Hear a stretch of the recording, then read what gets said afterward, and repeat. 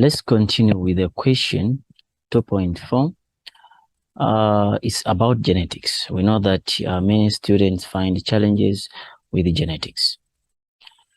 Question 2.4 from National Senior Certificate 2022, NCS 2022.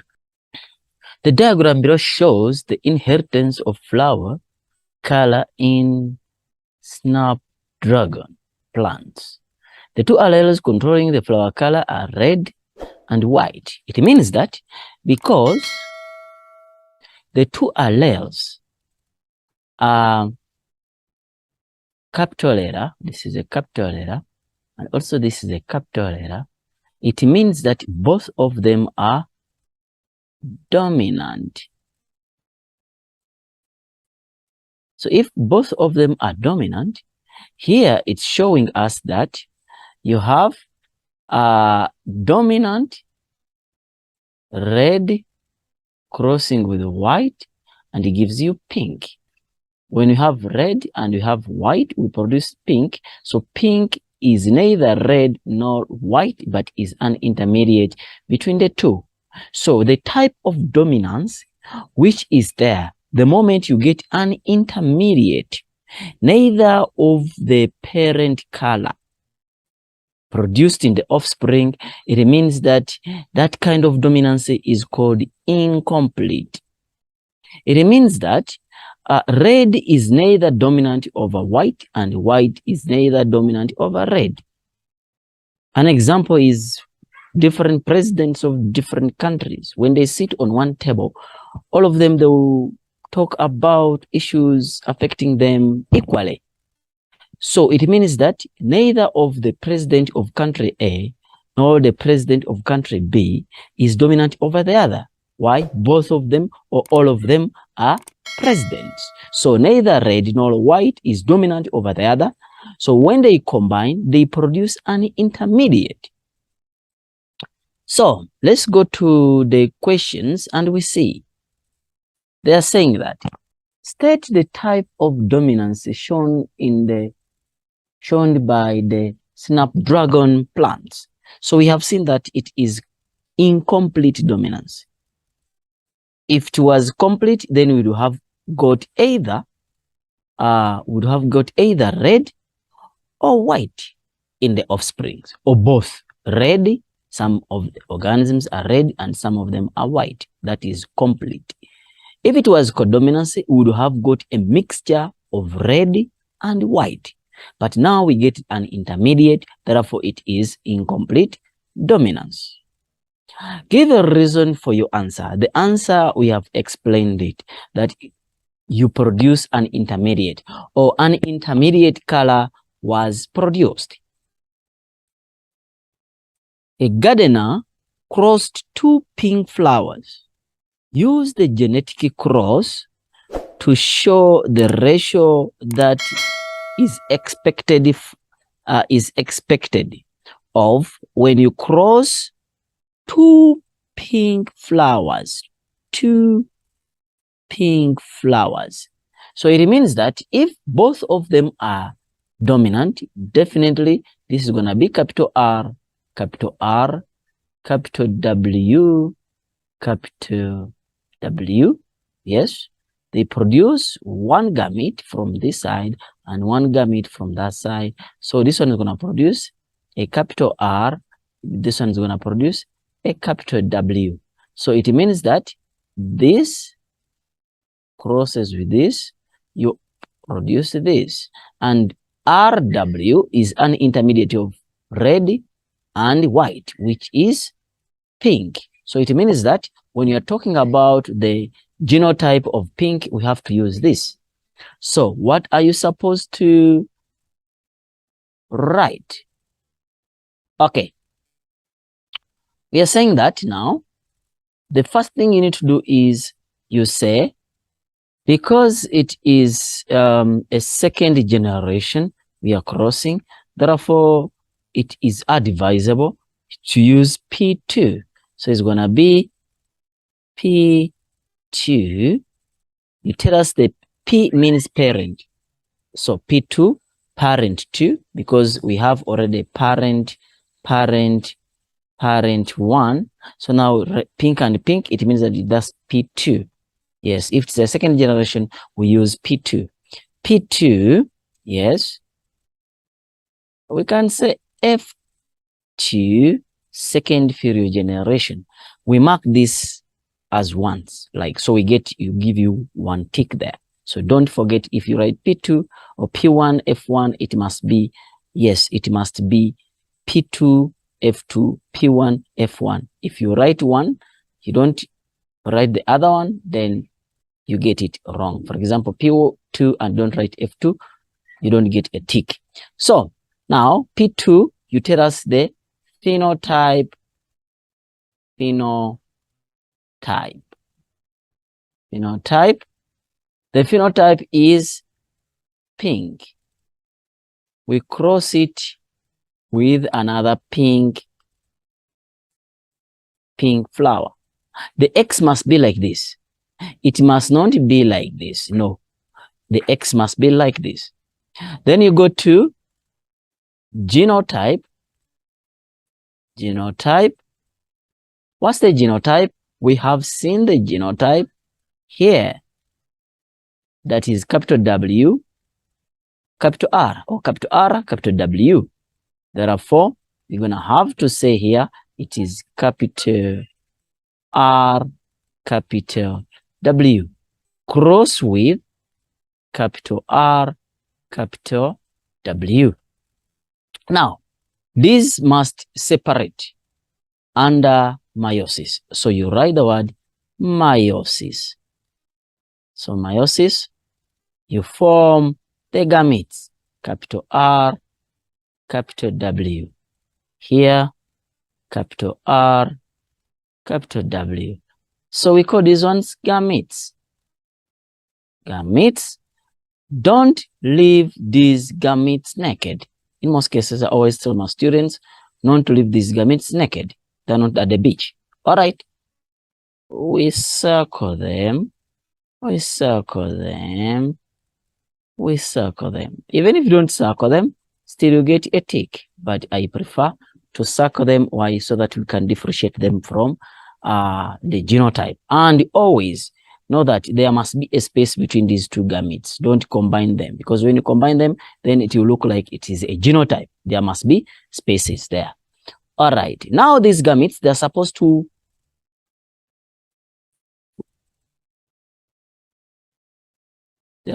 fertilize each other. Don't use the word fission. We won't give you a tick. Fertilization. When fertilization occurs, you can use a Punnett square, or you can use crosses. Since it is a monohybrid cross, you can use crosses. For example, this goes with that. So I'm going to have capital R, capital R, and now this with that. So it's going to be capital R, capital W. Now this with that is going to be capital R, capital W. Then this with that. So it's going to be capital W, capital W. Yes. So this is what called fertilization. So these are the offsprings of the parents. So F1 offsprings. What are they? They said snapdragon.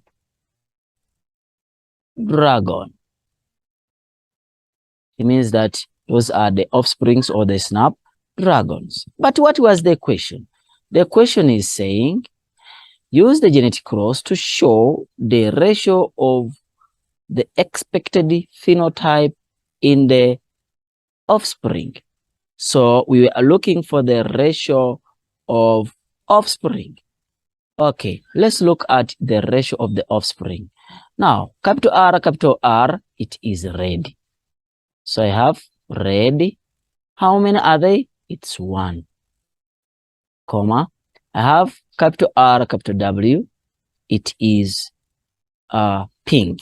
Capital R, capital W is pink. So I have 2 pink. And then now I have capital W. It's white. I have 1 white. So basically I have 1, 2, 2, 2, 1. So that is it. So now when you are looking for a mark, when we mark, we are looking for ticks, and then sometimes we put what called a compulsory mark. So in case we come here, we do this, we do, yes, this and that, we give you a tick. Phenotype, we give you a tick, it must have a cross. Genotype, we give you a tick, it must have a cross here. If it doesn't have a cross, the tick might not be given to you. So we come to the gametes, we give you a tick, and then we have for crossing and you get the offsprings, we give you a tick. So because the question is saying give the ratio, so this one might be a compulsory mark. It might be a compulsory mark. So we give a tick, but we put the word C there, which means that it's compulsory. There is 1 mark short, which is meiosis and fertilization. Give you a tick. So how many marks are there? It's 1, 2, 3, 4, 5, 6, 7. And then in most cases, we give you 6 marks. And also sometimes cross, we can give you a tick there. So maybe we can say that this question is 6 marks. But how do we count? When you are counting, you first count this. However much you get all of them, like you have all of this. Without this now, for this case, you won't get 6. You have to be with all of them. You have to be with all of them plus this. Or you have to be with this plus another 5 so that we make them to be 6. So that's how we mark the genetic cross. This question, it is 2022 Department of Basic Education, NCS. Another question is about evolution. Here they're saying that diagram A and B show the ventral, that is the bottom side of the skull, skulls of 2 organisms. The diagrams are not drawn to scale. It means that they are not, that's not their size. So now asking, which diagram represents the skull of bipedal organism? Let me first explain the word skull. Some people, they confuse the word skull and cranium. Cranium is where the brain goes. The skull involves even the jaws. So when you are meaning where the brain goes, please don't use the word skull, use the word cranium. So skull is the whole thing, the head, including the jaws, the teeth, and everything. But when talk about cranium, please, we are talking about where the brain goes. All right. Now, which diagram represents the skull of bipedal? Bipedal, it means that organism is walking on 2 limbs. If the organism is walking on 2 limbs, it means that what shows we have 3 factors which you can identify whether the organism is walking on 2 limbs or not. The first one is the position of foramen and magnum. The second one is the shape of the spine, if it is S shape or C shape.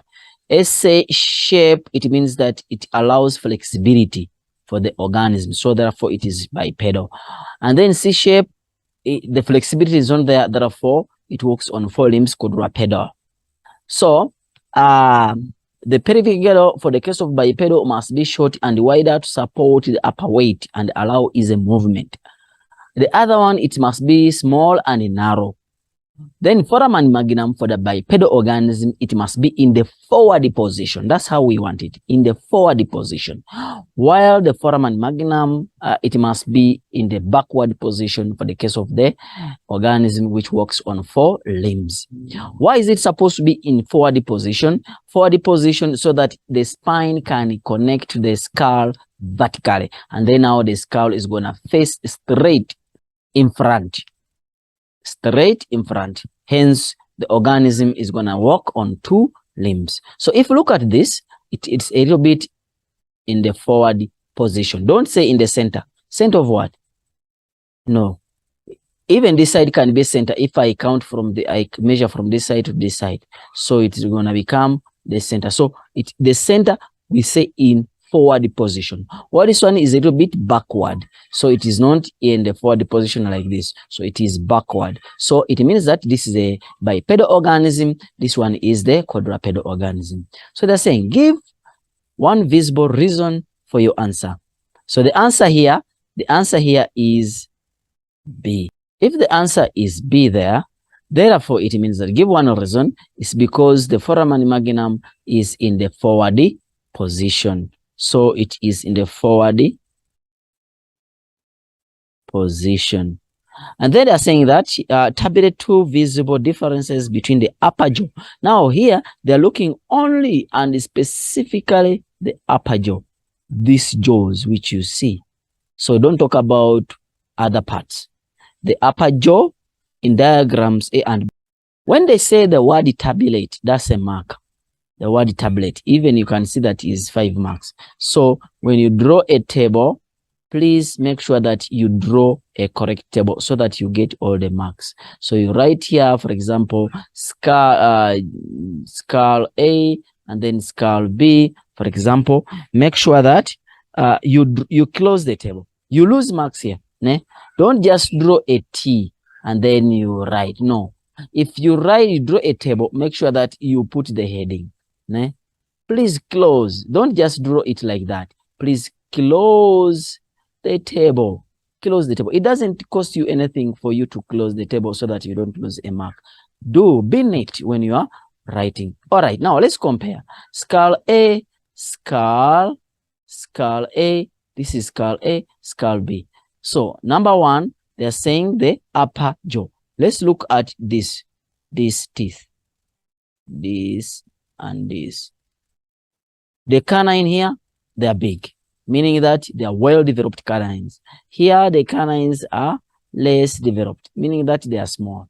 Number 2, this one has a rectangular palate. Here, it has a U palate. Ne? It's like a C or a U palate. Here, it is rectangular palate. So, those are some of the differences you can talk about because they are talking about the jaws. So the palate here is rectangular palate. Here it is U shape, or the jaw, they are U-shaped, and then here, yes. And then they are saying that so you get 2 marks for the difference and 1 mark for the table. Then they're saying explain the significance of the shape of the spine. I talked about it.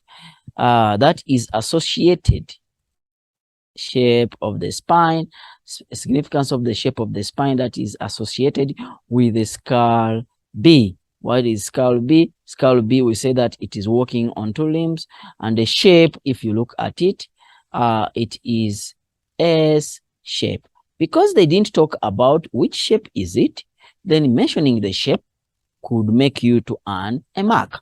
Therefore, the shape is S shape. Yes, S shape. But what is this S shape for? It allows flexibility of the organism. So it makes the movement a little bit easier.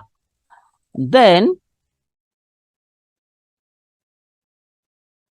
in most cases, things related to the graph, I only point out what is very important and the most likely questions which are likely to come when they bring a graph, because so that there is no cramming about the graph. So now, if they ask you to describe, when they say you're supposed to read the whole question, Herbicide is a chemical which kills a plant. Glyphosate is used to control the weeds in maize fields.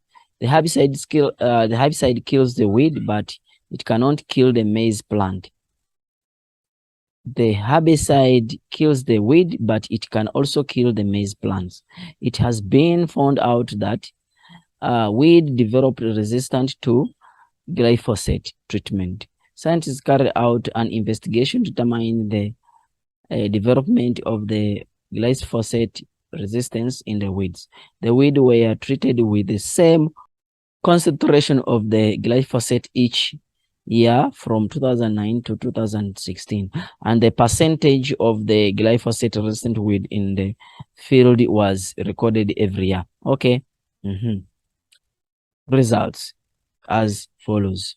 You see that glyphosate resistance, as year goes on, the resistance increases, but 2015 and 2016 the resistance became constant. So now I'm saying describe the change in the glyphosate resistance over a period of year. It means that here, whenever they ask you to describe, you tell us what is happening, because if you draw this on the graph, not a bar graph, just a normal graph, you will see that it will be continuing, and then it forms something like this. So there is an increase from 2009 2015. There is a steady increase, yes, in the resistance of the weed over the herbicide, and then it remained constant between 2015 to 2016. So it remained constant. So when you say description, you tell us what you see. Don't give us the reason why there is that increase. That is description. When they ask you to explain, then you tell us why, you tell us that there is an increase, and then you give us a reason why that increase is there. So that is what we call explanation. But if they ask you to describe in science or in here, you just tell us the shape of the of the graph, or the trend, how it moves. That's what they want. That's why you see that the marks, even they're not that a lot. Then they're saying that calculate the percentage increase in the glyphosate resistant weeds from 2010 to 2015. Show you're working. Here, whenever they ask you to calculate the percentage increase, whenever they ask you to calculate for the percentage increase, this is what you are supposed to do.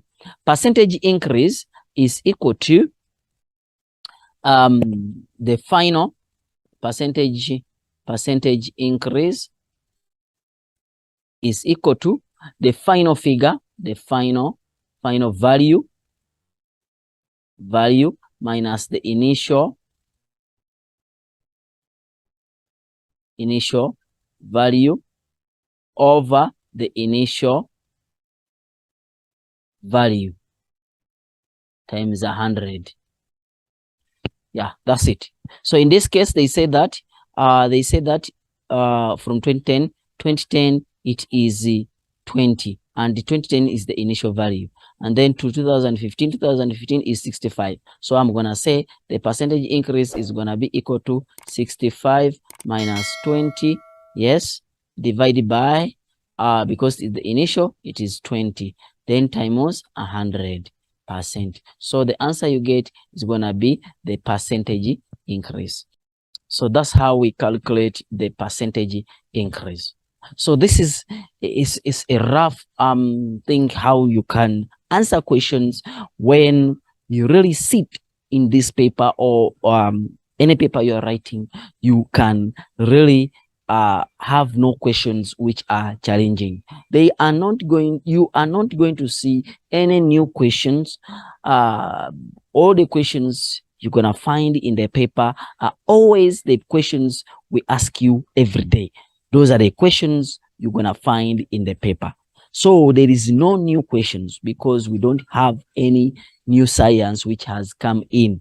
So the curriculum remains unchanged for a period of years. So no new questions. Don't expect new questions in your exam. So please try and focus on, we have the same format of setting, so we cannot set outside the examination guideline. So scientists isolated the gene from for glyphosate resistance from the weed and used it to genetically modify the maize plant. Okay, explain the economic benefit of making the maize plant resistant to glyphosate. Because the glyphosate, now look, they are saying that herbicide is a herbicide which kills plant. Maize is also a plant, and then we use it to control weed in the maize plantation or the fields. So we have to make sure that this glyphosate cannot kill the maize. So the reason why they make this maize to be resistant to glyphosate, so that when you apply the glyphosate cannot kill the maize what?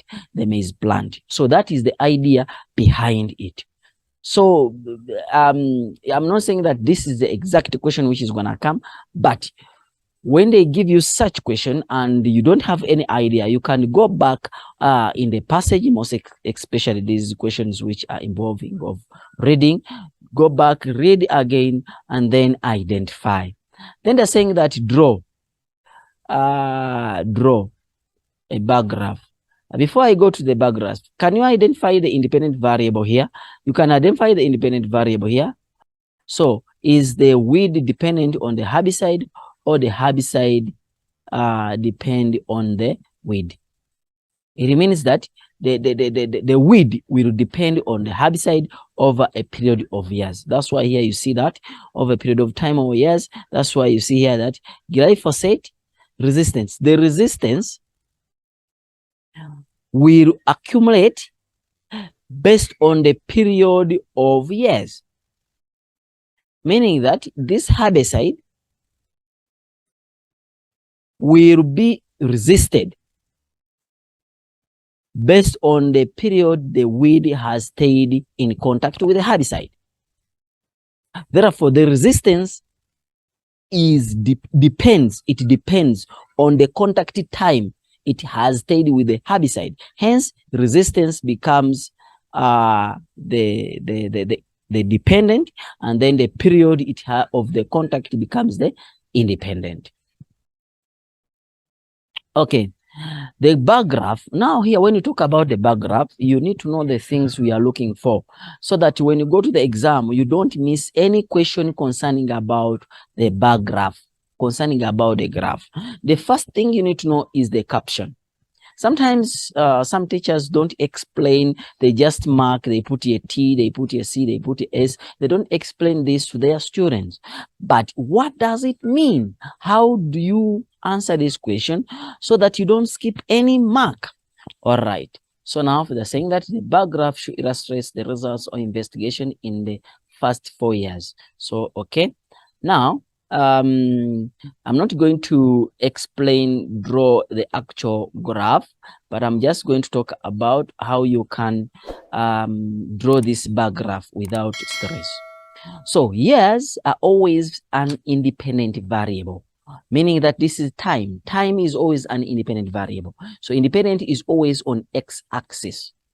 Independent is always on the x-axis.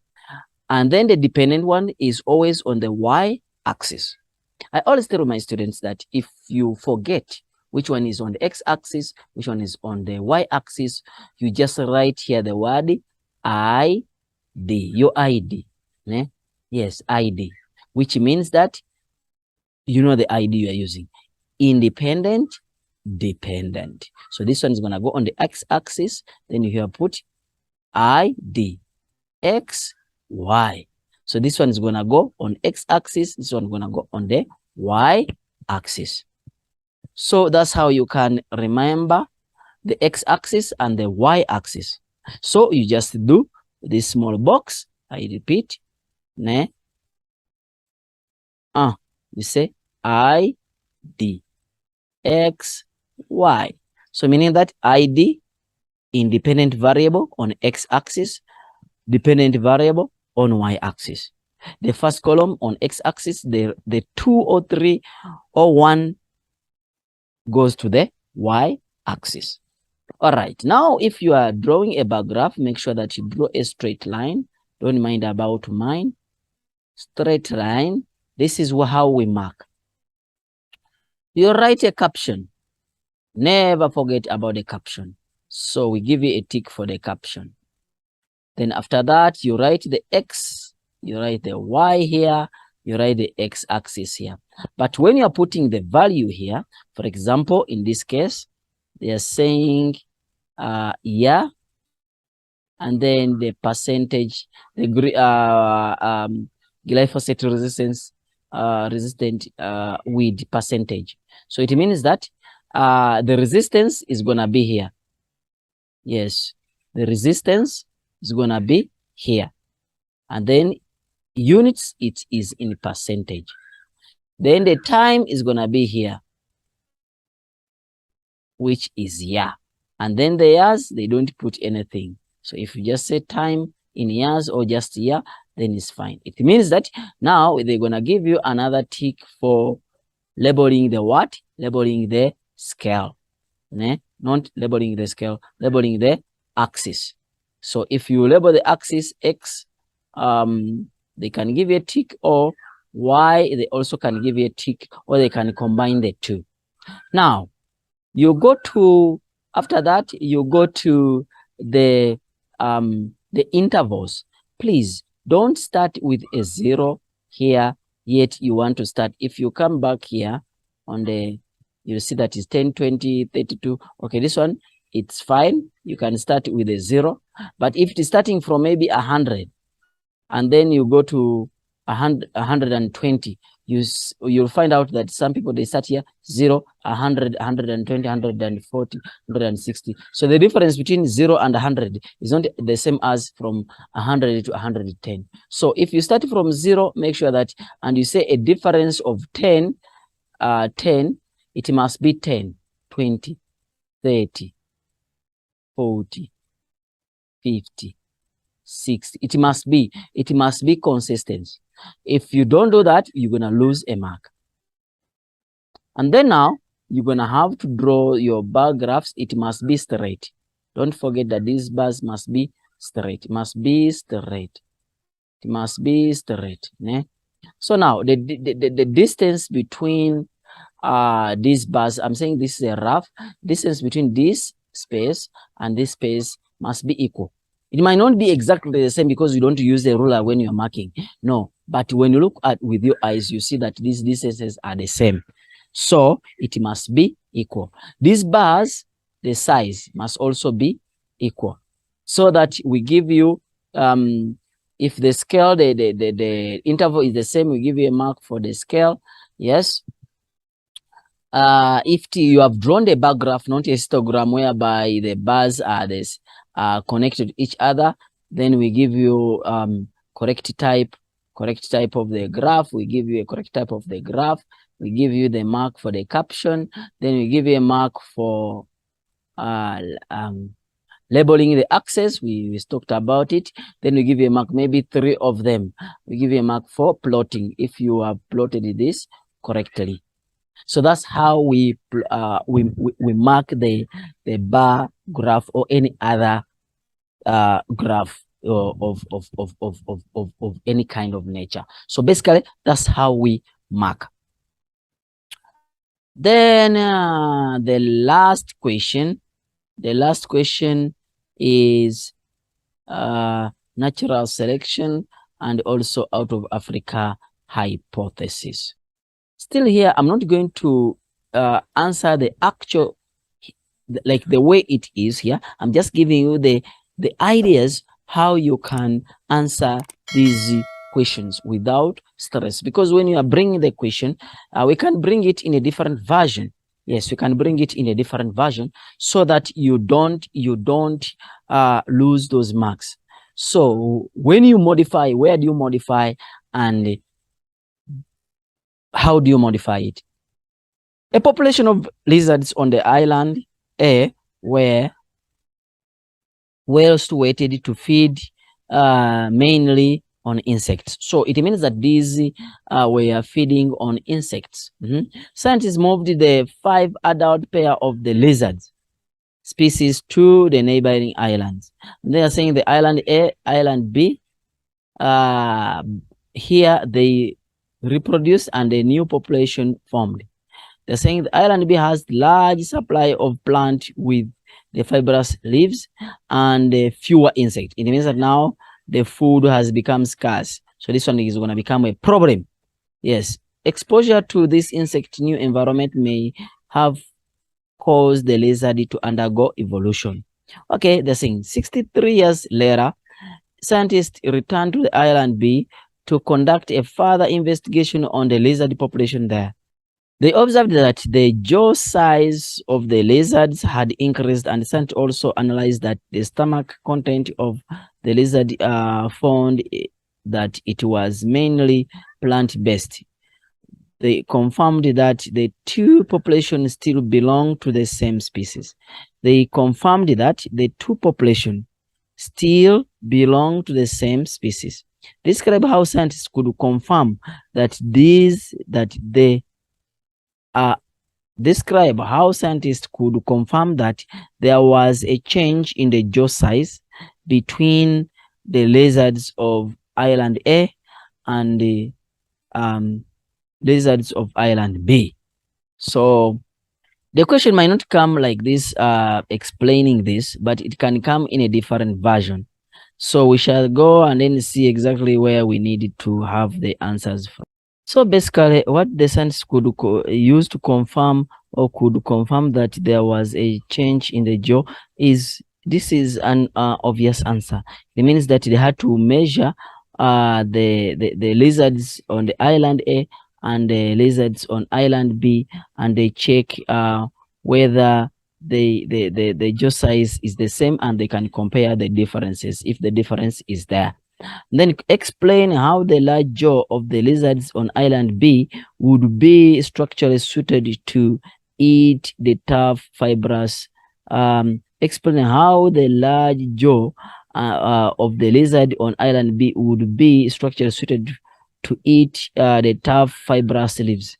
Yeah, this could be about the jaws being strong, meaning that the muscles are strong enough, and also the teeth, so that they can have a strong bite, and then they can chew that food. It means that the muscles, to do that, it must be strong, so that the force of grip is high, and then they are able to chew this kind of food. How did the scientists determine that the two populations of the lizards, both on island, still belong to the same species? Don't forget that a population, a species, these are organisms that can interbreed to produce a fertile offspring.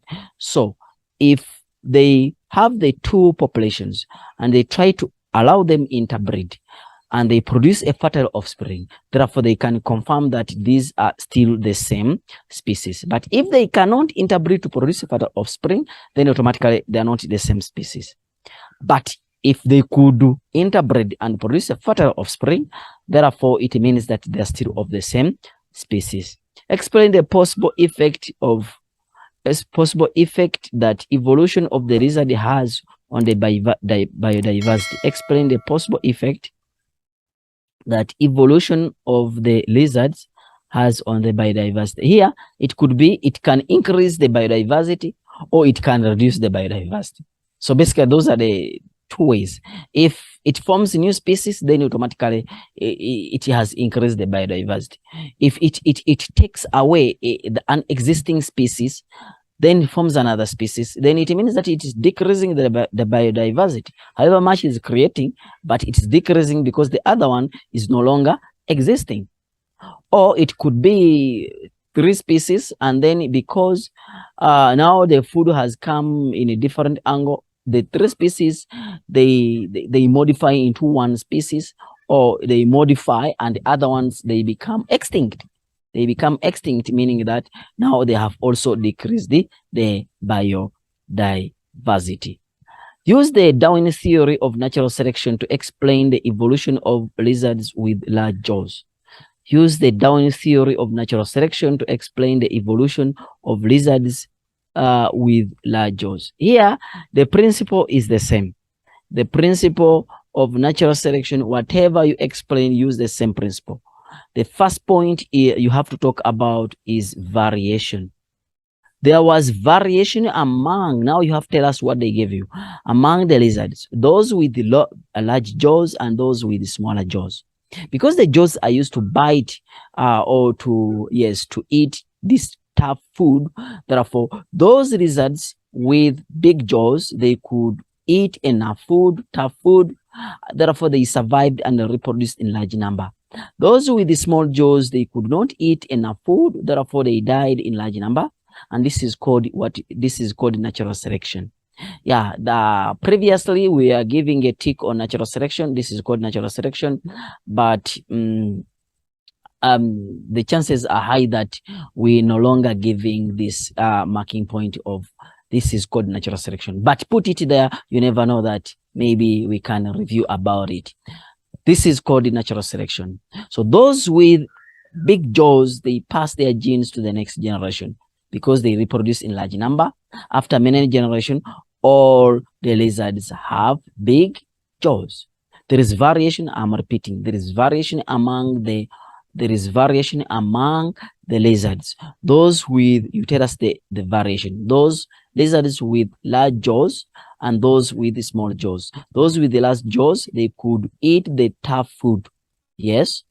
And then they survived, they reproduced in large numbers, they passed their genes to the next generation. While those ones with the small jaws, they could not survive, they could not eat enough food, therefore they died in large numbers, and this is called natural selection. Those which survived, they passed their genes to the next generation, and after many generations, all the population of the lizards were made up of large jaws. That's how you can explain using Downey's theory of natural selection to show how this evolution of large jaws came about. Lastly, on this paper, please, you should never go to the paper without knowing these questions. The out of Africa hypothesis, which states that modern humans originated from Africa and migrated to the rest of the world. Don't forget the word modern. However much they might not give it as a ticket marking point, but in most cases, we criticize when the word modern is not there, because not all humans are modern. Homo habilis were humans. That's why you call it Homo, which means a man. Homo erectus were humans. That's why it's called Homo, is a man. Homo sapiens is a human. That's why you call it Homo, which means a man. So Homo habilis, the upright, the handyman. Homo erectus, the upright walking man. Homo sapien, the wise man. Those are, all of them are humans. That's why we are referring to modern humans. So please put the word modern humans. Homo sapiens, which means the wise man. I don't mean the school, I mean the man, you who is listening. Someone's going to ask me, what about us who are ladies? Yeah, is a man in science. All right. They're saying that name the family to which modern humans belong. They belong to a family called Hominidae. Hominidae. So they belong to a family called Hominidae. Yes, that's the family to which it belongs. They're saying that which genetic evidence is used to support the out of Africa hypothesis. We have two genetic evidences, but we only teach one. We have what called mitochondrial DNA and Y chromosome.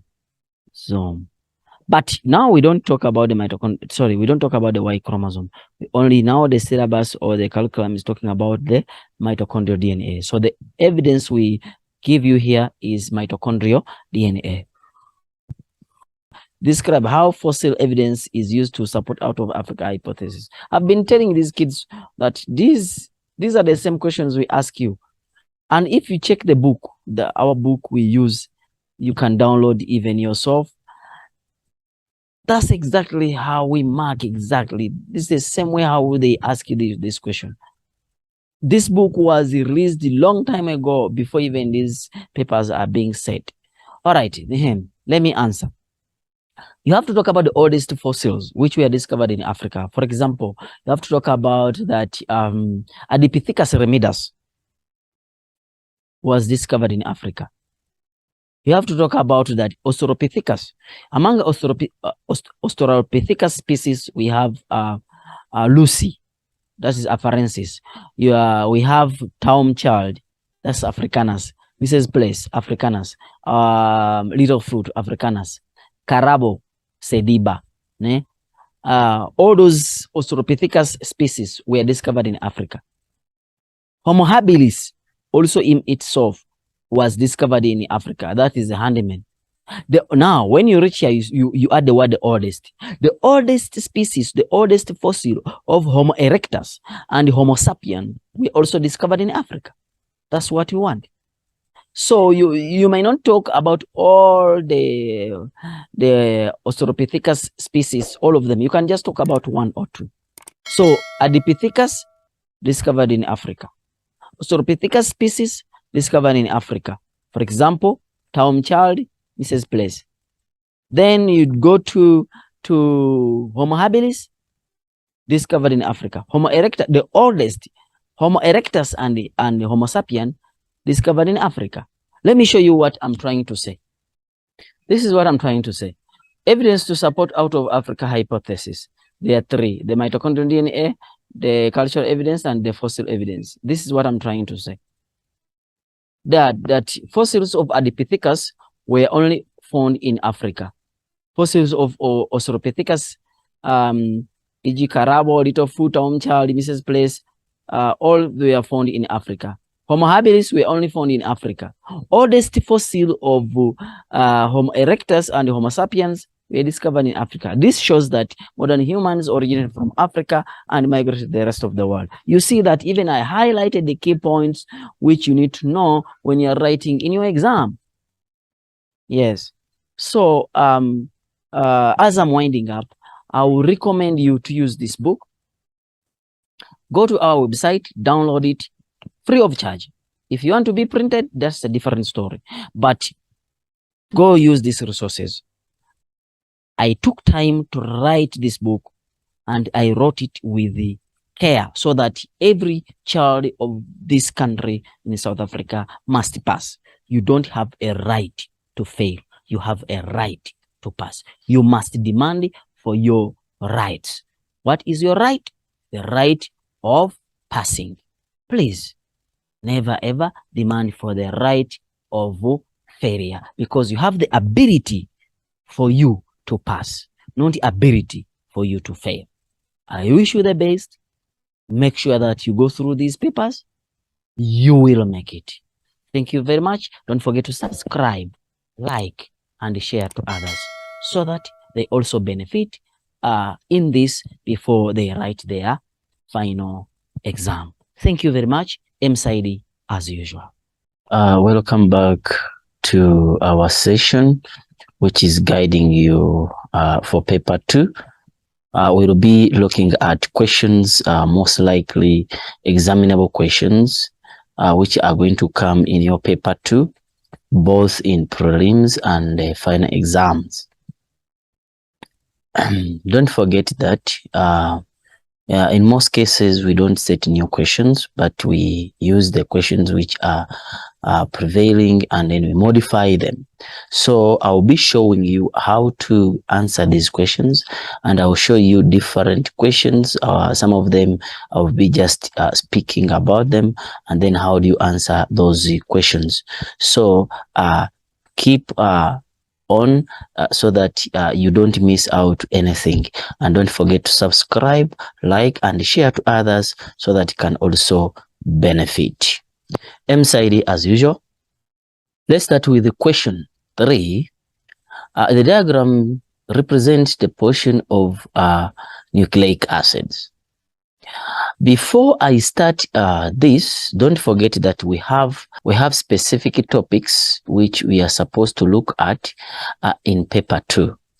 The first topic is DNA code of life.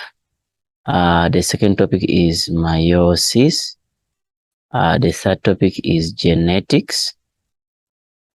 The first topic is evolution, but both evolution in natural selection and then human evolution. So it means that these are the topics which are being set in paper 2. So when you are reading, you must focus on these 4 topics or 5 topics. So we're going to look at all questions and then the most likely examinable questions or questions you're most likely to find in your paper. If they bring a diagram like this, you have to find out which diagram is representing. So we represent, this diagram represents DNA. Why DNA? Because of this, the weak hydrogen bonds. And then it's two-stranded. What are some of the questions which are most likely to be asked about the structure of DNA? Apart from labeling the structure of DNA, they can ask you to describe the structure. Apart from labeling it, describe the structure of DNA, and they put there 6 marks, whereby you have to tell us DNA is made up of nucleotides. Each nucleotide is made up of a phosphate, a nitrogenous base, a phosphate, and a nitrogenous base, a sugar, and a phosphate. It forms 2 strands. Each strand forms 2 strands. Each strand is joined together. So you describe the characteristics of DNA. Basically, what DNA has, it forms 2 strands which twist around to form a double helix. So you can get the 6 marks from there. So in this case, let's label it and then find out what is a V. What is V? V is the nucleotide, because a nucleotide is a nitrogenous base, a sugar, and a phosphate. So this is a sugar, and then nitrogenous base, and then a phosphate. So this circle or box is showing you a nucleotide. Then Z is weak hydrogen bond. Use the word weak. Weak. We want to see the word weak. Then hydrogen bonds. Weak hydrogen bond. And then this is a nitrogenous base. Nitrogenous base. And then also this is a phosphate. Sorry, a nitrogenous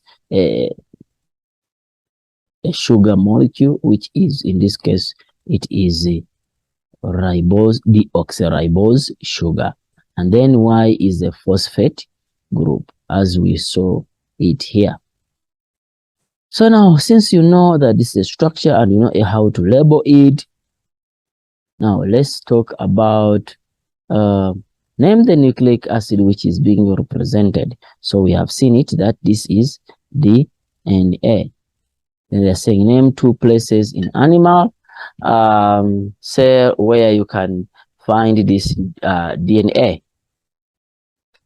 Where can you find this DNA in animal? You can find in animal in 2 places. That is in the nucleus, and then in mitochondrion.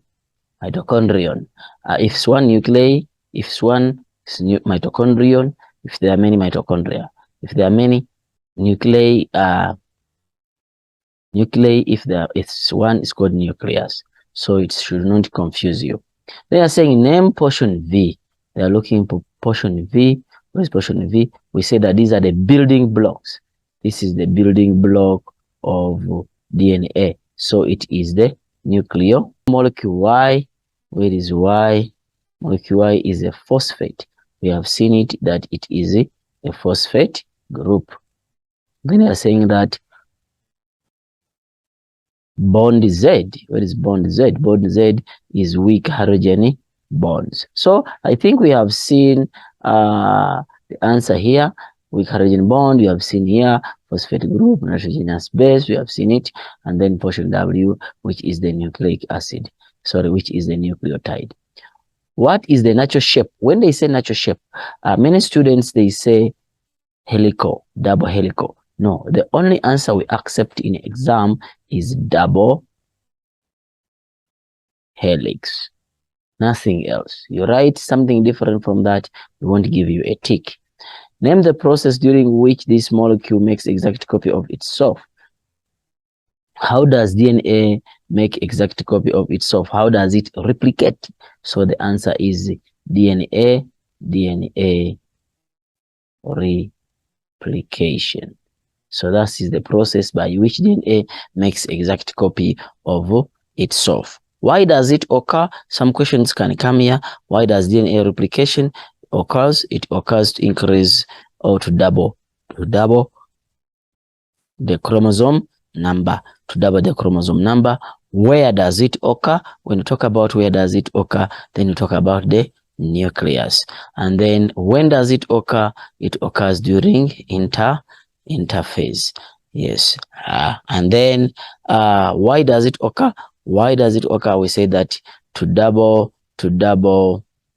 the chromosome number. To double the chromosome number. And then lastly, how does it occur? That is the process of DNA replication. If they bring a question like this, how do you answer? This is a DNA molecule. So if you look at it here, you see it is a DNA molecule. And why is it DNA molecule? Because of the thymine, which is indicated in the nitrogenous base. And then also the weak hydrogen bonds, 2 strands, so it identifies it to be a DNA molecule. And it cannot be RNA, because even here they say that this is what? This is a DNA replication. Yeah, so question them. Molecule W, where is molecule W? We have seen it, molecule W is here. It is a nucleotide, correct. Molecule U, where is molecule U? The whole molecule is DNA, correct. Then they are saying that Z is weak hydrogen bonds, correct. And then what is V? How do we know the nitrogenous base V? Because nitrogenous base is compatible to this or complementary to this, therefore, and this is given it here, which is thymine, therefore V is equal to A, which is adenine. And then they are saying that name the part of molecule W is W, X, and X and Y. X is the phosphate group, correct, and then Y is the oxyribose sugar. Why don't I say sugar? You have to be specific because this is DNA, so it is the oxyribose sugar. Where in the cell does this process take place? Where do we find? We have answered this question that this process occurs in the nucleus. And then they're saying that name the phase of cell cycle where replication takes place. We have already answered it, and then we say that interphase. So at least when they bring such questions, you must be able to answer accordingly. So first try to answer what is being labeled. The moment you know what the picture depicts or what a picture represents, at least you are able to bring your mind and then you concentrate in that area. I'm not going to spend too much time here, only maybe if I see a very difficult question there, then that's when I can try to answer related to this, because I wanted to go to transcription and the translation. But molecule C is phosphate, and then this is a nitrogenous base, and then this is phosphate, sugar, deoxyribose sugar, and then nitrogenous base. It forms what you call a nucleotide. And then weak hydrogen bonds, and then this is a sugar this is a complementary base. So this is a complementary base. And then here, yes, they said it's weak carrying bond. And then you have this.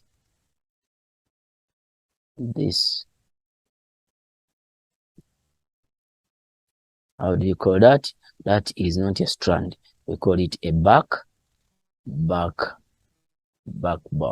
And then the whole strand must include with the nitrogenous base and this. So the difference between a whole strand and a backbone is the backbone does not involve the nitrogenous bases. If you are asked, what is this bond? This is a phosphate sugar bond, but it is a covalent bond. If you refer it to physical science. Okay. Two scientists who discovered, James Watson and Francis Crick, name one organelle where DNA is found in the nucleus and the mitochondria. Describe how mutation of DNA may change the structure of the protein. The moment DNA molecule changes, is going to change the sequence of the bases on messenger, and the messenger RNA is going to change the sequence of the amino acids in which they are being brought to form a protein. So if a different protein is formed, if the amino acid leads to a different sequence, then a different protein is going to be changed and or is going to be formed. Then amino acid leads to the same sequence as previous one. Then the protein is not going to, a new protein is not going to be formed. Tablet 2 different structure difference. Now, if the major point here is structure, the word structure between the monomer, and they are saying about the monomer of DNA and RNA. So here they are talking about the monomer, and if you look at the monomer, they are looking at the nucleotide of DNA and the nucleotide of RNA. So you only look at the structure which is the nucleotide, of which the nucleotide is made up of a phosphate, a sugar, and then the nitrogenous base. So there are only two differences here you can look at. You can look at the sugar. DNA nucleotide has deoxyribose, deoxyribose sugar, while RNA has ribose sugar. And then DNA has thymine, while RNA has uracil. So after that, you draw a table. It must be a complete table. Yes, it must be a complete table. And then you put DNA, and then you put RNA at least. Then you get a tick here, a tick here, a tick here, a tick here, and a tick for the table, which makes it to be 5 marks. And if you find a question like this and tablet, and there is only 10 minutes or 10 seconds remaining, don't waste time. At least you can grab that 1 mark. Just draw a table like this, and then put DNA, and then put RNA. Yeah, even if you don't have anything here, then we shall come and give you a tick. At least you will score that 1 tick. So yeah, please try to use different ways in which you can get marks. Yes, yeah. So this is the same thing we have been trying to discuss. Phosphate, you have seen them, and then M2 process, which require the strand of the nucleotides in a single strand of DNA. Sometimes people think that DNA can be a single strand. It can be a single strand. What makes this one to be DNA is because of the thymine, which is being indicated there. So thymine is in this form, while adenine is in that form. Then they're saying that how many nucleotides are represented in the diagram? Yes, let's try to answer this. How many nucleotides? Every nucleotide is a phosphate, nitrogenous base, and a sugar. So this is 1 nucleotide, the second nucleotide, the third nucleotide, and then this is the 4th nucleotide. So the answer is going to be 4 nucleotides. And then they're saying phosphate molecule, then phosphate molecules, you just count them 1, 2, 3, 4. So the answer is also 4. And then they're saying that how many nucleotides, okay, I done that. Sugar molecule, there are 4, but sugar, this is the phosphate, and then this is the sugar. Write down the nitrogenous base from top to bottom as indicated by the arrow as complementary base strand and this molecule. Here is just T, they're saying on DNA. Complementary. So they are not talking about convert it into RNA. Don't forget that A goes with the T, then C goes with G. So whenever there is A, T, we put A. Whenever there is C, we put G. Whenever there is A, you put T. Whenever there is C, you put G. So basically, that's how it's supposed to be answered. Name two processes that require the DNA strands of DNA molecule to separate into single strand as shown in the diagram. Which processes? Two processes. We only find this in when the DNA replication is going to take place, and also we find this when there is a transcription. Remember here you form two strands, two separate strands. Each strand is acting as a template. While here you form two separate strands. Only one strand will act as a template. And while here two strands will act as a template. So these are the two processes which make DNA molecule to open. DNA profiling is also not a big deal. Technique, you have to know how to identify this. Read the question very well and then find out. Don't just answer the question. Detectives were investigating crime scene, found the blood on the broken window. Then they suspect that the blood was that of the criminal. To identify the criminal, they analyzed the DNA sample from different DNA sample from the blood and compare it to the four suspects. Now look, this is DNA sample, and then these are the suspects. It means that these are the DNA they found on the but you have to see where it is corresponding. This one goes with that, this one goes with that, still, yeah, this one is that. Use a ruler to identify this, that, this with this, this with this, this with this, this with this. So it means that Jenny is a suspect for that case, whose DNA profile is matching with the DNA sample obtained from the crime scene. Name the technique which was used. It's DNA profiling technique is DNA profiling, and what is being shown here is a DNA profile. So you must know the difference. DNA profile is not a technique. DNA profile is what you obtain when you analyze the DNA sample. So who was the possible criminal? We have seen it is Jenny, because the DNA profile, or the DNA profile of bars there of sample, DNA sample profile is matching with the profile of Jenny, or the band of DNA profile sample, they are matching with that of Jenny. So state one other use of DNA technique, or state other use of the technique identified in the question above, meaning that the DNA profiling, what is it used? Can be used to identify the relatives. They have talked about the criminalism, so you don't talk about that anymore. So talk about the identification of the perfect organ donor. You can talk about lost relatives. You can talk about diagnosis of the inherited diseases. So there are so many uses you can use to when you are dealing with the DNA profiling. So it's the same thing. You see that is the same thing. I don't usually take too much time here because these questions are really open.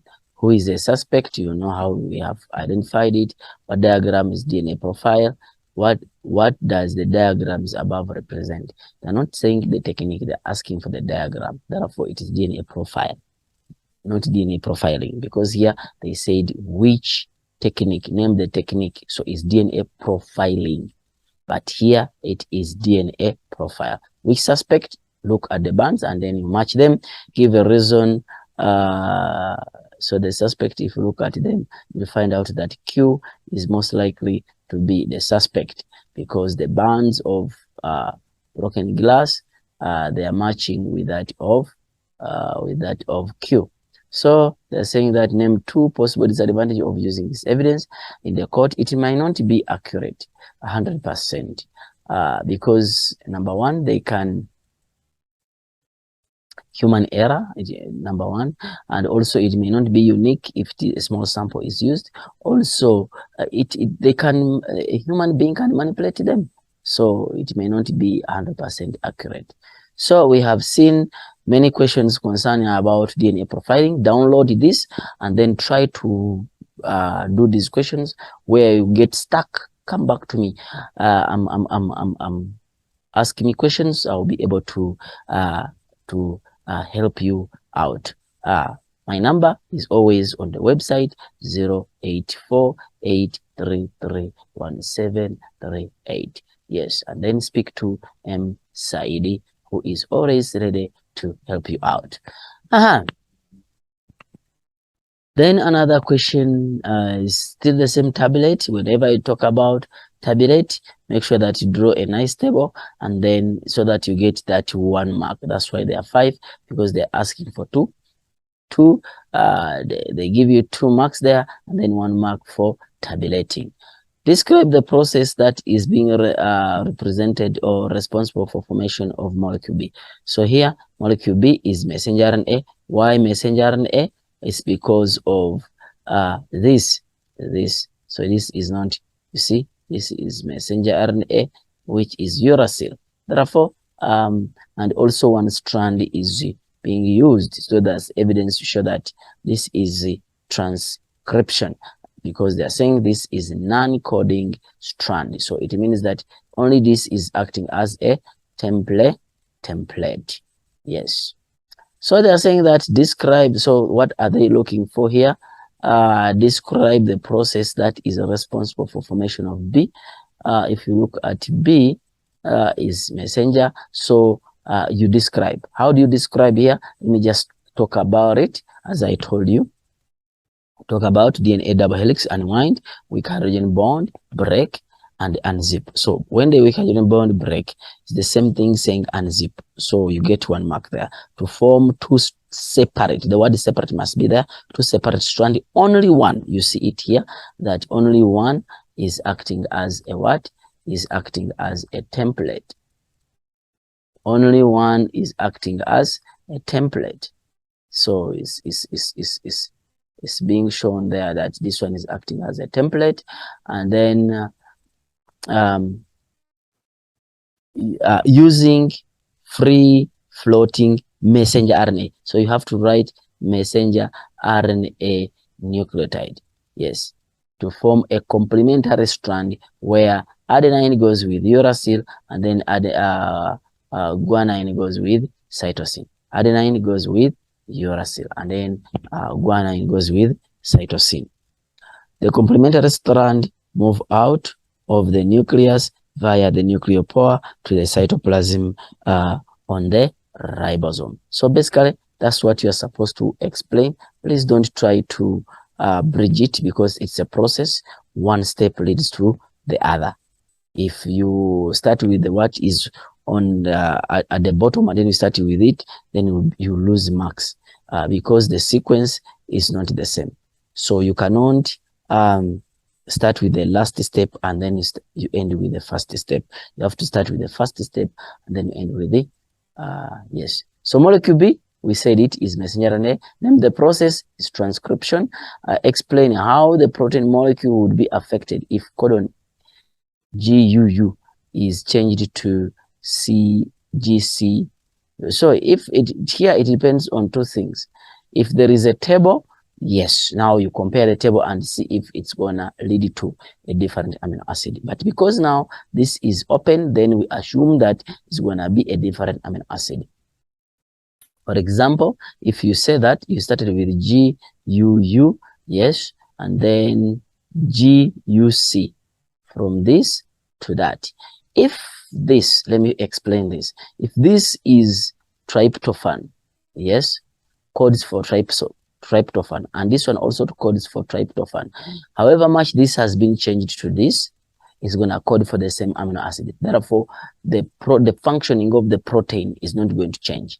But if this tryptophan, and then now this one codes for example, leucine, then it means that there will be a change in the functioning of the protein, because this is tryptophan, and then this is leucine. Therefore, a different protein will be changed, will be formed, and then still the functioning of the protein will also change. So explain how the protein molecule would be affected if this is changed to this. So therefore, you tell us that if GUC is changed to GUC, GUU is changed to GUC, because they say that codon this changed to, because this, when they say codon, it means that we have started from the messenger RNA. Then this will lead to different sequence of amino acid. Different amino acid will be brought to the molecule or to the messenger RNA, not messenger RNA, will be brought to different amino acids will be brought to ribosome, and then a different protein will be formed. So that's basically you have to understand. And then when you come here, this is translation, because it is occurring on the ribosome. So what is A? A is messenger RNA. What is B is the ribosome. And then what is C? C is the transfer RNA. What is Z? Z is the amino acid. So this is the monomers, amino acids, monomers of the protein. And then this is the transfer RNA. You have seen it. And then this is the ribosome, and then this is the messenger RNA. So basically, you need to do that. And then what is this? These are 3 bases. So therefore, these are codons. Yeah, remember, the 3 bases on the DNA, we call them cods. And then 3 bases on the messenger, we call them codons. And then 3 bases on the transfer, we call them anticodons. Organelle X, what is organelle X? We have seen it. We have seen all the questions. You see now, when you start with trying to label them, you'll be able to answer all the questions. Molecule W formed, you see, organelle Z, X, we have seen it, ribosome, monomer W, the monomer. They're saying the monomer of molecule W. Remember the building blocks, that's what we call the monomer. Therefore, it's going to be the nucleotide. Be the nucleotide. Yes. And then molecule W and Y, W and Y, we have seen it. W is messenger RNA, and then Y is the transfer RNA, and then molecule or organelle X, we have seen it is the ribosome. So still the same thing. You can see some people, they call this a protein. This is not a protein. It is only a protein if it is 50 and above amino acids. So what is this then? This is a polypeptide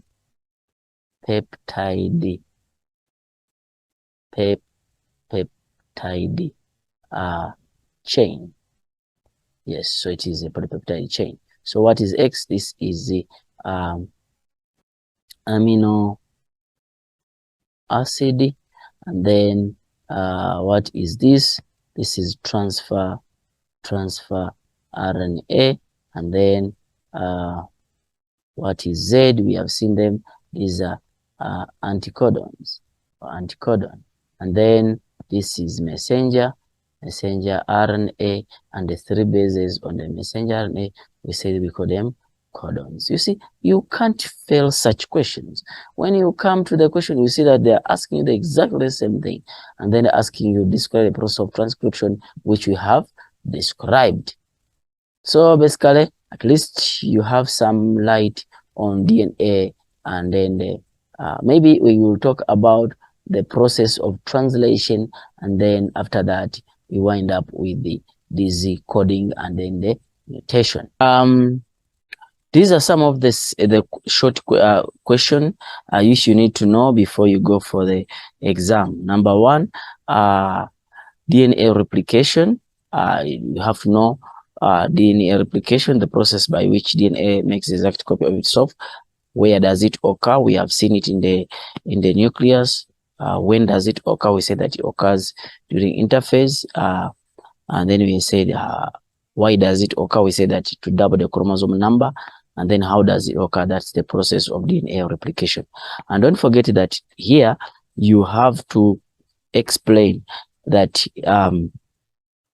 here are the tools. You form two separate strands, and each strand is acting as a template, and that is the major difference between DNA replication and transcription. So in most cases, people confuse transcription and the DNA replication. Then number two, describe the location and the structure of DNA. Here I explained it at the beginning, the structure of DNA. In most cases, give it 6 marks.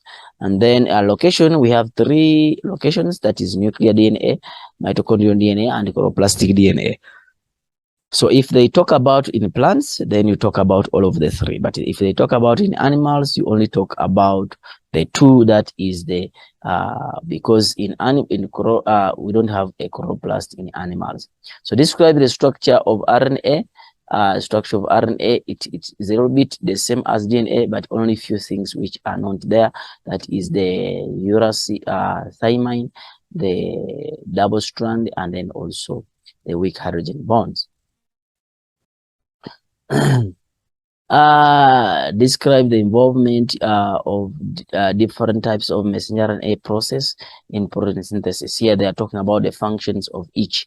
For example, you talk about transcription and then translation. So it is like you are describing the whole process of DNA of protein synthesis. Another thing you need to know here is also describe transcription in detail, and then also translation also in, yes. And then also what they can ask you is why is the mutations which occur. And I say that if you change the code, for example, from GUA to GCA, then if these two they code for the same amino acid, therefore the protein will not change. The structure of the protein will not change. But if the different amino acids are being coded for, then the structure of the protein will be changed. So let's go to meiosis. Let's go to meiosis. There are so many questions which can talk about DNA. And also the base calculation, whereby we're supposed to talk about if adenine is equal to 10%, what is the percentage of guanine, or the ratio of guanine, whereby you have to tell us that adenine goes with the thymine, and then cytosine goes with the guanine, whereby if this is 10, or definitely this is 10, and then 10 plus 10 is equal to 20. Since this is percentage, therefore I'm going to say 100 minus 20, which means 80%. And then 80%, so what happens? So it's going to give us 80% for these two, so divide by 2, and then from 40%, therefore this is 40, then this is 40. So this is just a simple recall. I hope you remember. Please don't go without knowing it, because at least those 2 marks you'll be able to answer them. And then if they are looking for the ratio, you can put them maybe adenine now. Adenine, we said it is 10, and then maybe with the guanine we said is 40. So divide by 10, and then we're gonna get 1, 2, 4. So sometimes they swap it and they say 4 to 1, and then because when now you have seen 1, and then you have seen 4, you have seen 4, you have seen 1, you just circle that. It is what? It is wrong. So when you go to meiosis, so many point where crossing over takes place. We call it chiasma. You see, a chiasma. Splitting of the cytoplasm, we call it cytokinesis. Okay, we can answer them. Failure of the chromosome to separate during meiosis, the non-disjunction, the structure in the cell that forms spindle fiber, centrioles, and then the phase of meiosis where homologous chromosomes are aligned along the equator, that is Mera phase 1, because they're saying homologous chromosomes. And the point at which the two chromatids of the chromosome join, we call it centromere, and this division of the nucleus. Division of the nucleus is karyokinesis. And then they're saying that the site of meiosis in a female, because in female we find meiosis in ovary. So you write ovary there, ovary, and then the exchange of genetic material between chromatids in the homologous chromosome, which is crossing over. And then they are saying the genetic disorder caused by extra chromosome on chromosome number 21, that is Down's syndrome. Yes. And then they are saying that the structure formed between the centrioles during the cell division with spindle fibers. Yeah, spindle fibers. And then they're saying that non-sex chromosomes in human, we call them non-sex autosomes. And then they're saying the condition in the cell where there is only one set of chromosome. How do you call that condition? We call that condition haploid. And then the structure that is responsible for formation of the spindle fiber during spindle fiber, we say that is called the centrioles. Yes, and then the A chromosome aligned along the equator, none, because here it must be Mera phase. Random arrangement of chromosomes, it must be Mera phase. So it's A, B only. The site of meiosis in plants, anthers, and ovary, both in, this is male, this is female. And then the process of meiosis produces meiosis result in 4 haploid daughter cells, 4 diploid. So this one becomes wrong, so this is the correct one. The mechanism to introduce genetic variation, crossing over, is correct. Random arrangement of chromosome is also correct. So it is both A and B. So basically, you see, yeah, so now we are starting the other part of meiosis. All right, please don't forget to subscribe, stay in touch. If you have any problem, we need to smash these questions, and then we get all the marks at the end of this period. Yeah, when you come to meiosis, there are some questions we can talk about. Let's see what we can go through so that they can also benefit you in answering questions related to meiosis. I know it is a simple topic, but is a little bit challenging to some other. But let's see if we can smash these questions, and then we get a better understanding. If you don't understand the topic, let me know. I'll help you out so that at least we can have more distinctions in this year. All right. They are saying that here you are seeing diagrams. What comes into your mind is the kind of phases which this diagram is indicating. So what is C? C is the spindle fibers. What is B? This because there are 2 chromosomes of the same kind or the same size and structure, therefore is homologous chromosome. Then the joint between 2, or the joint between 2 chromatids of the same chromosome, it is a centromere.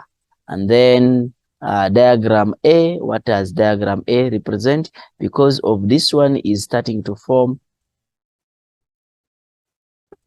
so it can represent prophase 2. Why prophase 2? Why not prophase 1? It's because now this, they are individual, they are not in pairs. And then number 2, you see that crossing over took place a long time ago. And then this one is metaphase. The chromosomes are aligned. If you turn this, and then comes this side, and then this goes that side, so that this thing is in between your chest. So you see that if this is one side of the chest and then this is on the other side of the chest, I think now you see what I'm trying to say. So you see that they're in the middle. So why? These are the spindle fibers. Yes, if this is the spindle fiber, if this is the spindle fiber and this is the spindle, sorry, centrio. So these ones are in the middle. That's why you say that it is under metaphase. But metaphase, which metaphase? It is metaphase 1, because these chromosomes are in the middle. Then they say identify A. We have seen it. A is centromere. B, what is B? B, we have seen it homologous chromosomes. Then C, you see, we have seen it as spindle fibers. Identify the phases in diagram 3. Diagram 3, because they are separating. Yes. So if they are separating, then they are moving to opposite poles. You see them? They are moving to opposite poles. Therefore, it is anaphase. But which is it? Anaphase 1 or it is anaphase 2? Is it anaphase 1 or anaphase 2? Because now there are chromatids which are moving to opposite poles. Chromatids moving to opposite poles. Therefore, it's going to be anaphase 2. Anaphase 2.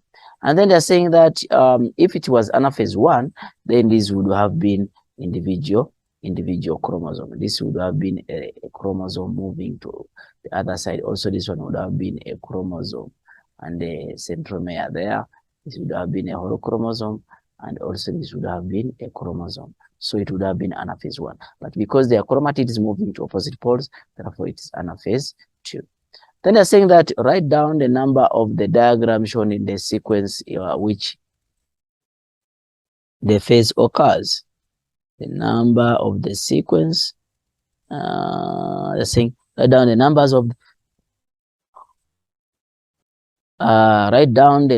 of the diagram to show the sequence in which. So basically, we have to look for meiosis 1. The chromosomes are supposed to be in homologous pair. So this one becomes this is homologous pair. So it is 1. Therefore, it is what? It is metaphase 1. And then this one is prophase 2. And then after prophase 2, they separate, which is, so it's going to be 1, it's going to be 2, and then it's going to be 3. So when you are writing the numbers here, it's going to be diagram 2, diagram 1, and then diagram 3. So it's going to be diagram 2, diagram 1, and then diagram 3. Then one difference between metaphase 1 and metaphase 2. In metaphase 1, the chromosomes are aligned along the equator in homologous pairs, while in metaphase 2, chromosomes are aligned along the equator singly. They are individual chromosomes are the one which align along the equator. So that is the major difference. And then if we see another question, so label it. Very simple. You see, we usually bring the same kind of questions. So this is the spindle fibers. This is the centromere. This is chromosome. Non-homologous chromosome is 1 chromosome. And then this is the centrio, which is being produced by centrosome. Okay, centrio. And then what causes these differences in the chromosomes or chromatids is because of crossing over. When does crossing over takes place? It takes place during prophase 1. How does it take place? Homologous chromosomes, they align together. Chromatids of the homologous chromosome, they cross over at a point called chiasma, and then they exchange the genetic material, and then they separate to form different chromosomes which are genetically different. Basically, that is the process of crossing over. You can't go to the exam without knowing the process of crossing over. Identify the phase of meiosis in diagram 1. Diagram 1, because now, yes, the chromatids are separating, is the same thing like this one. It's the same thing.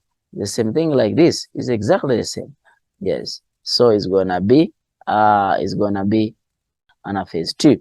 And then this one is going to be metaphase 2 because the chromosomes are aligned along the equator singly.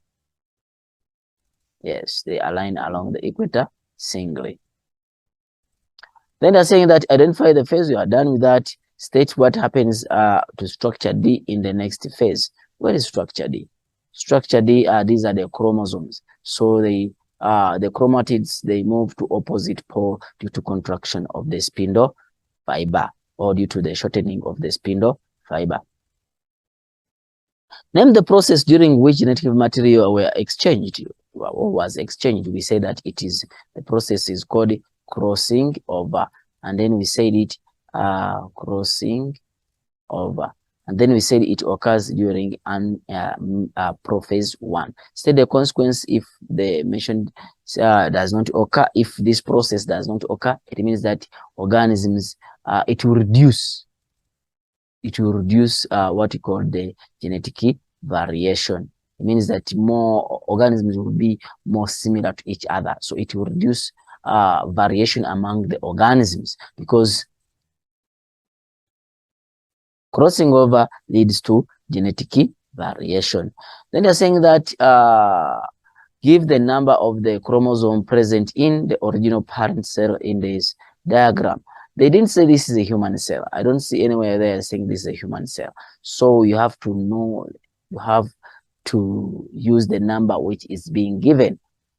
So because this is meiosis 2, and meiosis 2 leads to the diploid state being halved. So for example, you start with 1N, and then you form 2 cells, which is 1N, and then another 2 cells you divide to form 1N, 1N. So if you start with the 4 here, therefore it's going to be 2, it's going to be 2, it's going to be 2, it's going to be 2, it's going to be 2. So it means that this is meiosis. Therefore, this is 1, this is 2. Therefore, the total number is 2.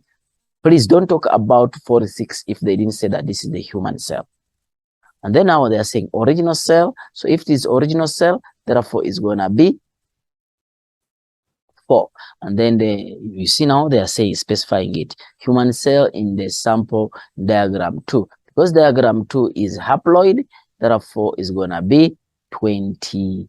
It's going to be 23 chromosomes. So basically, that's how you're supposed to answer such questions. So you can answer these questions, at least in meiosis. What is A? A, in most cases, students confuse it with a nuclear membrane. This is not a nuclear membrane. You can't have a nuclear membrane when the cell is under a metaphase. Therefore, this is the cell membrane. This is the chromatid. This is the chromatid. This is the spindle fiber. And then this is the centriole. So this is metaphase 1. While this one is anaphase 1. Why? Because chromosomes are separating. What about this? This is the telophase. Telophase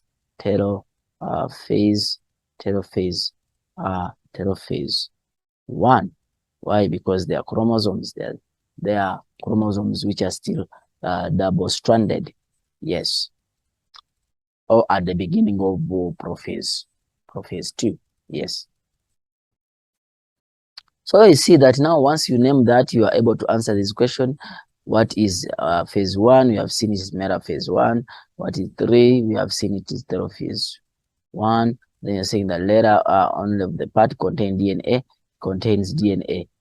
Give the letter of only part that contains DNA.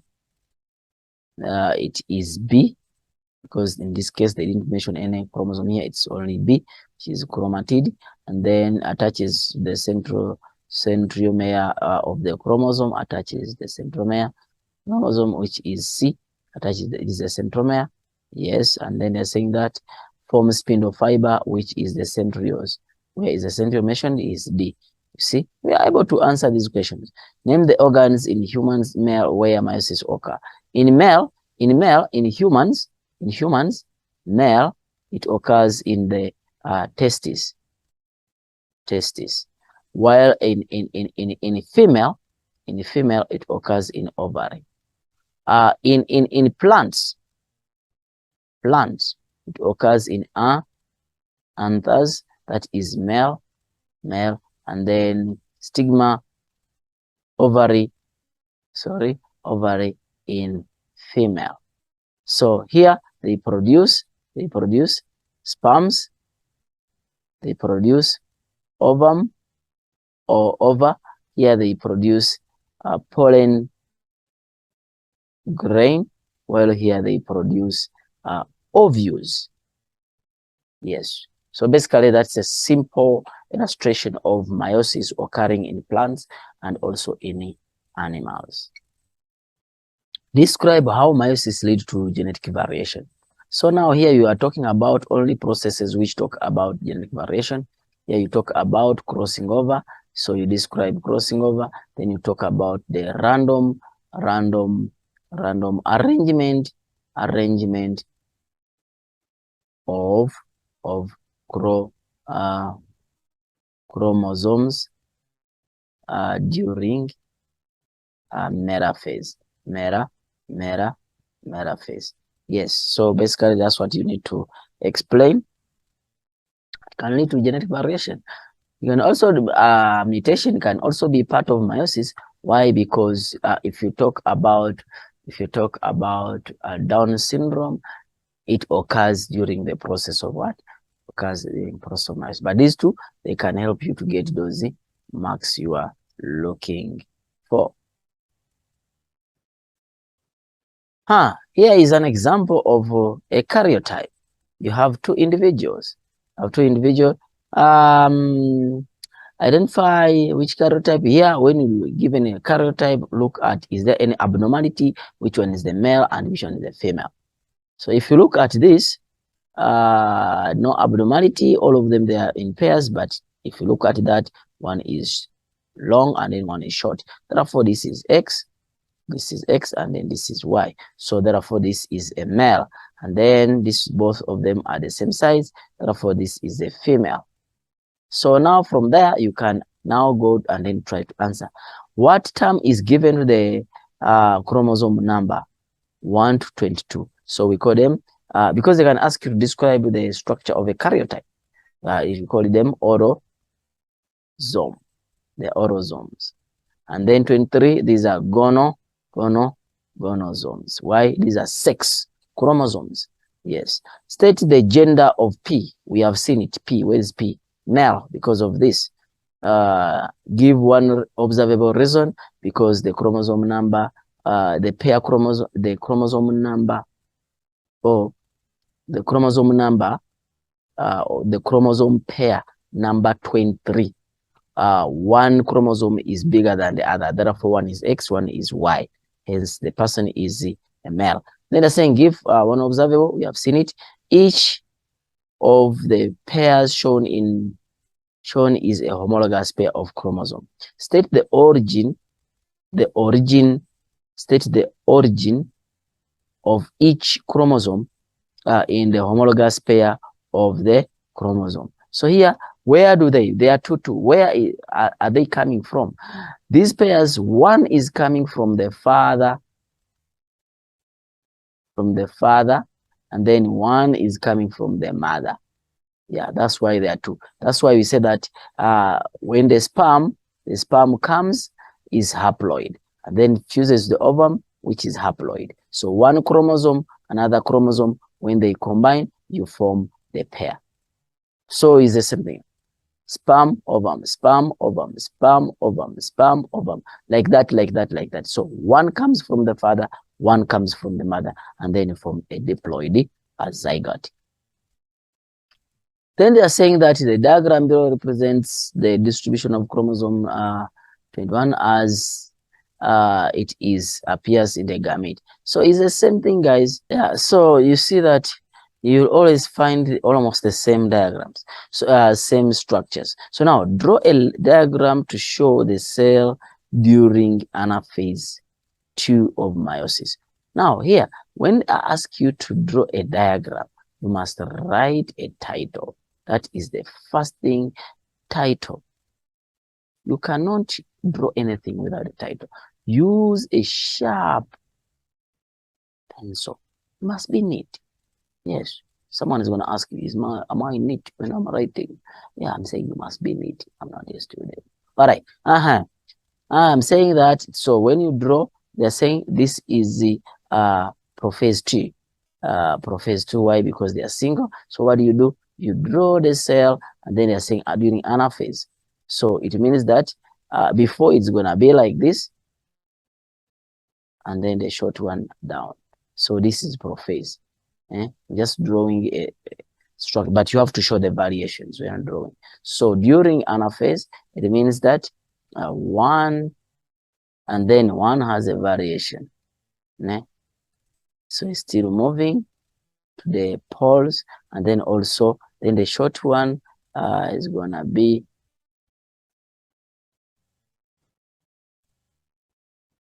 the short one, and then it's also moving, you see, but it also has the biggest variation, and then this other one is completely shaded. You see, you have to show that. And then this is spindle, this is chromatid moving, and then and then this is the cell membrane. Then write the title. At least you are able to answer such question. Yes, so that when you come, we'll maybe give you a mark for title. Yes, a mark for drawing, correct drawing, and then maybe those are 2 marks. Now maybe 3 marks for labeling. Yes, so that's why I'm saying labeled diagram. So meiosis is also easy. If you look at most of the questions, you will see that we have answered these questions. Can you answer this? Yes. 10 seconds, 8 seconds, 7 seconds, 5 seconds, 3 seconds, 1 second. Okay, let's see. Then they're saying that this is what? Spindle fibers. What is this? Homologous chromosome. What is this? Centromere. Yes. So these are homologous chromosomes. And then this is the centriole. And then this is the cell membrane. So you can answer these questions. You see, nothing which is going to be new in your paper. Name the process diagram above. You see, it is metaphase. You see, you have to turn it so that these things are in the sides. Check. You see, they're in the sides. So that you see now clearly it is metaphase. Name the process, name the phase, represent a diagram. We have seen it. Then they are saying name part C. We have seen it also. Centromere. Then B represent homologous chromosomes. B represent what is homologous chromosome? Chromosomes which have the same structure and the same size, and then they carry genes. Genes of the same characteristics are always on the same locus. So we call them homologous chromosome. Then they are not genetically identical, but genes of the same characteristic, they are in the same locus. Locus is a position of a gene. It's singular. Loci when they are many. Explain the appearance of chromosomes in diagram. Why are they shaded like this? Is due to crossing over, which took place in prophase 1, whereby the chromatid exchange the genetic material. That's why they are like that.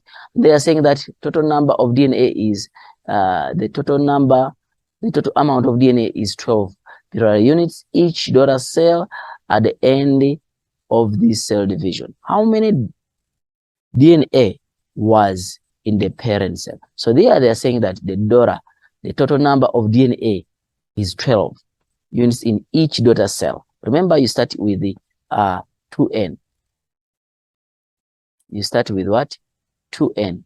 Yes. So 2n, you form 2 cells, 1n, 1n. then you form another 2 cells, you form another 2 cells, so 1N, 1N, 1N, 1N. So if you started with the, if your daughter cells are having 12 here, so it means that then if you want to get the parent, is times 2, so which is 24. So the answer is going to be 24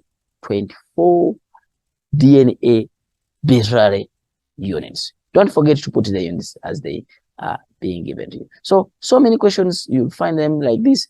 This is the serial karyotype. Male or female is a female, while chromosome number 23 is having chromosomes which are of the same size and the shape. See? So describe the karyotype of person with Down syndrome. So a karyotype with Down syndrome will have an extra chromosome on chromosome number 23. Yes, so the pair chromosome, so there will be 3 instead of what? Instead of 2. So you see that these diagrams, these questions, you can answer them very well. Yes, you can answer them very, very well.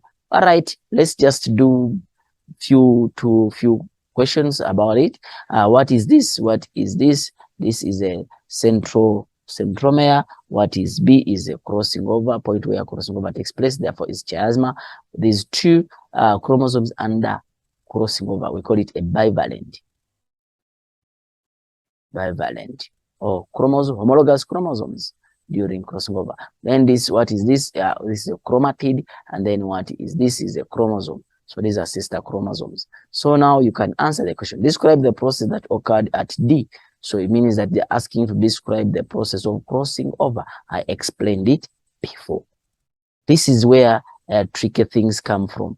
They're saying the certain number species has 42 chromosomes. They're not saying it's human. So don't talk about 46. Yes, please don't talk about 46. They are saying 42. The muscle cell, its muscle cell, remember muscle cells, those are autosomes. They're always 2N. Yes. Give the chromosome number of each of the sperm cell. So it's going to be half because sperm cell is 1N. Therefore, the answer here is going to be 21. The skin is autosomes is 2N. Therefore, it's going to be 42.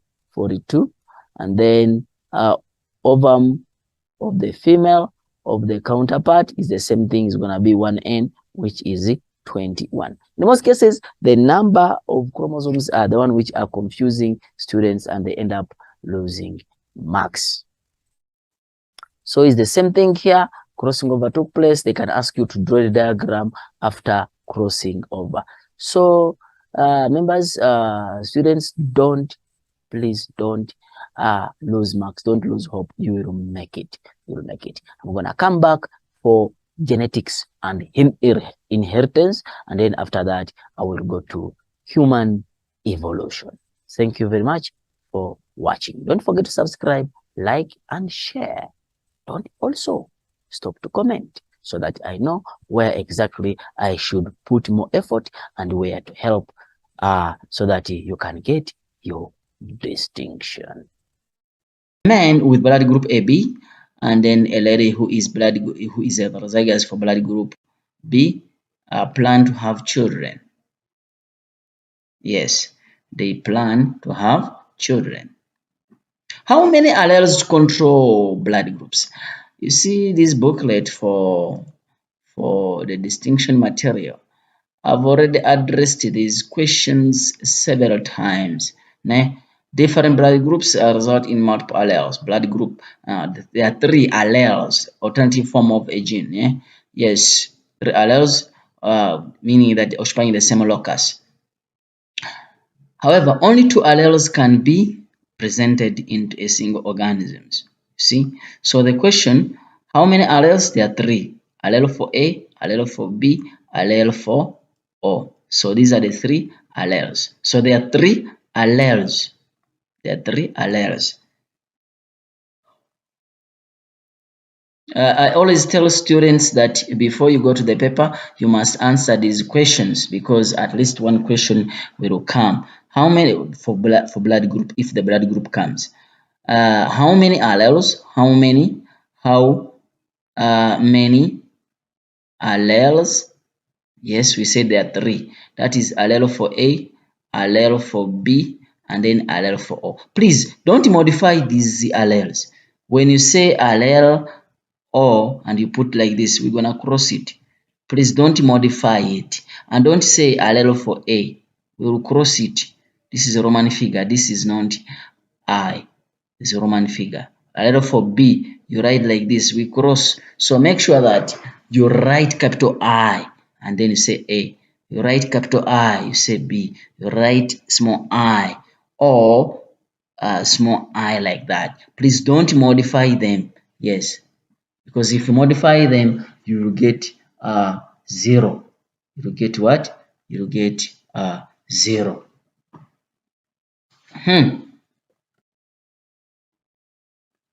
Then we are saying that they're saying how many alleles. We are done with those alleles. Saying that describe how many. Okay, describe the blood dominance that occurs in inheritance of blood group B. Blood dominance, we have 3 types of dominance. We have complete dominance, codominance, and then incomplete. Incomplete, it means that, let me just show you with a booklet so that we don't waste too much time. Incomplete, look, this is, the moment you see a small error, it means that that is the complete dominance. One allele is completely dominant over the other. Then we have what you call codominance, which is A and B. Both alleles are shown. And then you have the recessive. Yes. So when you talk about the 3 types of dominancy, this booklet addressed it very well. There are 3: complete dominancy, yes, incomplete dominancy, and codominance. Complete dominancy, one allele is completely dominant over the other, meaning that you have a capital error and a small error somewhere. Incomplete, both errors are dominant, are capital errors, but the difference, even in codominance, both errors are dominant, but the only difference which is there is that in incomplete dominance, one allele, sorry, here you produce an intermediate. For example, if you for example, here this is complete, you see, at least you have one allele which is recessive. Incomplete, when you combine the two, yes, like here, when you combine the two, you produce an intermediate. You see, an intermediate color, white and red, you produce an intermediate color which is pink. While in codominance, instead the cross is the same, but here you produce a mixture of the two individuals originally. So now when we come back here to the blood group, they're saying blood group B. What do we say? So it's gonna be blood group A, sorry, blood group B. Yes, remember blood group E can be homozygous dominant, or it can be heterozygous. So because of this small error here, this small error, it shows that that is a complete dominancy for blood group B, but blood group AB is codominance. You see? Yes. So here it is incomplete, so is complete dominance. This allele for B is completely dominant over allele for I. Hence, blood group B, the type of inheritance which occurs there, the type of dominance which is occurring there is complete dominancy. Complete dominancy. Yes. Use the genetic cross to show the possible genotypes and phenotypes of their children. Hey, from where? A man who is blood group A. So you see, you're going to follow the same procedure, and I've showed you how to mark this. You come here and say P1. P1 means parent 1. Phenotype, and then you tell us. I told you that you always get this from the question. Is the same man with blood group AB. So I come here and say blood group AB. Blood group, yeah, you write it. Blood group AB, and then crossing with the blood group B. Blood group B. Yes, blood group B. Yes. Then genotype. AB is obvious. There is no issue with that. So you're saying that blood group AB is A, then B, crossing with. Here is the issue: is it homozygous or heterozygous? They have to give you a clue which shows that it is homozygous or heterozygous. We go back to the question. Lady who is heterozygous, you see, they said it, they gave a clue that is heterozygous. So I'm gonna come here and I say B, small letter, and then I'm gonna say meiosis. Meiosis is gonna occur, and then I'm gonna have A, and then I'm gonna have B. Please leave space here, and then here also it's gonna be B and then small letter. And then I always tell you that circle them so that you don't get mad at anywhere. So you're saying that this is gametes. So after that, you tell us you go to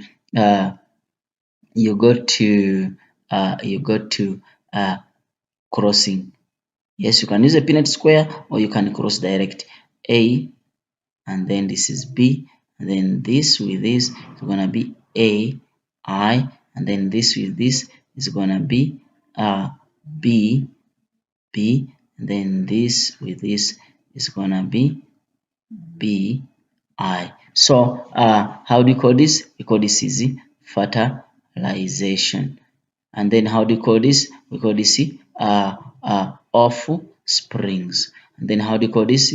This is F1 generation. So we will come and then start marking. I told you P1, F1, we give you a tick. That's Mahala question.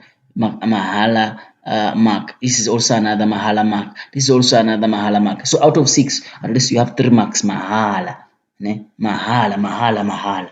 So you see, you can't go with once they bring a genetic cross, any genetic cross, you have 3 marks Mahala. Then they give you a tick there, they give you a tick there, they give you a tick there. What is the question? Yeah, genetic cross show the phenotype and genotype of their children. So the phenotype, this is the blood group. You have phenotype, blood group AB, you have AB. Yes, you have A, you have B, and you have, this is AB, this is A, and then you have 2B, 1AB, 1A, and then 2B. So, and then the genotype are these ones. You can write them again. So that's how we answer questions concerning about blood group. How many? Let me know. These are the questions. Let me know in the comment below. Now, people who are on live, how many alleles control blood group? Question 1. How many alleles control blood group? Let me know. How many genes control blood group? How many? I want to see the answers. I'm waiting. I want to see the answers. How many alleles control blood group? How many genes control blood group? Those are 2 questions I wanted to hear from you. How many alleles control blood group? How many genes control blood group? Let's go to the last question as I'm waiting for your answers from your side. Black leopard frog can be spotted. Okay, can be okay, sharp. Spotted frog, which is a runner, and then allowed to interbreed, and then they produce 150 spotted offspring, and 50, meaning that the ratio is 3 to 1. Obviously, if it's 3 to 1, remember when you're talking about this, we are talking about dominant alleles. These are dominant, and these are recessive. So it means that these ones are the ones which are dominant, and these ones are the ones which are recessive. So which genotype? They have said it. Spotted frog were allowed to interbreed, and they produced 150 spotted and 50 offspring without spots, meaning that this is the one which is spotted. Yeah. So frog, yes. they're saying that which genotype is, so this is the one which is dominant. Explain why, explain why, explain your answer.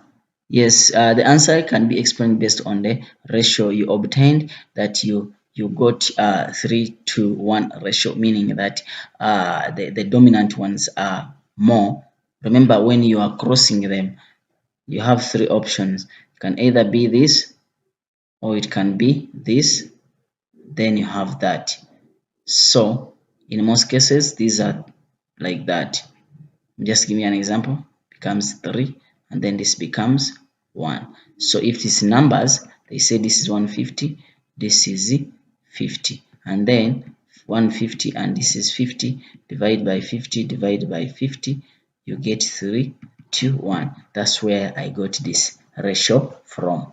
And then they are saying that a frog that is heterozygous for spotted black was crossed with a frog without spots. Spotted black, spotted. I said the spotted one is the dominant, crossed with the without spots. But they are saying heterozygous. Use D. Expect genotype and phenotype of F1 generation. So you see, the answer is simple, the same way we have been doing. So basically, you do P1 F1, P1 F1, you write the phenotype,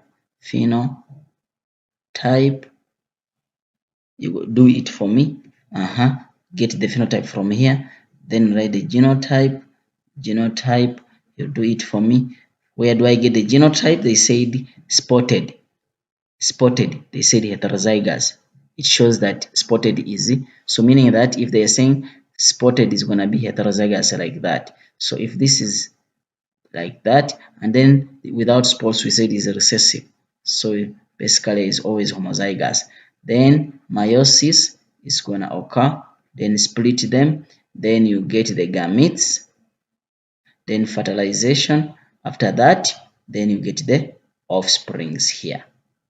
Yes, so you're gonna do it for me. When I asked the people to tell me about, and then I also tipped them that this is not a frog, and hey, people were chasing you, are running away from. Okay, yeah, I was just joking. This is a frog, né? A frog. And how do we differentiate between a frog and a toad? Yes, a frog is a runner, and then a toad is called a buffo. So a frog is that one which can jump. You even see it's small in size. It can jump long distance. And then a toad, just the one which hops. Toads that doesn't jump. The one you usually see is they're just toads. Né? Yeah. And then the other question, as I'm winding up, the other question is how many genes control blood group? Is one gene. And which gene is that? Blood group. And then how many alleles? Alleles are 3. Allele for A, allele for B, and allele for I, for O. And then don't forget to write them correctly. Allele for A, allele for B, and the allele for yes. And then how many genes? Is one gene for blood group, yes. And then how many genotypes? The genotypes are 4. That is blood group A, blood group B, blood group AB, and blood group O. And how many genotypes? These are phenotypes. And how many genotypes? Genotypes are 6. That is blood group A. Remember, blood group A can be homozygous or heterozygous. Blood group B can be homozygous or can be heterozygous. Blood group AB is codominant, blood group AB, and then blood group O, which is recessive, making them 1, 2, 3, 4, 5, 6. Yeah, I think that is it. The next class is going to be genetic engineering. Don't forget to subscribe, like, and share for others for our daily new videos. There are some people who want to join my private classes, as now it is open. Private classes. please find a link in the description below. Yes, join. You pick join class. Yes, so that you join the class. You get you ask questions anytime. We will try to answer you, but late night we might not answer you, but we will answer you immediately when it is morning. Yes, we'll help you with this life science and then physical science. People were asking me about agriculture. Agriculture is also coming, and also people were asking me about uh, maths. We have not yet. We do live classes, but we have not yet started the private classes. But until the teacher say that okay, it's fine, they can create space for you. So, but the live classes are always there. Here, when I talk about the private classes, it means that maybe you are in class and then you have a challenge. We have sometimes Zoom and Microsoft classes. Sometimes we attend from our website. Yes, please don't forget to share, to like, to for others so they can also benefit. It is M.Saidi as usual. It has been a wonderful discussion with you. Thank you very much. See you again. God bless you.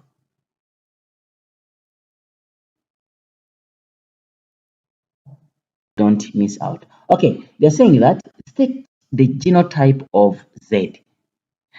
Here, the way how we teach dihybrid cross is not the same way how we ask questions concerning about dihybrid. We don't ask you to explain everything in the dihybrid. No, we only ask you few questions on the dihybrid. So, please take note of that we don't ask you everything on the dihybrid. Okay, now the question is saying that they are saying that state Z is this with this. So basically, I'm gonna just draw a line. This you write what's there, and also is this line what's there. So it means that I'm gonna say small f, and then capital H, small h. Yeah. Why didn't I start with the capital H? Because these are two different alleles. Yeah, these alleles, one allele does not interfere the existence of another allele because these are different genes. Yes, Mendel's law of segregation. Mendel's law of, yes, independent assortment, not segregation. Mendel's law of independent assortment. The one allele of one gene does not influence the other allele, meaning that if you have big heads, a big head, that is not connected for you. Why do you have small eyes? So the allele, a gene for the big head, does not influence small eyes or the type of eyes you are having. So they are totally different. That's why I didn't start. But if it is the same allele, H and H, then automatically I can say H, capital H. No, I have to start with the capital letter. Yes. Okay, now let's go to our question. The question is saying that give the genotype of parents.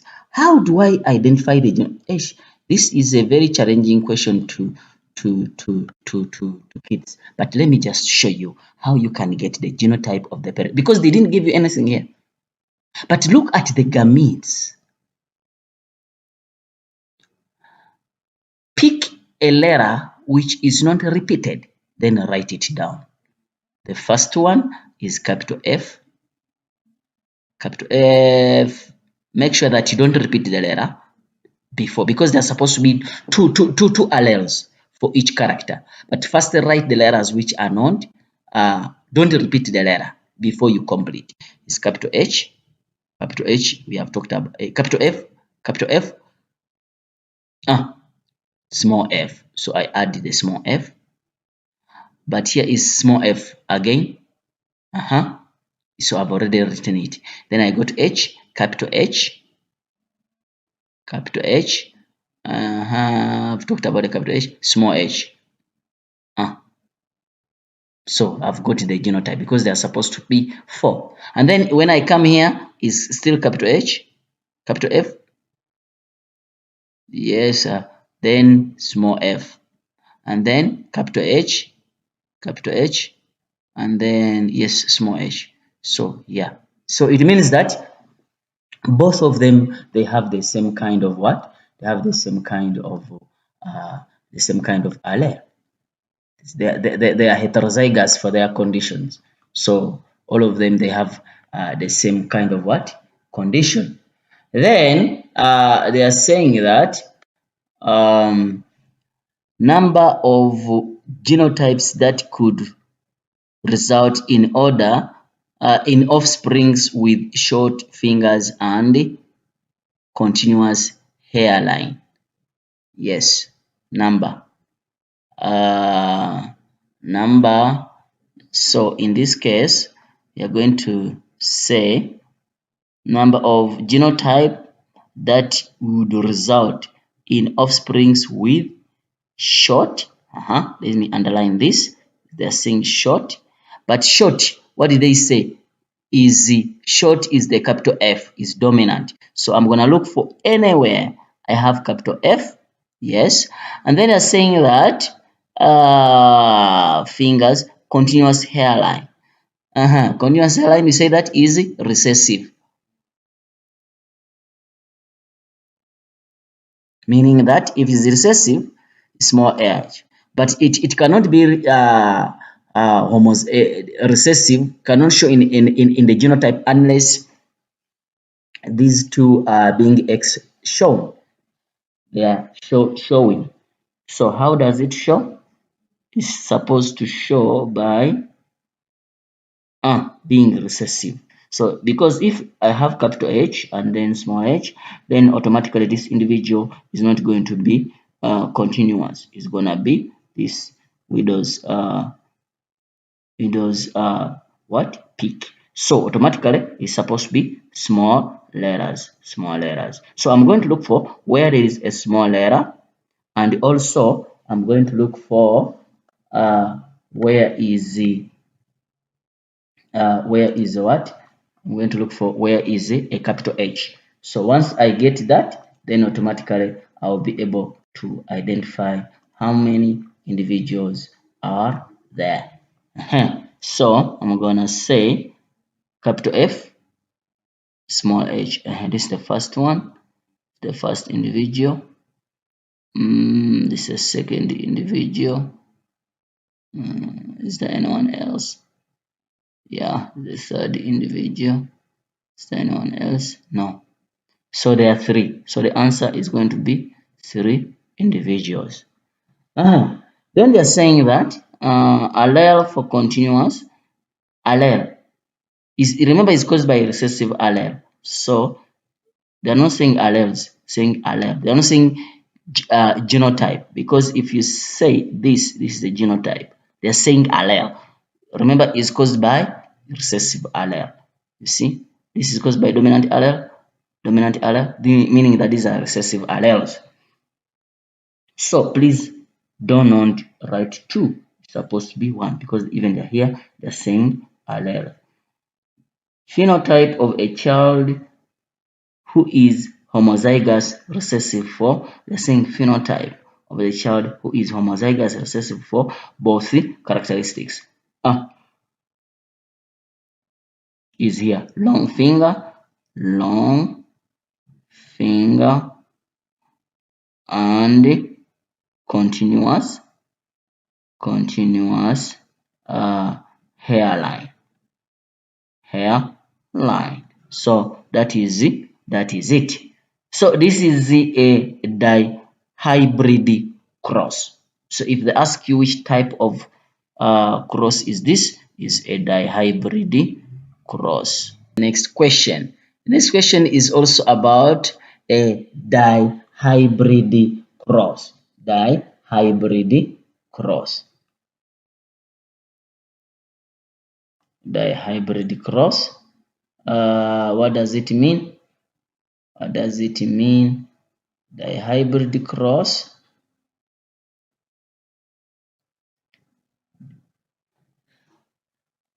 I hope you are seeing clearly.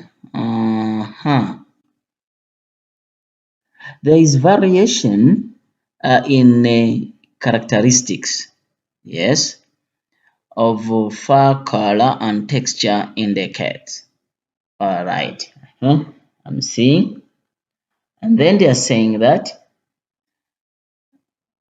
the table below shows the allele that control these two characteristics. Ne? These two characteristics. All right. What is next? They're saying that you have these characteristics. The Punnett square below shows the inheritance of alleles in the genetic cross. All right, here is the Punnett square. Name the dominant allele for fur color. Here you come where you see capital letter, it means the dominant allele. So this is B. So the answer here is going to be black. This is black. And then the recessive phenotype for fur texture. Recessive is going to be smooth. Smooth. So you see how dihybrid is being set. It's not a complicated thing. It's just a normal thing. It's just for you to see that you can answer this. You can answer this. Okay. So they are saying that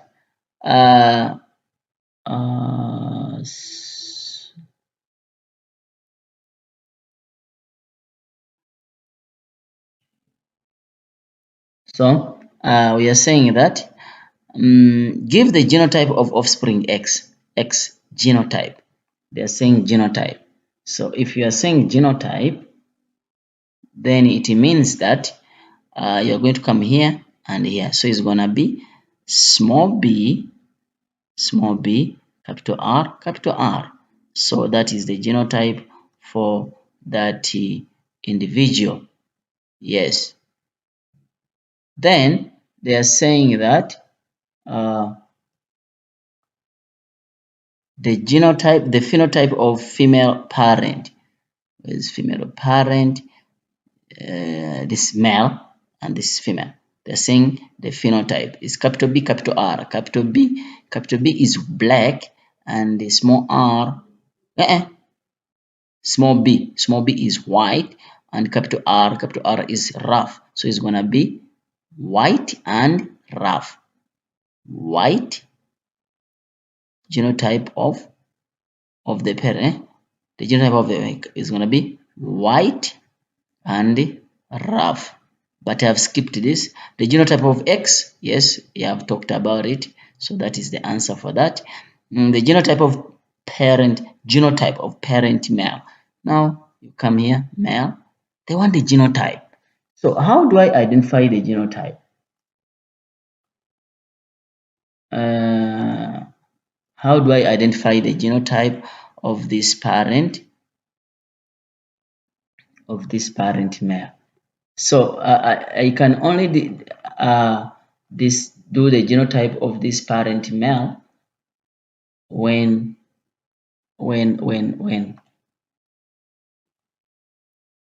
sorry. I can only, as I taught you that what you do is you come here, say capital B, yes, you don't repeat it, yes, you don't repeat it, capital B, small b, yes, and then you go capital R, capital B, yes, you don't repeat capital B, but you have a small b here, put a small b, then you capital R, you look for, you have a small r, so small r, so that is going to be the genotype of that individual. Yes. Then they are saying that what is the genotype of the parent male? So you are done with that. State all the possible genotypes. The possible genotypes of what? State all the possible genotypes of offsprings of this genetic cross. Of this genetic cross. All possible state the phenotype of all offsprings of this genetic cross have in common. They're not just saying offsprings, they're saying what they have in common. Okay, come here and see. This is okay, capital B. Have a capital B. This one has no capital B. You see? Yeah. So no. So it can't be capital B. Capital R. Capital R. This one has a capital R, né? And then also this one has a capital R. So basically, state the physical, the phenotype of that all the offsprings of this genetic cross have in common. So definitely here I'm gonna say capital R, because we say that all of them, they have capital R. It has capital R, it has capital R, capital R. I come back here and I ask myself, what is capital R? Capital R is a rough. So basically, what they have in common is rough. Yes, that is what you can do. That is the dihybrid cross. So we have seen questions of dihybrid cross. So they are saying that brown enamel of the teeth is sex-linked trait. A dominant allele on X chromosome causes brown teeth in human. So it means that if you have brown teeth, yeah, you know what is happening. It means that even if you go teeth whitening, it is brown teeth. Anyway, that's genetics. Let me know which kind of teeth you have. Anyway, brown teeth, we are saying that is caused by a dominant allele, but they have not given us any allele we are supposed to use so far. Explain why more males than females have white teeth. Remember, brown teeth is caused by a dominant allele. You see, it means that if I'm going to use B for brown, yes, and then small b for white, because it is caused by a dominant allele, and then it is caused by sex. It's a sex-linked trait. It means that females, the female is gonna be like this, yes, or it's gonna be like this. So that is a female who is brown teeth, while a male is gonna be capital B only. Then still the female can be this white teeth, while male is gonna be that. It means that males have 2 options, while female have 3 options. So, and even if a recessive allele appears on X chromosome of the female, it can be masked by a dominant allele. So it means that this individual is still able to live without that, without the brown teeth. So what can you say? How are you going to answer this? Basically, you know that we say that males have one X chromosome. Yes. Look at this general description. Males have one X chromosome. Yes, you see, one X chromosome. If a recessive allele appears on that X chromosome, the individual is having the condition, while the females have two X, you see. If a recessive allele appears on X, on one X, it can be masked by a dominant allele. The individual is still brown, not what? White. So for the lady to be white teeth or that sex-linked disorder must have two recessive allele, but males only have one recessive allele. So it is very common in males. So based on this question, how can you answer this question? You can say that males only have one X chromosome. That is a tick. Males have only one X chromosome. It's a tick. Or males have Y chromosome, meaning that they don't have X chromosome. Yes. And then what do?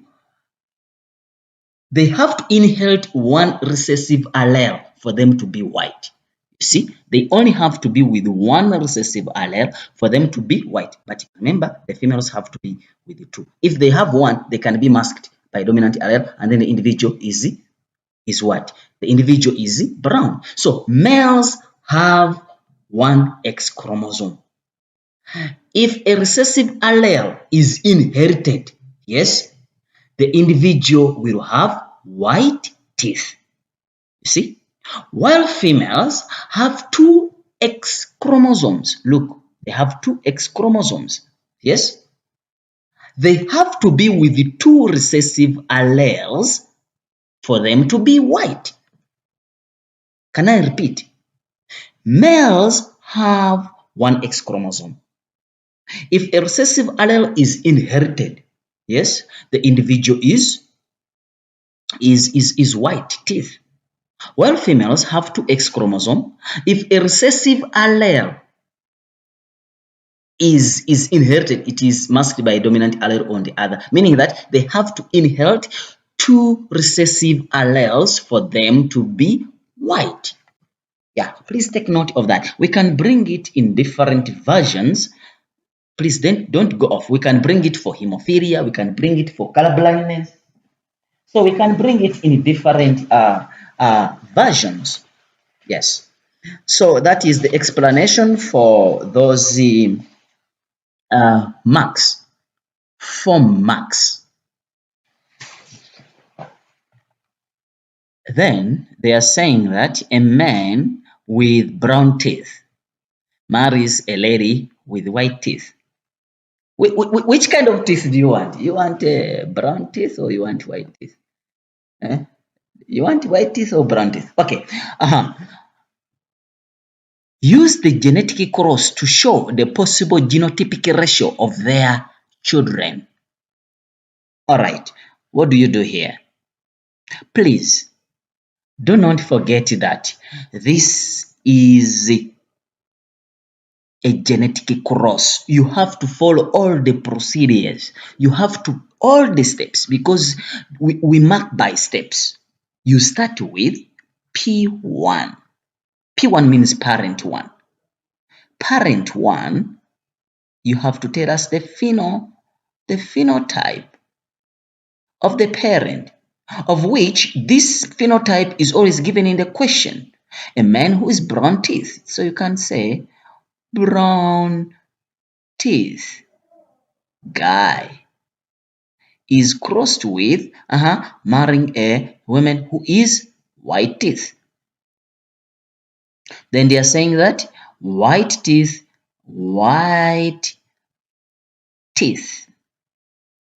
lady. Ne? Yes. They're saying that what happens? Use a genetic cross, use XB. So we go to phenotype, the genotype, the description of an organism in terms of genes. That's the genotype. The description of an organism in terms of what you see, the physical appearance of an individual is what you call the phenotype. So the problem is not phenotype. The problem is not crossing. The problem is the genotype. Because if you fail the genotype, you are most likely to lose the 3 marks. You can get 3 marks even if you don't know the genetic cross. As I told you that this is obtained from the question, check. You just copy here, paste. You get a full mark there. Then, because it is a man, I'm going to use X and Y. And because this is a female, is X, and please, we only use this X and Y because they said it is sex linked. If they have not said it, I repeat it because students make mistake. And when you're marking, you feel like crying and you have no choice. The only choice which is there is to cross. Yes, so X, but they said brown teeth, and brown teeth is caused by dominant allele. So remember, they have only one option. Then they are saying, yes, white teeth. Remember, white teeth can only be like this. So small b, small b. Now we give you another tick. Now don't forget this. You go to meiosis. Meiosis, what does it do? It splits these two and then splits that one also. So I always tell you that please don't leave them naked because they are not at the beach.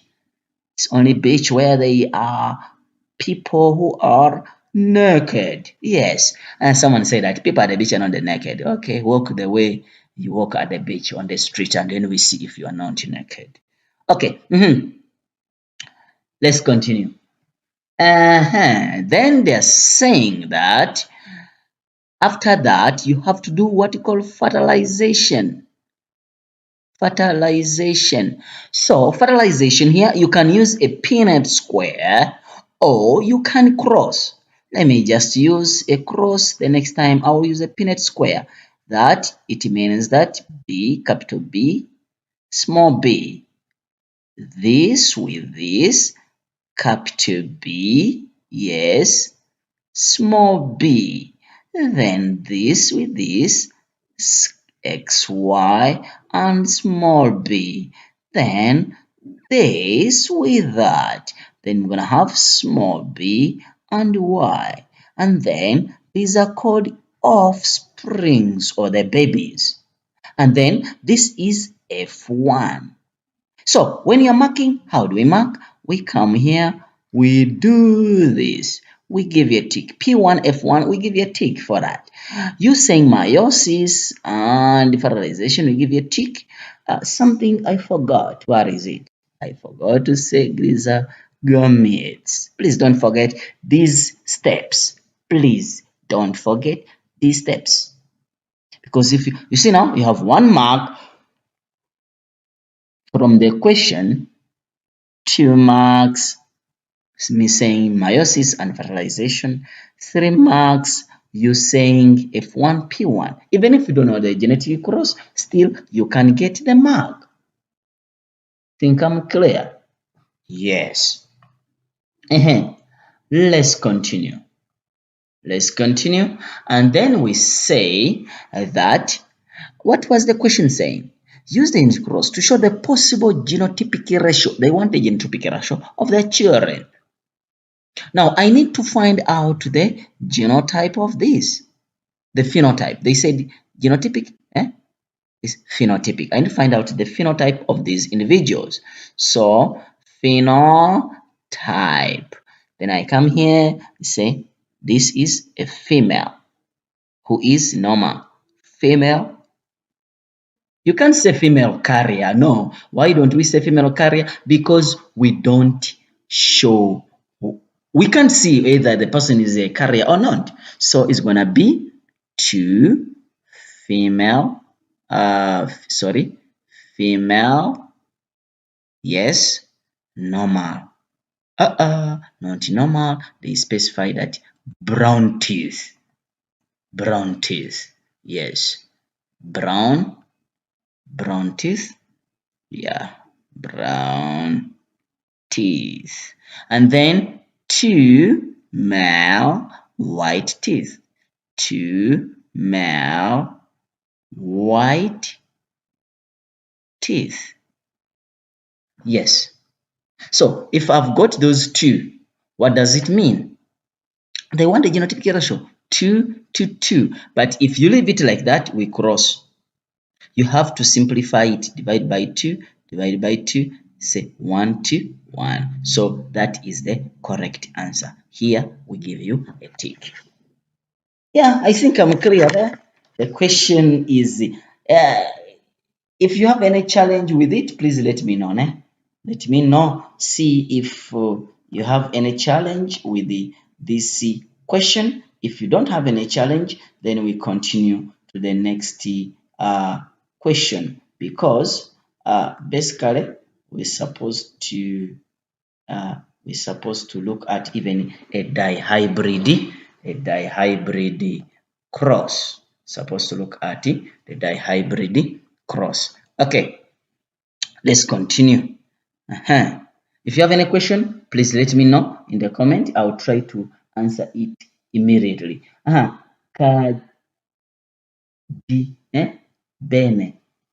Kajibene United FC. I think now we are together. Yes. Let's go to the next. Ooh, yeah, it is a pedigree. Sorry, it's not a pedigree. It's a dihybrid cross. So this today's lesson is a mixture of a dihybrid and a pedigree. I also included the one question for blood group. Yes. So within 1 hour, the class will be done. So please take your time and then we try to discuss this question. These what? These questions you'll be able to uh, to to to understand. All right. Humans, in humans, okay, and short fingers, capital F, and then widow's peak, capital H, are dominant over fingers, long fingers, and continuous hairline. Men, a man and a woman, both are heterozygous. They are heterozygous. The two characteristics, for the two characteristics, they plan on having a child. They are just planning to have a child. Okay, sharp. Let's go.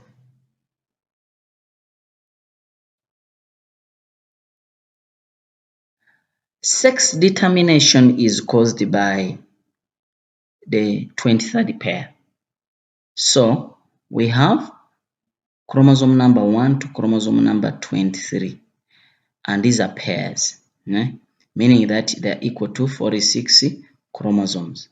But from chromosome number 1, yes, to chromosome number 22, we call them orosomes.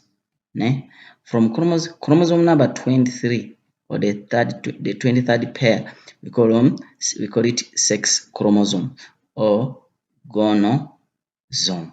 So when you're describing sex or sex determination, you're supposed to explain based on the 23rd pair of chromosome. So we can say when they say show using a genetic cross, you're supposed to do all the procedure as I've been explaining to you. That is P1 F1. So if you are not going to forget, it's fine. You can leave the F1 for now until you reach the end. So now it's gonna be P1, which is phenotype. So what are you going to say here on the phenotype? You're gonna say male, then crossing with female. You see? Yes. And then they're saying that genotype. Genotype, you come here, you tell us that this is X, this is Y. Remember, males have have one X chromosome, and then they have one Y chromosome. So, and then this one is going to be XY. So, now what happens is meiosis. Meiosis is going to be XY. It's going to be XX, and these are gametes. So we circle them. Even if you don't circle them, still you get a tick. But when you circle them, it brings about that identity or separation. And then now fertilization occurs. This is X. This is X. This is XY, and then also this is XY. So basically that is it. And then now what happens is this is fertilization, and then these are offsprings. But don't forget that this is F1 offspring. So basically use gender. So it means that you have these are females, and then these are males. meaning that you have 50% chance of producing females and 50% chance of producing males. What is the question? Is genetic process to show the gender in humans and is determined by sex chromosomes of the parents. So in this case, that's what they want. If you check our booklet, the distinction material, and you go to genetics, you'll find out that this book is showing you exactly what I've talked about. This is it. 22 chromosomes are called autosomes, and one pair is called sex chromosome. Males have XY and female have. This is a description, yes, but what they want is this. If they say describe how sex is determined or done, then you can talk about this. But if they are not talking about that, then automatically you have to use because they said using the genetic cross. So basically they want this, they don't want the writing. Yes, let's go to the next question. Robin saying hi. Okay, yes, hi. All right. They're saying that the next question is what's a pedigree? Remember, in this pedigree, you have different styles. A question can come when this pedigree is sex linked. It can come when this pedigree is non-sex linked. So you have to take note of the following before you answer any question concerning about a pedigree. It can be sex linked, it can be non-sex linked, it can be caused by a dominant allele, or it can be caused by a recessive allele. So when you are trying to answer these questions, you have to first know this pedigree is caused by what? Is it a recessive allele?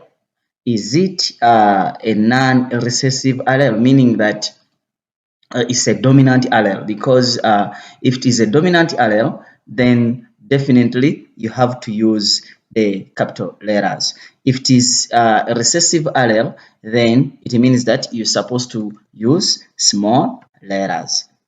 So please take note of that. Then if it is saying that, if the question comes and is saying that it is sex linked, if it is not saying that sex linked, please don't use X and Y.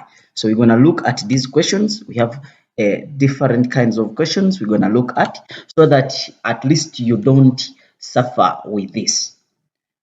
Kundai is saying that I received a distinction. Thank you very much for receiving a distinction, and I know that at the end of the year you will receive distinctions.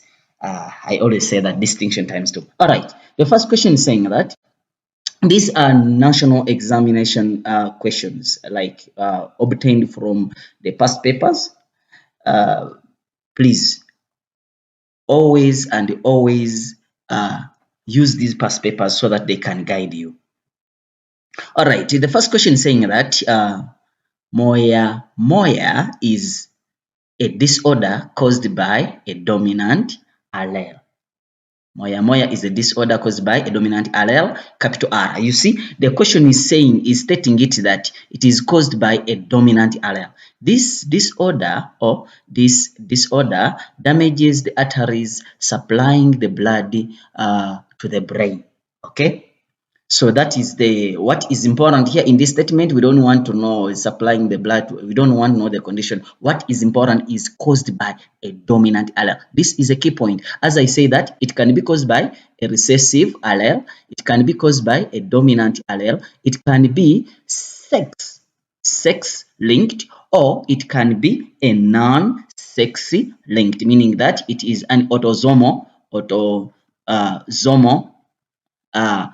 character. So please take note of that. So in this case, first of all, it is caused by a dominant allele. And they are saying that they are not specifying anything here. They are not saying anything here that it is caused by sex-linked. However much I've talked about male or female, I should not use X and Y. So let's go.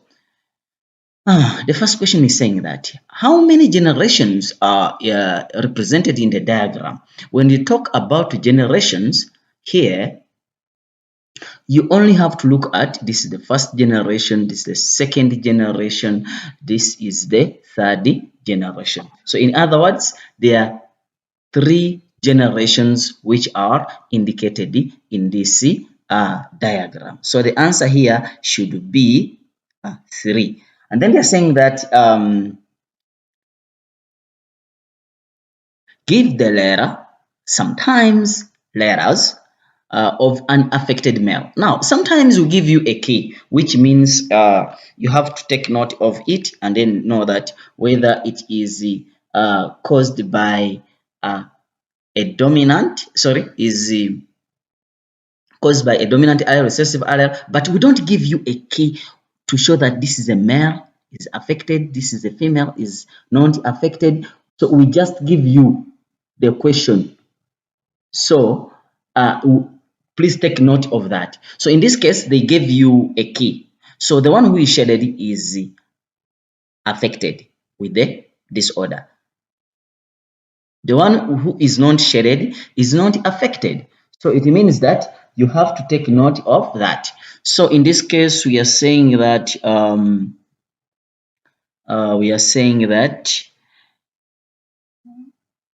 affected male, a box. We say that a box means a male, and then a circle means a female.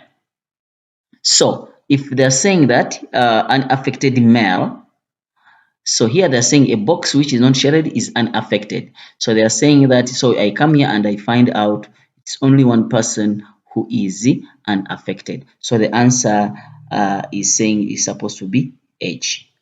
I think that's why it is also 1 mark.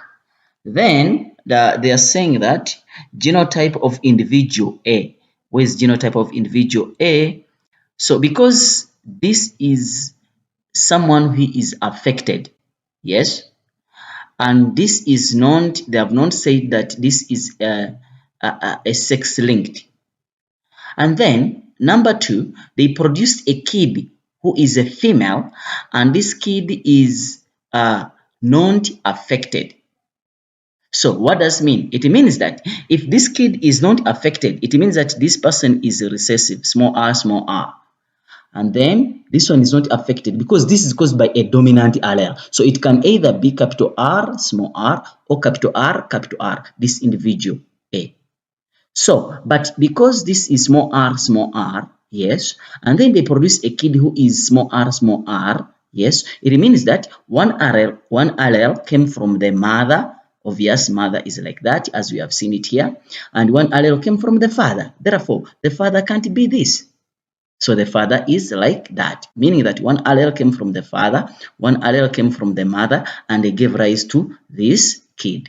Hence, A is of this genotype. So it is A is heterozygous. I think I'm clear there. Yes. Then the next question, they are saying that genotype of A, we are done with that. It is capital R, small r. Give the letter or letters. Can you please start? I just logged in. Yes, we are going on. Yes, so if you have just missed it out, yeah, don't forget that we have a lot of questions down there. So try to keep up and then you'll get there. So we are saying that give the letters of what? Let me check here. Someone is disturbing me. All right. Give the letters of individual who is not biological kids for A and B. Where is A and B? A and B. So in this case, This line means they gave rise to these two kids. This person C and this person F, it shows that they just got married. You see, they just got married. So F and C are not biological children for this. So it means that the answer here is going to be F, yes, this F and C, because this, if this line was like this, then they would have been the kids of these parents. But because this line is not like that, it means that, what does it mean? It means that they just got married. So this is not a biological child for these two, and also this is not a biological child for these two. So I think I'm clear there. Then they're saying that, sorry, they're saying that brown enamel, this is another question. It's another question. Brown enamel of teeth is sex. Now here, this question, they have specified that this is a sex-linked. So in the question, if they don't specify that this is a sex-linked disorder, please do not talk about X and Y. However, you see now here, we have not talked about X and Y. So please find out whether it is caused by recessive allele, dominant allele, sex-linked, autosomes, meaning that non-sex-linked. So there is another question here. This question is about pedigree again. But this pedigree, what are they saying? One type of defect in human is carried on single allele. Okay. The diagram shows the inheritance of deafness in family. So they are not specific, that they are not saying that this is caused by is sex linked. No, they are not saying that. So if it is not showing you that is caused by sex linked, then automatically I have to keep it the way it is. Yeah, it means that you are not supposed to to to to to to to check to use X and Y. Yes, you are not supposed to use X and Y. Just a moment. Okay, it's locked. All right. They are saying that how many generations? We have seen this question before. How many generations is one generation? This is the first generation. This is the second generation, and this is the third generation. So this pedigree diagram showing 3 generations. Children of Paul. How many children of Paul and Liz? This is Paul, this is Paul, and this is Liz. So the answer is gonna be 1, 2, 3. Yes, this is not a child of Paul and Liz. Why? Because this is just married. This means interbreeding or sex is happening, or marriage or cross, whatever you can describe it. And then yes, so it means that there are 3 individuals. So also it is 3. Then they're saying which phenotype is dominant. Which phenotype is dominant? Based on this, you have deafness, and then a person who can hear, deaf and hearing. You have to, since they didn't show you that this is dominant, this is recessive, you have to look at maybe 2 parents and then their kids, and then you see which one leads to the other. So if you look at this and this, this will not show you because we don't know whether it's heterozygous, or even this one will not show you. But this one can show you. This is showing this person is hearing, this person is hearing. But they produced a kid who is deaf. What does it mean? It means that these two, they had a recessive allele for deafness. It means that deafness is caused by recessive allele. Therefore, hearing is caused by a dominant allele. So, which phenotype? So the answer here must be hearing. Hearing. Yes. And then use the offsprings of Bob and Anna. Oh, Bob and Anna. So it's the same thing we have used. We use the same example. Why are you saying that hearing is the dominant allele? As I said that Bob and Anna, yes, use Bob and Anna to explain your answer. Bob and Anna, yes, look. We are seeing that Bob and Anna, both of them, if this is Bob and this is Anna or Anne, whatever, yes, if these two are normal and they intermarried or interbreed and they produced this kid, and this boy who is deaf, what does it mean? It means that this person, if it is small r, they are recessive. It means that Bob had is capital R, small r, even this one is capital R, small r, and then this came from the mother, this came from the father, and then they joined, and then they formed this kid who is, let me show you, a kid who is having the disease. It means that this allele, and this allele, they came here. Yes. So it means that, so use Bob and Anna and explain your answer. So you can say that Bob, who is a male and is hearing, yes, married, yes, Anna, who is female and is hearing. Did they say it's caused by sex linked? No. So that's why you are not saying anything with X and Y. So this Bob, who is hearing, meaning that Bob is capital R, small r, is heterozygous. In other words, heterozygous. Don't use small r, because they didn't give you the letters to use. Bob is heterozygous, and also Anna is heterozygous.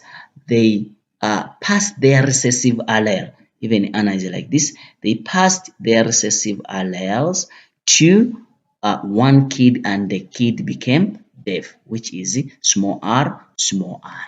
So that is the reason why Bob and Anna produced a kid who is having this defect of deafness. I think I'm clear. So sometimes they try to change it, tilt it, as long as you know the principle. How do you identify? Please look at the babies.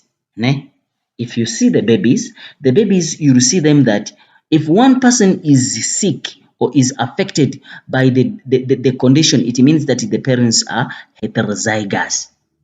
You understand? If the two parents are normal, it means that the two parents are heterozygous. But if all of them are normal, then it automatically shows that the parents are homozygous, dominant. Use letters A to represent a dominant allele and small a recessive allele. Show recessive allele to give all the possible genotypes for hearing individual. Possible. Use capital dominant allele and letter A for recessive allele to give all the possible genotypes for people who are hearing. It's 2 marks. Remember, we said it here. A person who is hearing, yes, and remember, hearing is dominant. If it is capital R, say this. capital A is for hearing, ne? And then small a is for deaf. Yes, it means that a person who is hearing can be homozygous, like this, homozygous dominant, or can be heterozygous. This person is hearing and also this person is hearing. So these are the two options you can give. So we will give you a tick here and also give you a tick there. The last questions. I have this question and then I have another question and another question. So yeah, basically I have 1, 2, 3 questions to smash. Okay, let's smash these questions together. All right. They're saying that this question is now pedigree, but now this pedigree is sex linked. Is sex linked. You remember the question we saw? It was not pedigree, but it was sex linked. But now this one is pedigree and is sex linked. So we are bringing sex linked character in the pedigree. This syndrome, however, I don't know how you're gonna, whether it's hotty or gotty or whatever you read it, because it's an scientific term, but I know that many students read it as hot. Okay, is sex-linked genetic disorder? It is caused by a dominant allele. You see, it's caused by a dominant allele on X chromosome. This shows that this is a sex. I told you that you cannot use X and Y unless it's mentioned in the question. Yes. Or they're gonna ask you, is it sex-linked or non-sex-linked? The diagram below shows the inheritance of this syndrome in the family. Okay. Name the type of diagram represented above. We have been talking about it. Is a pedigree. Is a pedigree. Pedigree diagram. This is RNA. How many female are in this family? How many female are in this family? Remember, circle means a female. Yes, it's 1, it's 2, it's 3. What about this? This one is not a member. It just came to get married. Get married. Ne? But they're saying how many female? Okay. It's 1, it's 2. Since now they are going down, they're saying females, not kids. Yeah. Okay. It's 1, it's 2, it's 3, it's 4, it's 5, it's 6. Yeah. Yeah. They're not saying kids. They're saying all the females. So there are 6 females. Males in F1 generation. F1 generation. They're saying F1 generation. How many males in the first generation? So remember, you have first generation, second generation, then third generation. So how many generations are these? There are 3. So they are saying how many males in the generation? So it's only 1, the father. Yes.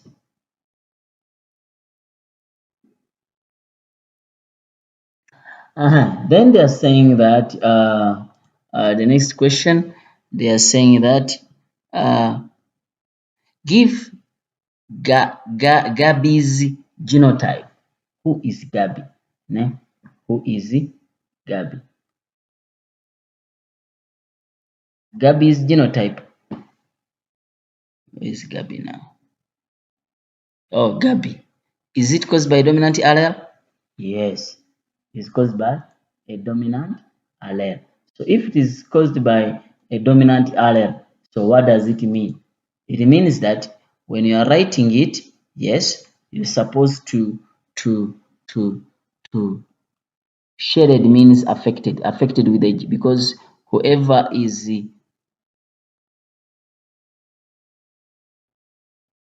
where is Gabby? Yes, this person is affected with this disorder and is caused by the. So it means that you have 2 options. Either you have Gabby is a female, so it can be capital G, small g, or it can be capital G, capital G, capital G. Yes. So, but the question is saying they give Gabizi genotype. So, which of the two is correct? Now you look at the babies. Is there any baby who is normal without the condition? Yes. Is this. And remember, this is the recessive allele. So it means that this is a male with small g, capital Y. And this is a female, small b, small g, small g. So it means that if this individual is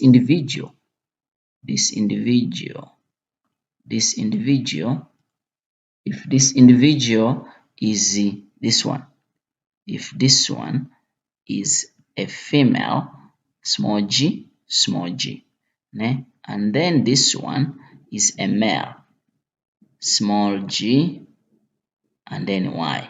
So the father is already this one. Yes, the father is already having small g, capital Y.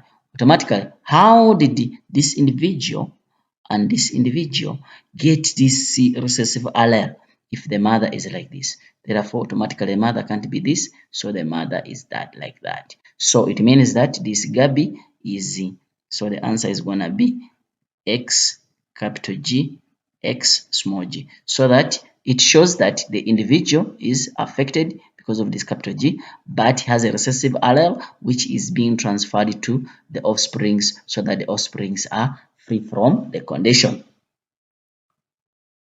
And then they're saying that we are done with that. They're saying that Anju and Pilusa have 4 children. Give the phenotype of their sons. They want to know the phenotype of their sons, Anju and Pelusa, because they're saying sons. Okay. The sons. Okay. So now look. Pelusa is a male. Yes. Pelusa is a male. And this Pelusa is what? Is affected. So meaning that is having a capital G and a capital Y. But Anju is a female. Anju is what? Anju is a female, of which is caused by a recessive allele. You see, this is Anju. No. This is Pelusa. Pelusa.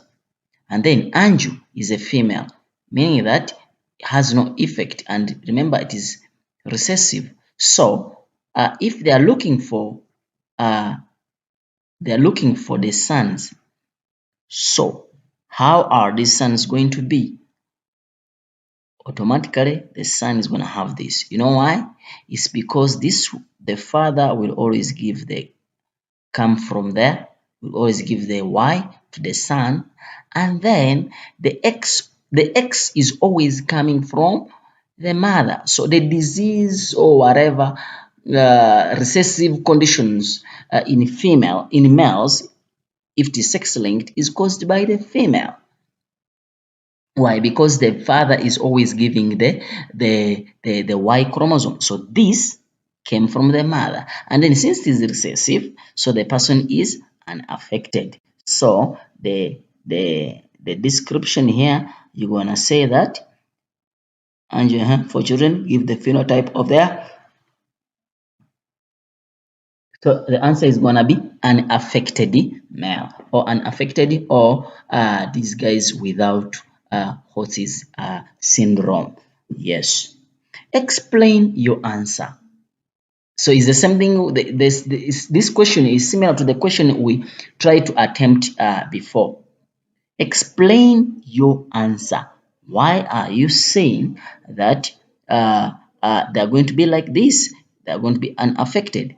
So you can say that Pilusa is affected. Yes, you see that Pilusa, we have seen it that Pilusa is affected. Yes, is a dominant allele. Yes. While Angie is unaffected. You can say unaffected or you can write this. Yes.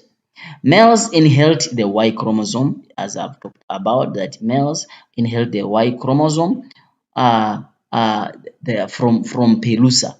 You see, these boys, the sons, they inherit the Y chromosome from Pelusa, and then they inherited this X with the recessive allele from Anju, and this Anju is already affected. Hence, the individual is going to be like that. So, how do I get the 4 marks? 4 marks by telling us what's happening to Pelusa and what's happening to Anju. Pelusa is affected, a tick, while Anju is unaffected. Yes. So the boys or the males will inherit the Y chromosome from the father. Give you another tick, yes, and then they will inherit the X with the recessive allele from the mother. That's all. Yes. You see, genetics is simple, but if you are not keen, it might crush you down. So you must always think before you try to answer questions concerning about this genetics. Please don't just rush and then you answer these questions. No, the questions you have to read them, you read them, you read them, you read them, you read them. Welcome back to our class. Today we're gonna be looking at the paper 2023 final exam. Yeah, so share the video so that everyone is here. We can discuss this paper. No one should miss out. This paper was really a very easy paper for those people who did the study, and for those people who did use my book for distinction material. Yeah, if you want it, you always get it from the link below. So this paper was a little bit easy, was just a little bit of easy, and we're gonna see how we can really see that those people, they can mark themselves and then they see, and also those who want to prepare for the next exam. All right, let's start without wasting time. M.Saidi, as usual. According to Lamarck's theory, I know most of you don't like Lamarck because of his theory, but me, I like him because he started the story. All right, according to Lamarck's theory of evolution, or for evolution, acquired characteristics are not inherited. Obviously, we say that Lamarck says that acquired characteristics are inherited to the next generation. If you have a person, maybe your father gets an accident or is a bodybuilder, and then you're gonna produce kids who are having muscles already. Acquired characteristic is inherited. So here the key point is not. So you have to take note of that. So this one was off. And then they are saying that organisms evolve because they don't because they adapted to their environment. No, here they are saying that organisms evolve because of the adaptation to the environment. How do organisms evolve due to the adaptation of the environment? Is it natural selection? Because adaptation will require that those organisms which are able to adapt will evolve, and those organisms which cannot adapt will die. Yes. Then number 3, they're saying that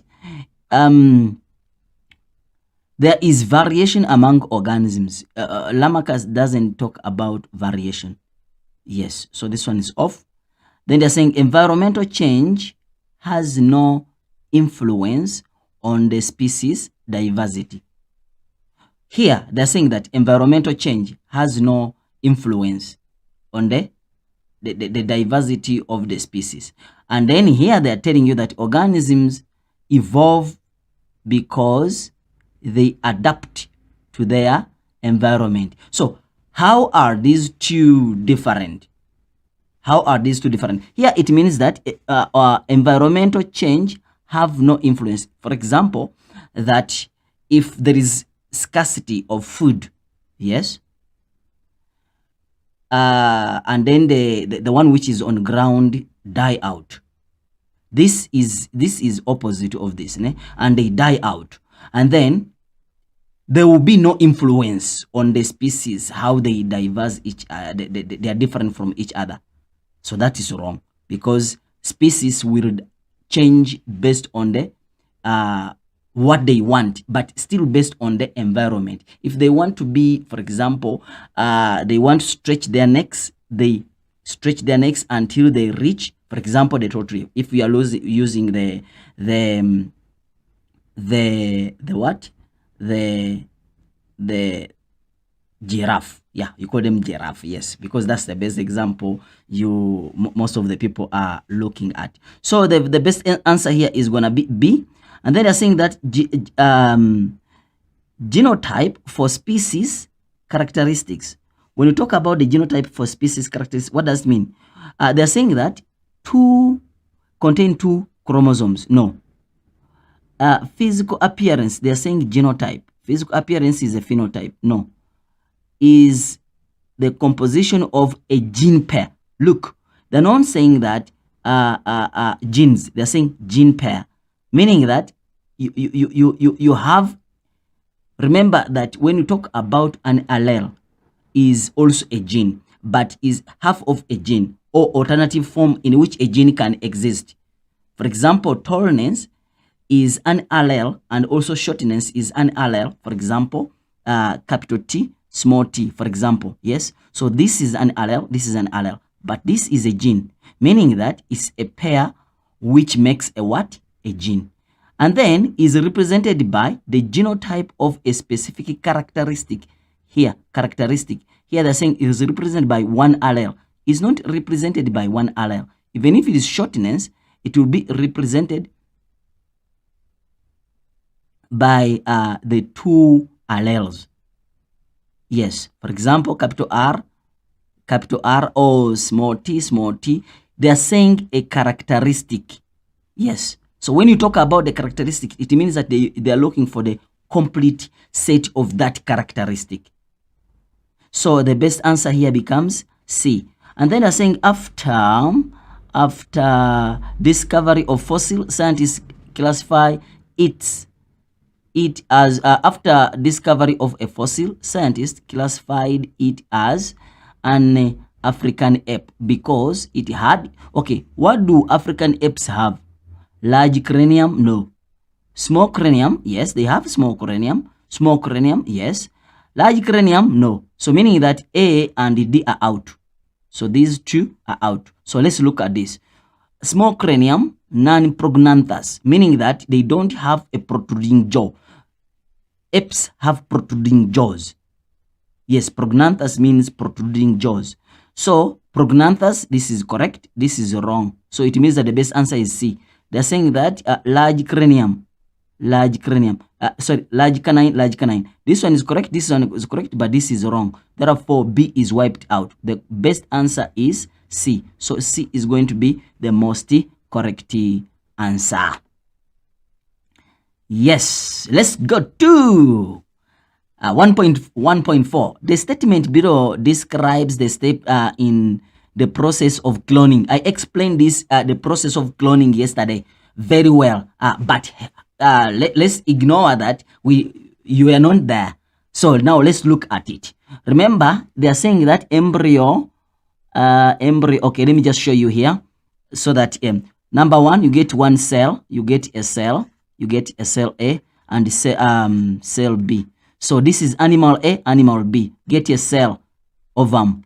I'm just summarizing it very fast. Somatic cell. So here is somatic cell, meaning that is 2N. After that, remove the nucleus of the ovum. Yes, throw it away. Take the what? The casing. And then here, remove the nucleus because I want the characteristic of this.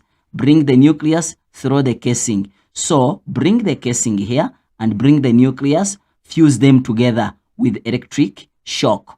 Yes, after that, bring these 2 once it is fused together, it looks like a zygote-like structure. Therefore, it becomes, I'm just explaining so that because this is the process they are trying to show you, it undergoes mitosis. Bas. Then, let's go back to the question. They're saying that the statement below shows describe the steps involving in the process of cloning. Embryo in the implanted is implanted into the uterus of an adult female. Embryo is implanted. This must be around this stage 4. Okay, we shall find out. Nucleus from the somatic cell of the donor cell is extracted. This could be 1. Nucleus. Check. Nucleus. They're saying the nucleus or the cell? Nucleus from the somatic cell. That's not step 1. You can't extract the cell before you get the cell. You can't extract the nucleus from the cell before you get the cell. So we need to first get the cell. We are looking for these 2 steps of getting these 2 cells. All right, we go back. They're saying that the nucleus from the somatic cell is inserted into the ovum. The nucleus from the ovum of another is removed. The ovum from, okay, now we have to look for it. They're saying that the nucleus from the somatic cell, meaning that, okay, they obtain the cell, yes, but now after obtaining the cell, in this statement, they're not talking about this. So meaning that they're starting from this. They're not talking about this. They're starting from 1, 2. Okay, let's go back. They are saying that the nucleus from the somatic cell of the donor is extracted, meaning that the nucleus is removed, is brought here. So this could be step 1. Okay, we shall see if it is the most correct. Step 1, so this is covered. They are saying that the nucleus from, the nucleus from the somatic cell is inserted into the ovum. The nucleus, this is done. The nucleus is of the somatic cell is inserted into the ovum. Do we have the ovum? The nucleus from the ovum of another individual is removed. This is step 2. Yes, this should be step 2. Because I removed here the nucleus, so I remained with this. So now I inserted this into this. This should be step 3. The nucleus from the ovum of another cell is removed. It's done. The ovum of the new cell is given. The nucleus from the somatic cell is inserted. Now this is step 3. So meaning that now I have 2, 4, 3. Then I'm remaining with this and this. So they are saying that the ovum is now, the ovum with a new nucleus is now given electric shock. Now we are here. We are giving it electric shock, meaning that now this becomes 4.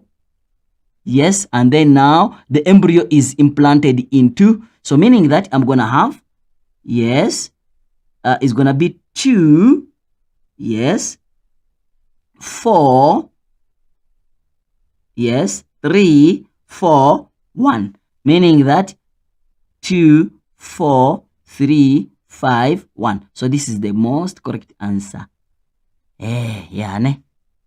So the answer is A. Let's go to the next question. Then they are saying that 1.5, shrubs, these are short grasses, of the family. This family, they are saying that can be found in Australia, South America, Indochina, and parts of Africa, as shown in the map below. It is hypothesized that all continents were once one large continent called Pangaea, and that they separated due to continental drift. They said, okay, sharp. They're saying that this is evident. This evidence that the family, yes, this family, what about it? All belong to the same species. No, they don't belong to the same species. They don't belong. That's not an evidence to show that they belong to the same species. Number 2. They're saying that all they are equal distributed in all continents. Who told you that? They're not equally distributed. Are you trying to mean that what is here and what is in South America and what is in Africa, they're equal? No. Wrong. They're saying become extinct. They're still existing. Arose from a common ancestor. Simple, because at first they were together, yes, but they went to different environment due to the separation of the continent. And then they developed into different species. That's why we say that they don't belong to the same species. Therefore, D is the most correct answer.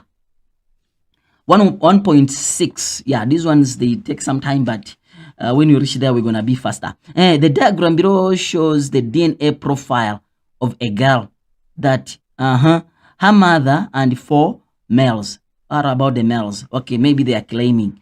Which male is a girl's biological father? I have to look for all the bands which correspond to the mother, because the mother is known. This goes with the mother. Done. This goes with the mother. This goes with the mother. Now, the remaining bands from the girl must be matching with the guy who is claiming. Okay, let's go. This one matches. Cool. Yes. This one matches. Is there any? Yeah, because this one is matching. So is there any other for the girl? No. So it means that this is number 3 is the biological father. All of them must be ticked for the case of the girl, but they must be the remaining one which did not match with the mother must match with the father. Hence, number 3 is the most correct answer, which is C. Okay, the following are the characteristics of group of animals. Yes, animals. If you're saying animals, just a moment, guys. Okay. Just a moment. Okay. Animals. They're saying that which characteristics of group of animal which are the characteristics of group of animals able to interbreed, occupy the same habitat, produce infertile, belong to the same species? Which combination correctly represents a population? Which combination represents a population? Yeah, it means that you can't know which group represents a population. Just a moment, guys. Let me increase here so that I can see clearly. Yes. Which population does the population is being shown by what? Is being shown by the able to interbreed, and they must produce a fertile offspring, occupy the same habitat. Yes, they must be able to interbreed, but interbreeding they must produce the fertile offspring. And the only word which can help us to bring about to produce a fertile offspring is one word. Which word is that? Same species. They belong to the same species. So the answer is B. Same habitat, same species. Yeah. So we go to the answer becomes 1, 2, 4. 1, 2, 4. Where is 1, 2, 4? Is there any 1, 2, 4? 1. 1, 2, 4. Yeah, it's B. Yes, it's B. So yeah, it gives me the correct answer. Let's go 1.8. Which diagram? Let me see.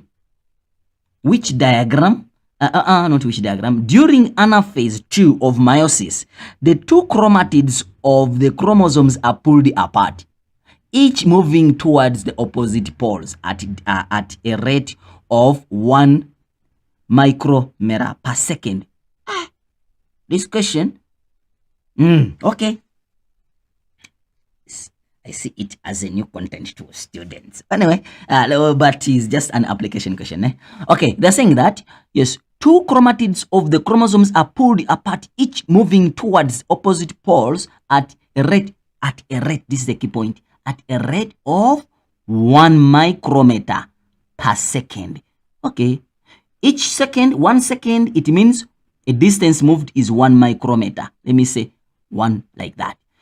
The distance in micrometers between the chromatids after 20 seconds. Obviously, if it's 1 second, 1 micrometer, after 20 seconds, they'll have moved 20 micrometers. So that is a direct question. However much is just an application question. So the answer becomes B. Yes. So the answer there becomes B. Yes, let's go to the next question. The next question, they're saying that, which one of the following indicates the type of variation? I gave you examples yesterday. Anything which does not change since you are born is continuous variation.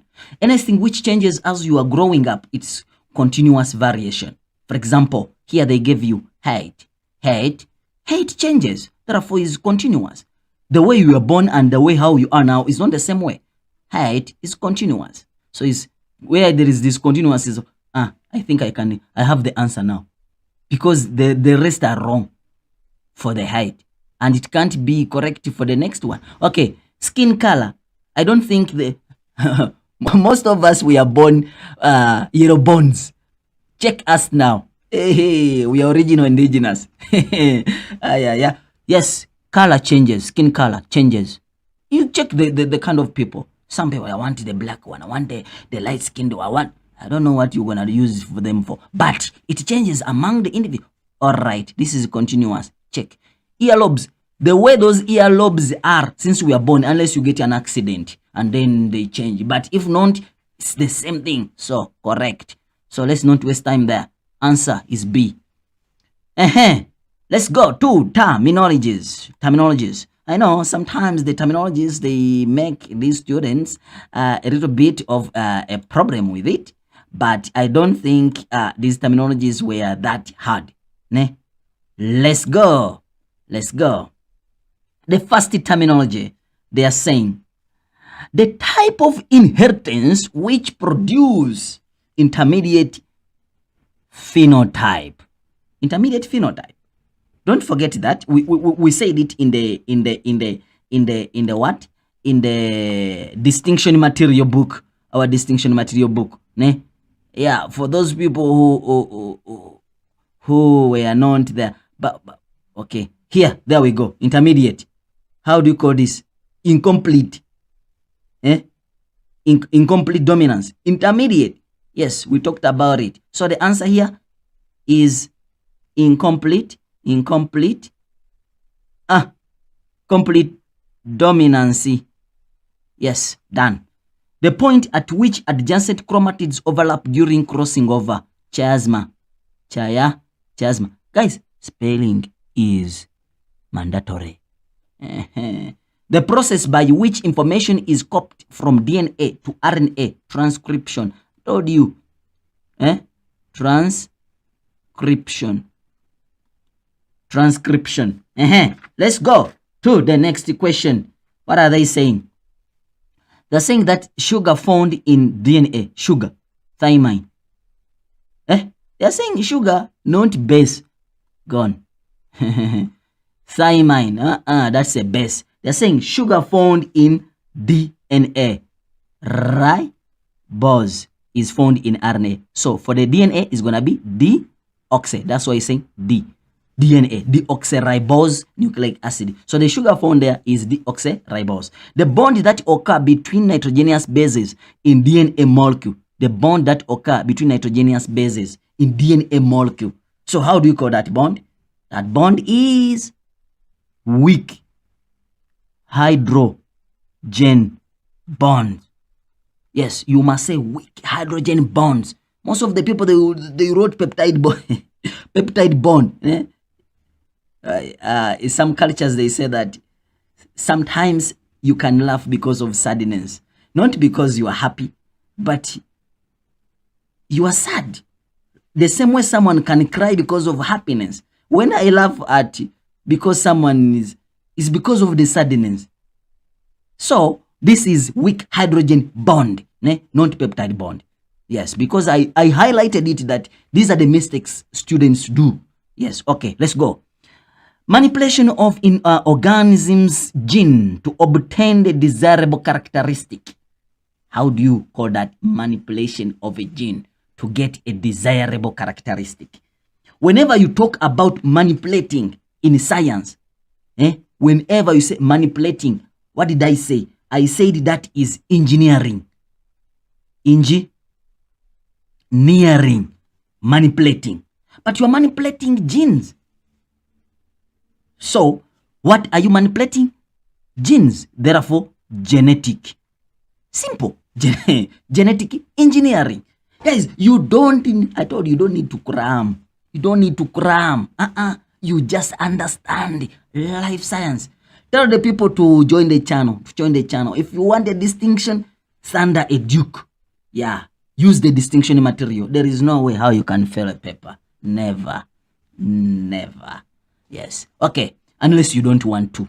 All right. Oh, unless you found me. Or you found the channel late. But if you want a distinction, tell the whole world.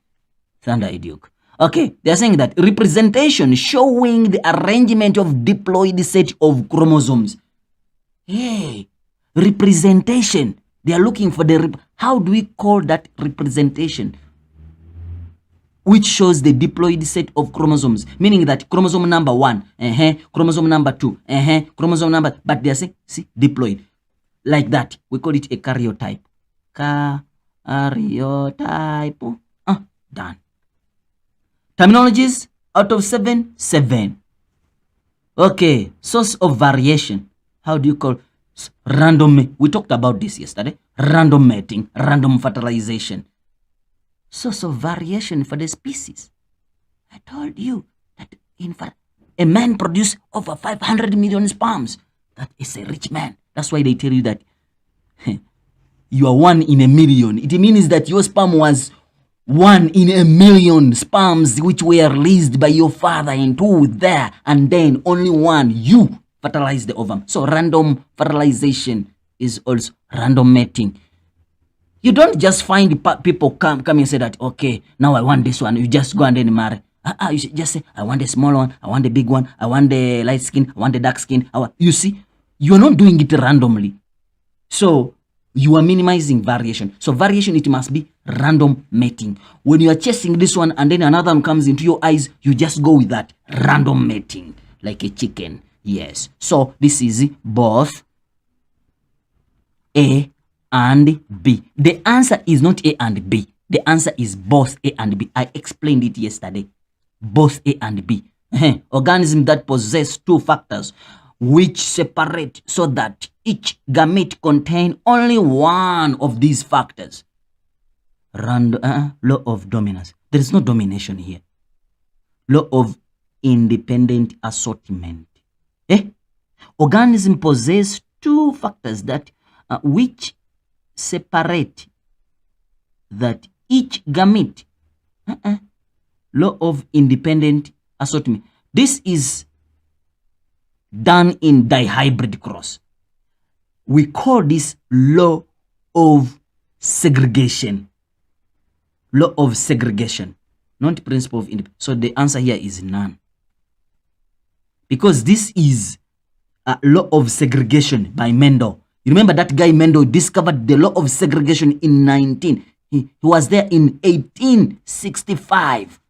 Yes, Mendel, Georg Mendel, that priest. Yes, Georg Mendel. Yes. Guys, life science is nice. So what you should do is be nice to it. Once you are nice to it, the subject is gonna be nice to you. If you are not nice to it, forget about. Okay, guys, just 1 second so that yes, Mr. Ramaphosa has given back electricity to us, so now we are happy. Yes, it's back. Yeah. All right. So if you see some disconnection a bit, just know that you're just switching the system. But we are continuing. Reproductive isolation. Reproductive isolation. Is my mouse. Okay. Reproductive isolating mechanism in species.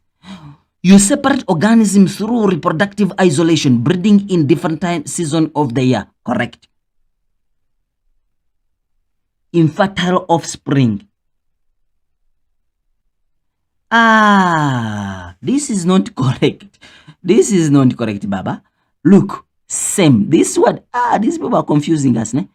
Breeding in the same season of, no. It's supposed to be breeding at different seasons of the year. Let me show you what these people are trying to trick you up, ne? Let me just show you using the distinction material so that you see exactly how these people are trying to this is a real fake. They are faking us, so that we are off. We are sober. All right. Let me show you what they are showing you.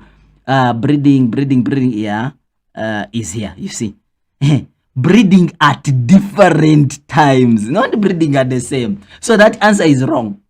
So this answer is wrong. You see, when you're saying the same, the answer is supposed to be breeding.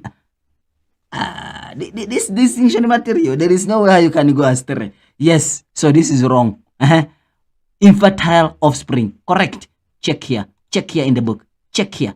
Infertile of the way it is without even changing anything. Yes, infertile offspring. So you see, we say that mechanism of reproductive isolation. Now there are some people saying that I wish I knew this booklet. Sorry.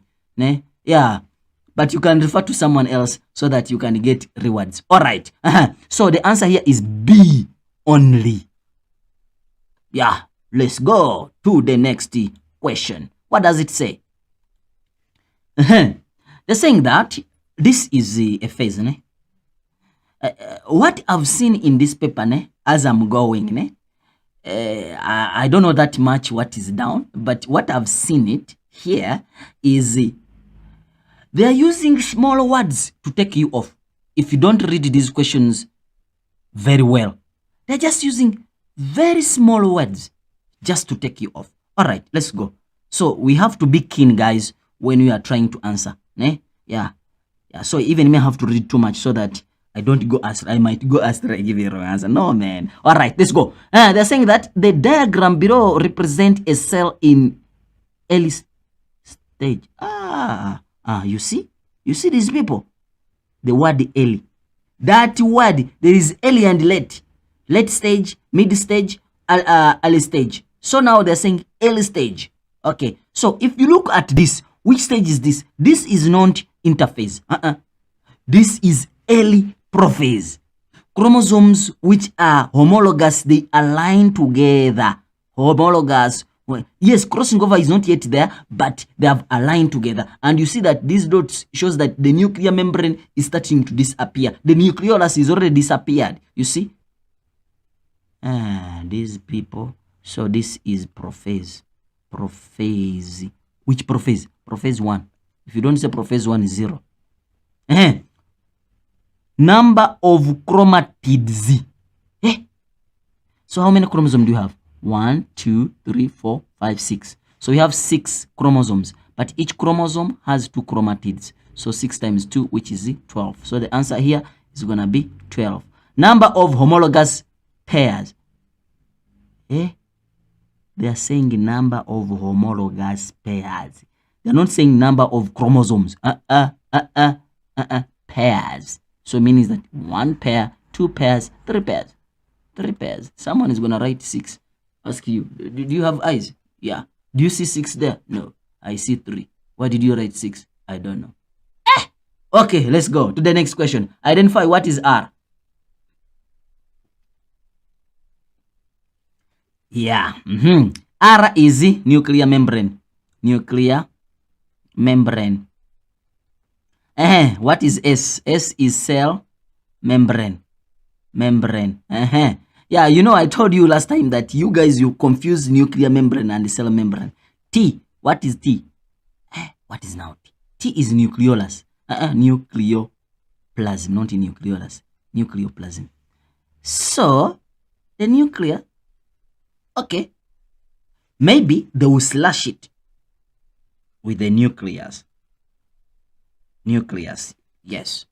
But based on this is nucleoplasm or nucleus. So if you gave nucleoplasm, Yeah, they might give you. If you gave nucleus, they might give you based on what they have shown us. Ne? Yeah, don't say that. No, me, I wrote nucleus. Yeah, you might be right. Ne? Yeah, correct.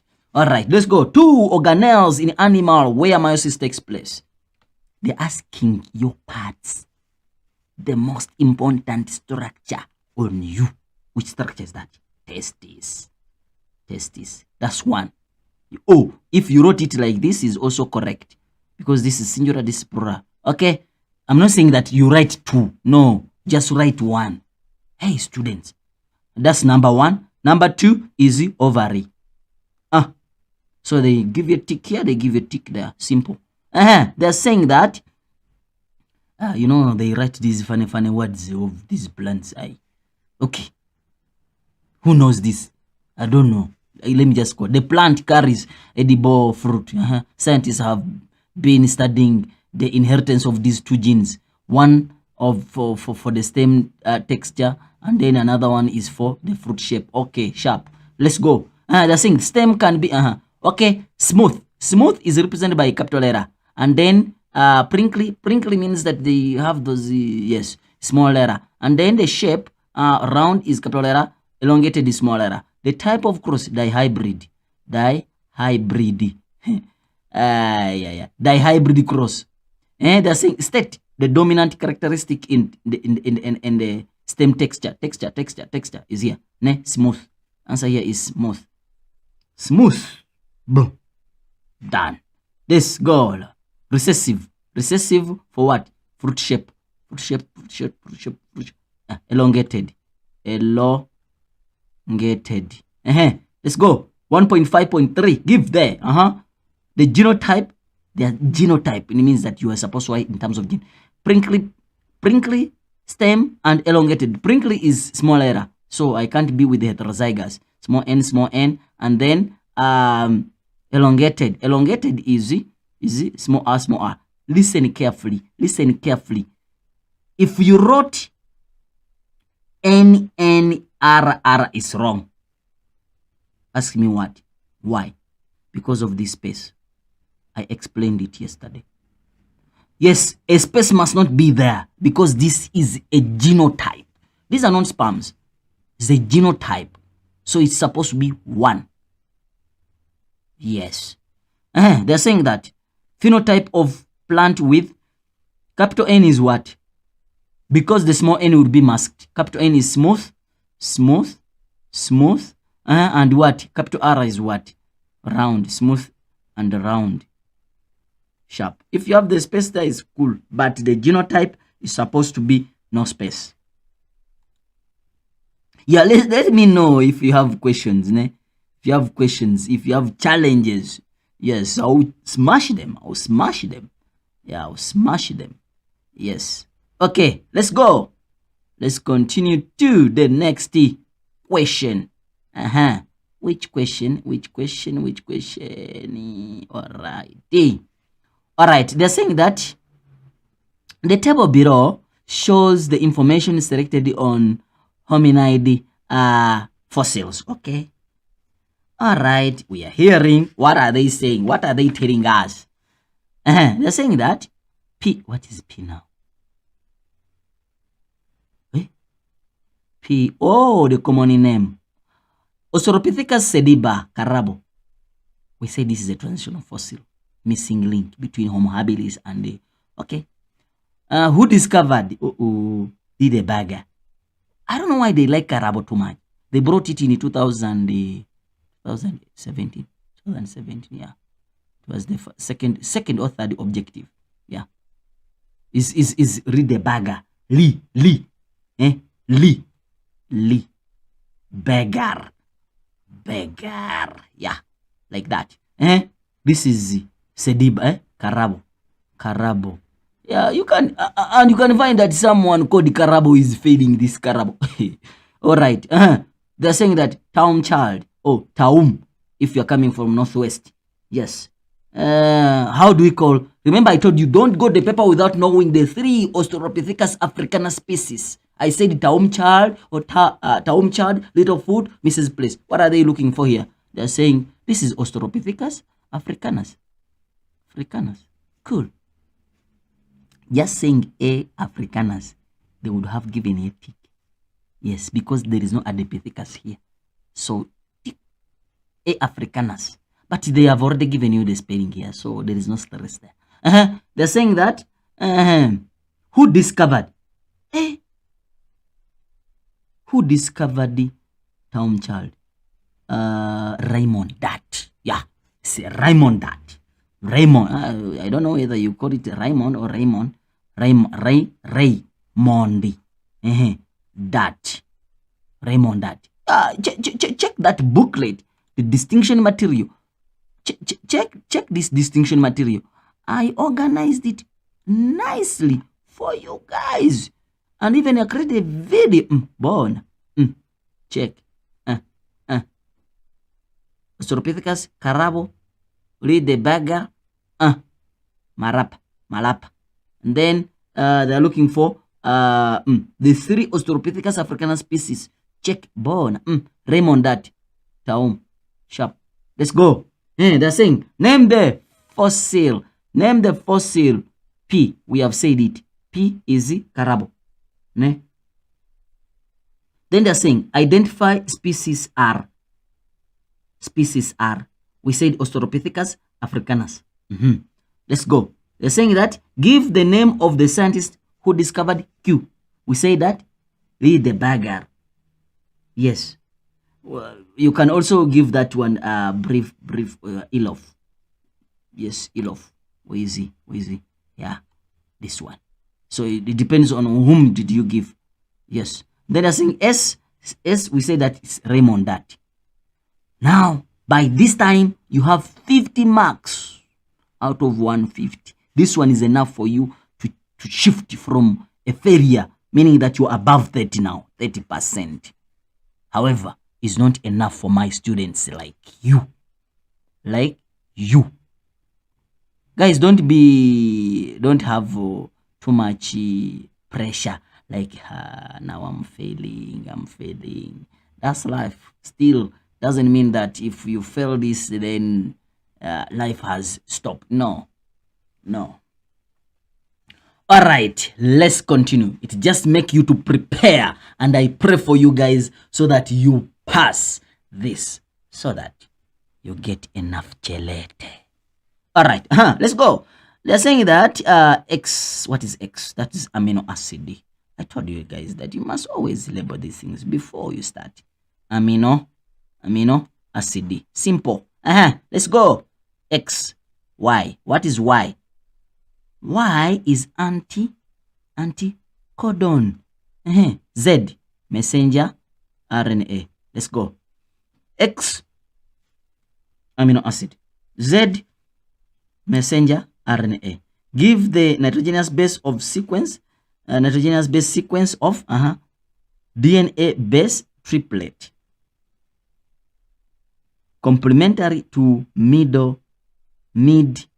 complementary DNA base triplet, complementary to mid codon of Z.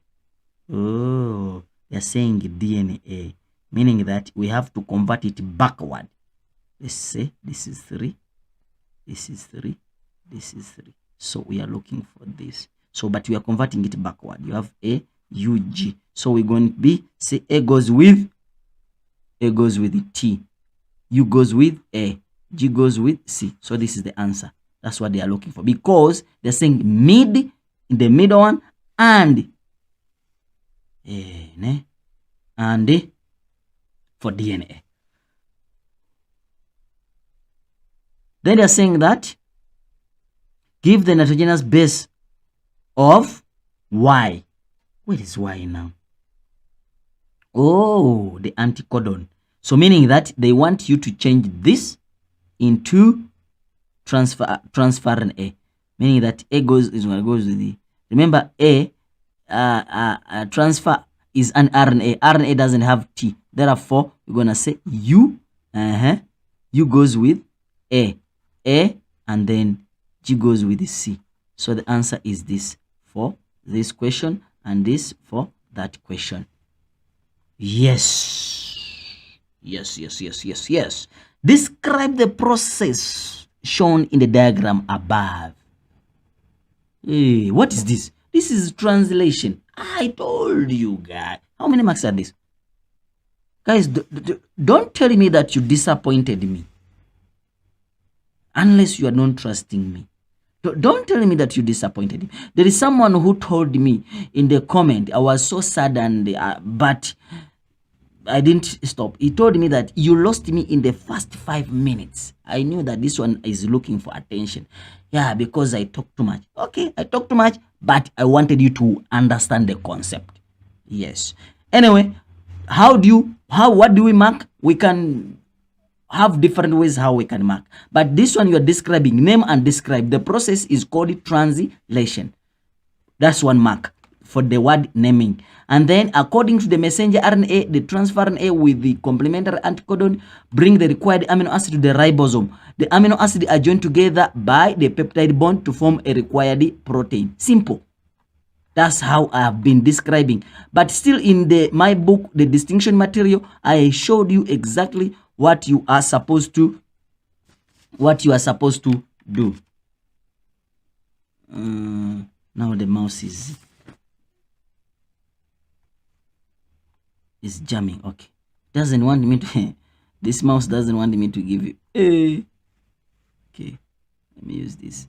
Okay, this mouse doesn't want me to give you answers, ne? Sorry. Yes, born is there. Each transfer RNA is a marking point. Here is a marking point. This is a marking point. Each transfer RNA carries a specific amino acid. We give you a tick there. When anticodon on the messenger matches the codon on transfer RNA, we give you a tick. Specific amino acid, we give you a tick. Matches the anticodon. Yes. Then we are saying that this brings the required amino acid. Yes. Where does it go? To the ribosome. The amino acids are joined together or attached by peptide bond.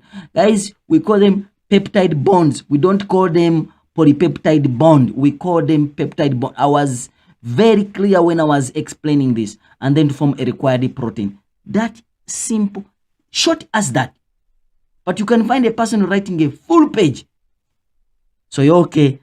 That's short as that. That's what we wanted. Let's go. So this description thing, I'm not going to waste too much time because it is open thing, né? And you can find them in any book. Yes, you can find them in any book. Yes. Let's go to the next question. What are they saying? Just a moment. Yes. What are they saying? They're saying that the table below shows the codons. I explained this. Guys, take note of this because I explained it and I said this is one of the confusing subtopics. The table below shows the codons of codons that code for some amino acids. Okay, sharp. A mutation caused by DNA triplet to change this. Okay, so it means that we changed this to this. But they're saying this is DNA. But what is here is messenger. Meaning that to read this, I have to change it first. So I'm going to say that, okay, this was C. C goes with G. T goes with A. And then G goes with C. But change the two. C goes with G. T goes with A. And A goes with U. Because this is messenger RNA. Wabona? Yes. Now I come. I go to, you go to what? I go to this table. I look for it. GSC. GSC. GSC. GSC is aspartic acid. What about this? Does it correspond to a different amino acid or the same amino acid? Let's go. And then you're saying that GAU. GAU. GAU. GAU. Aspartic acid again. Wabona? Ntuli. I can call you Ntuli. Yes? Isn't it? I'm just saying Intuli because Intuli called me and said that, thank you very much, sir, for teaching me. Yeah, I think I managed to pass. I pray for you guys, so that you pass. Sometimes when you're marking you're marking your students, and then you get something, you think of something, you end up giving a wrong one correct. You never know. Make sure that you pray until the results come back. Yes. Anyway, so since they code for the same amino acid, yes, so it means that the protein will not change. But these are 4 marks. Where am I going to get the 4 marks? You're gonna say that this change of this, yes, this changed into this. You writing it GAC changed to GAU. Those are marks. Those are 2 marks. This changed to this. Why this one is a mark and this is a mark? Is because you changed it. You see, you changed this. That's 1 mark, and you changed this. Those are 2 marks. And then this code for the same. This code is for aspartic acid as well as this code for aspartic acid. Meaning that these two, they code for the same amino acid. Is another tick. Those are 3 marks. Then the 3rd mark, the 4th mark would say that this will not change the protein formed, or it will not change the functioning of the protein formed. Simple. Why? Because it's like calling you with the first name, calling you with the second name. You are the same person. Yes. Or sleeping on your bed when you are straight, and sleeping on your bed when you have carved somewhere, or does not mean that you're a different person. It's the same person. So they are just saying that, yes, however much the mutation occurred, but the mutation did not change the amino acid. Simple.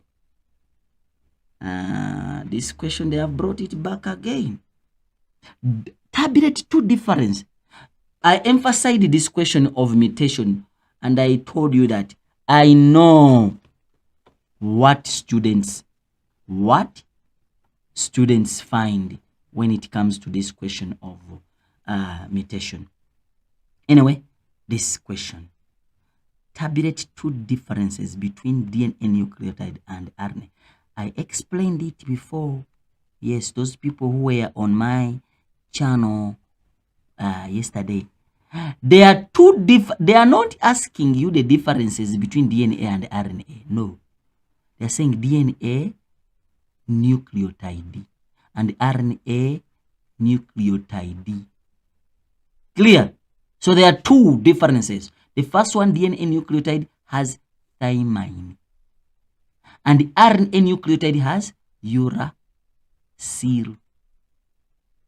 The second one, DNA is made up of, nucleotide is made up of deoxyribose sugar, and RNA nucleotide is made up of ribose sugar. There is no any other difference. They are looking for the nucleotide. They are not looking for DNA. They are not looking for they are not looking for just those nucleotide for the RNA and for DNA. That's all. So if you wrote a lot of things there, but there are 5 marks. Where is the 4th mark? 4th mark is for the table. Just drawing a table and say DNA nucleotide, nucleotide. Even if you didn't write anything here, you draw a table, a complete table, you will get a mark. At least you are not getting 0. Yeah, at least. Yes. Let's go. Down syndrome. I talked about it also. Down syndrome. Okay, let's go to Down syndrome. What are they saying about Down syndrome? Okay, let's go. Down syndrome is the result of individual having extra chromosome on chromosome number 21. Okay. The genetic variation that can be caused by Down syndrome are, okay, trisomy 21, all somatic cells individual, 3 copies of, okay, chromosome number, all. This word is a key point. And then they're saying that mosaic means something which is moving. Yeah. Okay.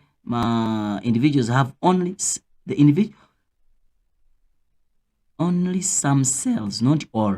So this is a key point versus this extra chromosome, which is caused by abnormal process of cell division after. This is after, is caused by after fertilization, but what occurs during gamete formation. This is during gamete formation. This is after fertilization. You see? Yeah. That's the major difference. The type of mutation lead to trisomy 21. The type of mutation that leads. You can say chromosomal aberration. Those who wrote chromosomal aberration, correct? And then chromosomal mutation. Because these are chromosomes. Chromosomal mutation. Yes. Or aberration, correct. Abnormal process during gamete production that lead to 3 copies of abnormal process that lead, name the abnormal process that lead to the 3 copies of non-disjunction.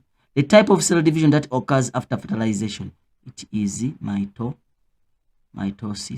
The saying, describe how the process mentioned above, which above B here, A, non-disjunction lead to trisomy 21, is 5 marks. This is a general question. Yes, go back to my distinction material so that we don't waste too much time there. Yes, I talked about it, but sometimes people, they have challenge. But before I left meiosis, I said that please don't go without knowing this process, because this process, they will ask you. Here is a question. Non-disjunction, failure of the chromosome to separate is they are looking for this. You see, this page. Each nucleus has it contains 23 chromosomes after meiosis, but non-disjunction when occurs, okay, one nucleus will contain 22 while the other will contain 24. Yes, either of the resulting gamete will fuse with the normal gamete, but they said yes, with the normal gamete. They said yes, they said what will happen. Yes, so the normal gamete is 23, then the resulting the 20, if the 24 fuses with 23, it's gonna be 47. The 22 fuses with the 23 is gonna be 45. Yes, so in this case they are looking for 23 because they're saying trisomy 21. It means that the 21, it has an extra chromosome, not short of a chromosome. Yes, let me explain to you. Yes, and then they are saying that let me show you what they are trying to say here. Yes, and remember, during non-disjunction, this is a cell under metaphase. Yes, so this is what happens. So during non-disjunction, the whole set is going to go to one side, so meaning that I'm going to have 2. So the normal one is going to be 2 cells. I'm going to have 2 here and 2 here, but during non-disjunction, the whole of it is pulled to one side, and then this one, yes, it will go to one side, and then this one, another one will go to one side, meaning that here, yes, here I will have 1 2 1 2 plus this one 3, and then this side I'm going to have only 1. So this one has extra chromosome 2 3 instead of 2, and then here it has short. So they are looking for this because they are saying yes, if it occurs on chromosome number 21, it becomes trisomy 21. Tri means 3, 1 2 3. You understand? So now when this one fertilizes a normal ovum, then it's going to have, now is the cell is supposed to have 23 chromosome, but this one is not going to have 23 chromosome. It's going to have 24. So if this fertilizes a normal ovum, which is 23, it's going to result in 47 instead of 46. So that's what they are saying here. So go to the distinction material. Yes, get there. So that's what they are trying to explain, or they're asking you here in this question. Let's go to the next question so that, yes, this describe 2 differences between trisomy 21 and the mosaic Down syndrome. Yeah, I think I talked about it. Trisomy 21, all cell, check, all somatic cells in the individual have 3 copies of trisomy of chromosome 21, you see, all. But here, yes, make sure you draw a table. I think they don't want a table. They're not saying tabulate. While here in mosaic, the individual has only some cells with extra chromosome 21, but here all the somatic cells. The number 2, the process, when does it occur? It occurs during gamete formation, while here it occurs during or after fertilization. Those are the 2 differences they are looking for. It's just as something from there which you can use to get the answer. All right, I see ourselves trying to finish soon. Yeah, so we are going to the question number 3. Question number 3. How is the paper? Let me know. How is the paper?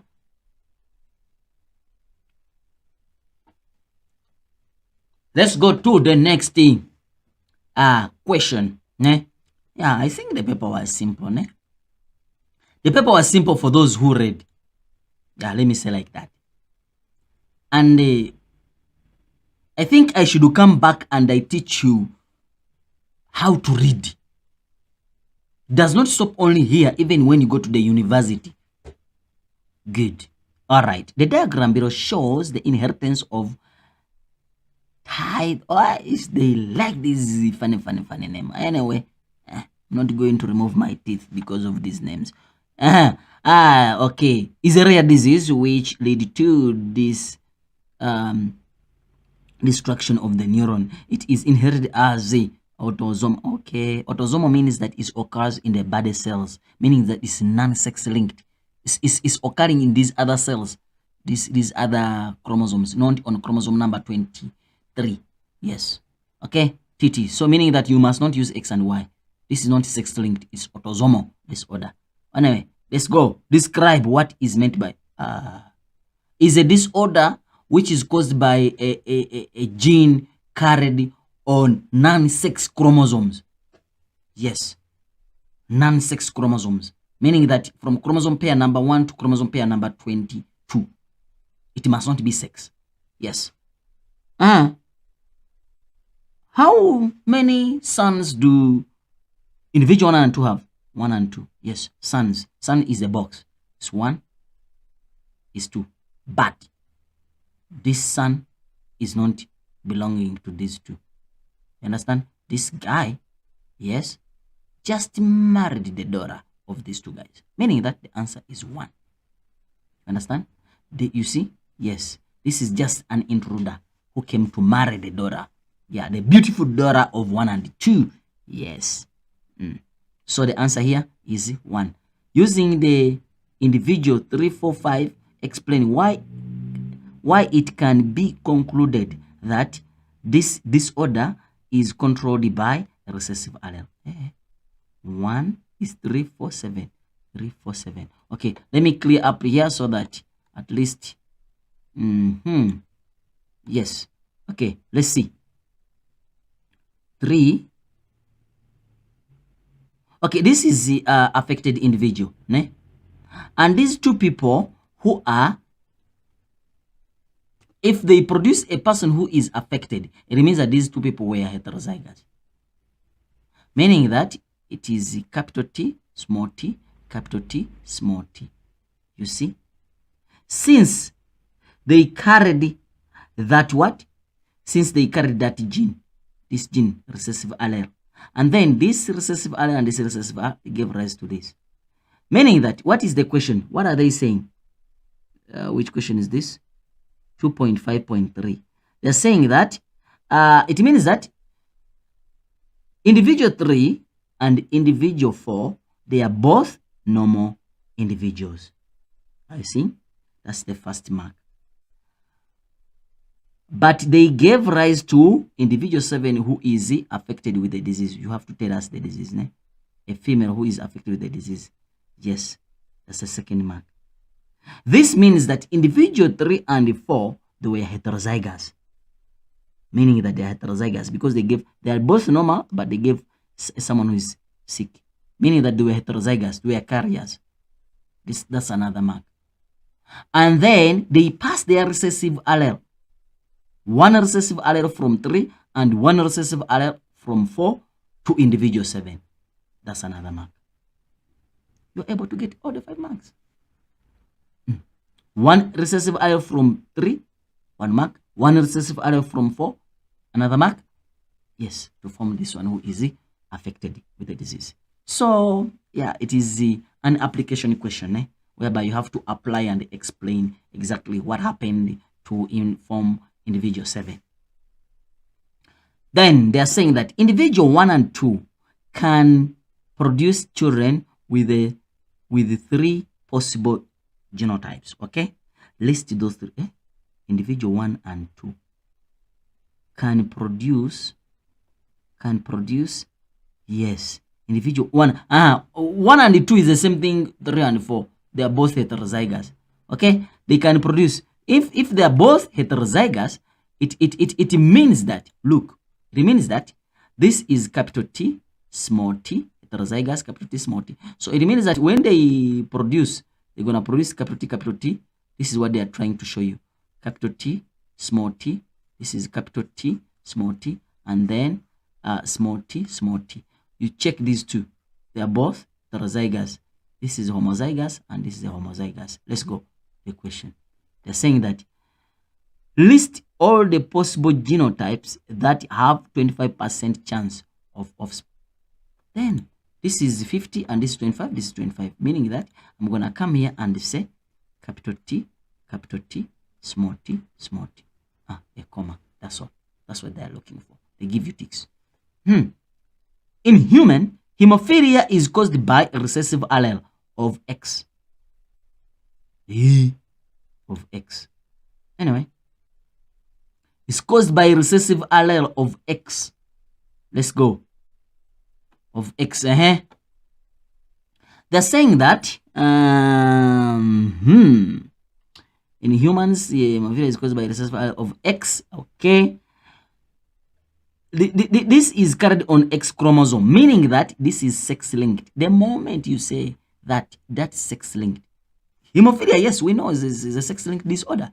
A woman who is heterozygous for hemophilia marries a man who is heterozygous for hemophilia. That's a woman. It means that it's like this. Capital H, small h. Yes. Marries a man who is hemophilic. Yes, meaning that the man is definitely is like that. Is use the genetic cross to show the percentage chance of couple having a daughter who is homozygous for normal. Homozygous for normal and is a daughter, meaning that this person is gonna be like this. There's no way. Check, the father is not normal. Then it means that the answer is gonna be 0. 0. Yes, but they are saying use the genetic cross to show the percentage chance. The percentage chance is 0% because there is no way. But they are saying use the genetic cross to show. So you're saying 0% is 1 mark, but you have to show. Don't forget to show all the steps in a genetic cross. Let me see, is it P1? Let me see.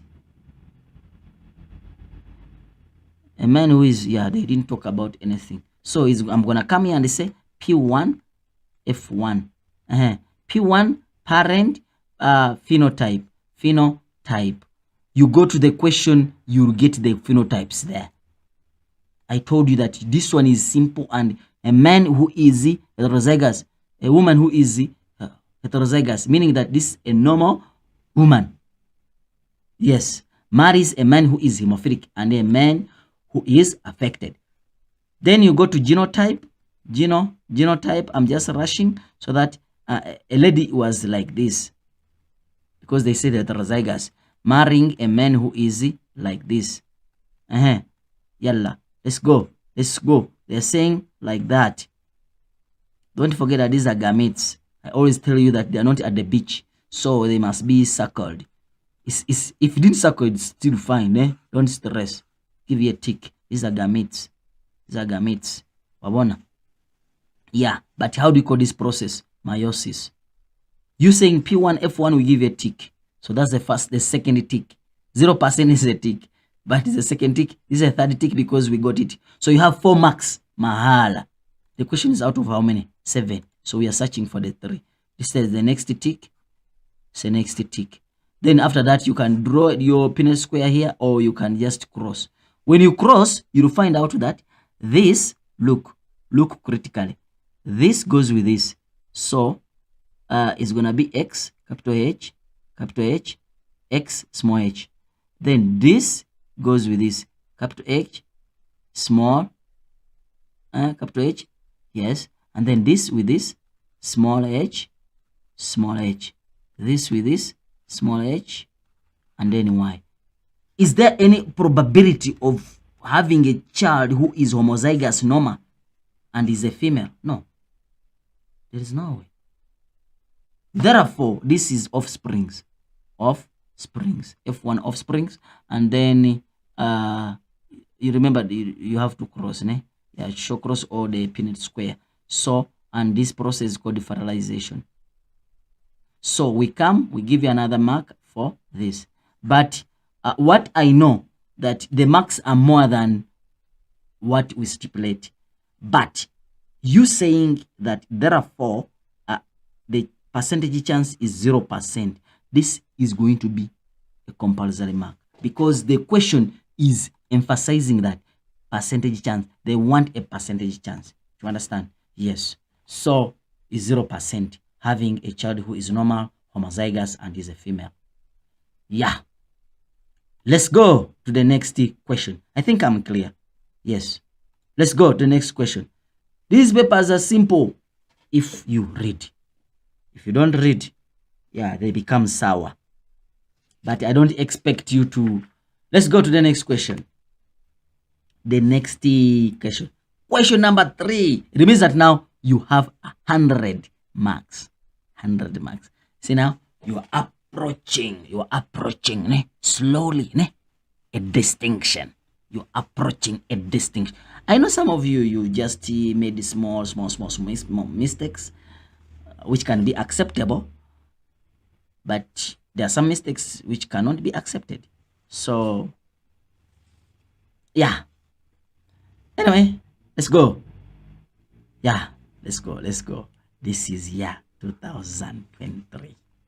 Yeah, I know some of you gonna be successful. I pray for you so that you become successful. Anyway, learners conducted an investigation to determine the blood group was the most common in the community.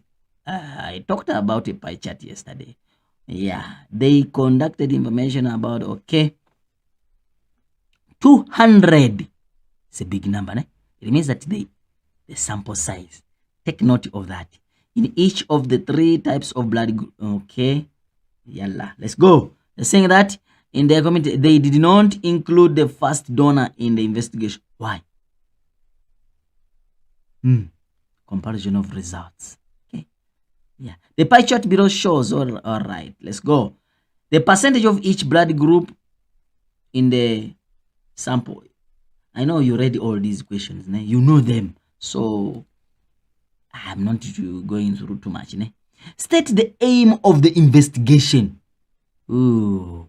The aim must start with the word to and is always put in the first statement or second statement. That's why always I tell my students. If you can't find it, then you have to figure it out.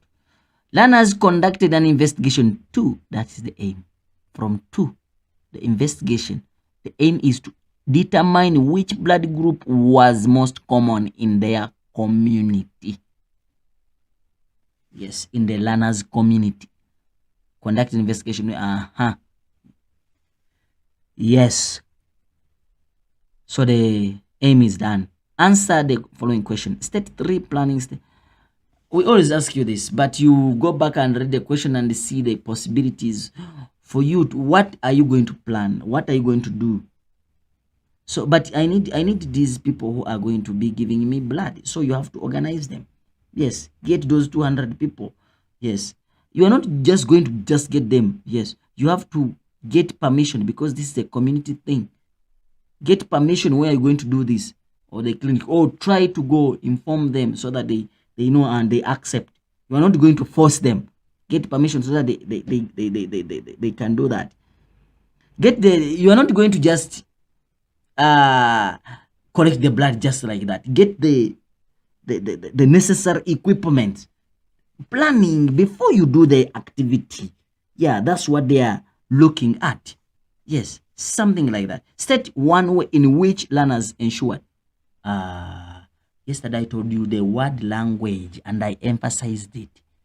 If they ask you, don't ask you, how did this person ensure, how did the person do increase reliability, or how do you ensure reliability? Now they say that, how did the learner ensured? That is a past tense. Your answer must be in a past tense. The learner ensured reliability by using two. Remember, reliability is to increase the sample size by, using a big sample size, by using 200 people. 200 people. You see? So, this learner used the 200 people. Sharp. So, that is done. Give the reason why give one reason why they did not include the, yes, we said comparing the result. Calculate the percentage, the number of participants that had blood group B. Show your working. Blood group B. They use 200, but only 15% blood group B. So you just come here and say 15 out of 100 times 200. So the answer you get is the answer, around 30%. Done. They give you your 3 marks. Give you a mark, give you a mark, give you a tick. Done. They're saying that name the blood group that has only recessive allele. Only recessive allele, blood group O. Remember, it is recessive allele. Remember? Yes, I said it yesterday. Results of codominance is AB. I said it yesterday.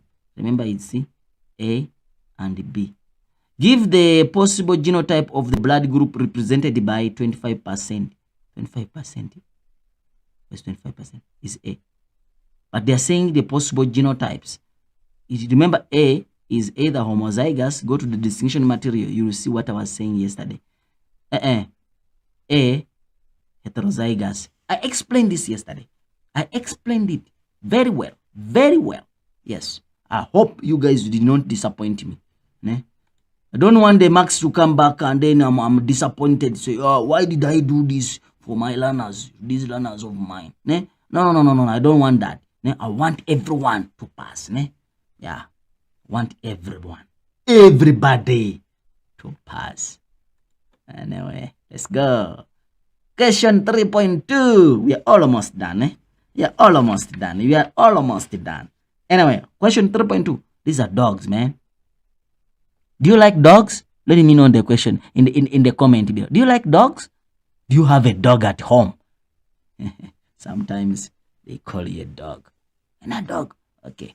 Dogs have been selected and bred over many years to produce approximately 340 different dogs breeds. They have been bred for certain characteristics desirable to humans.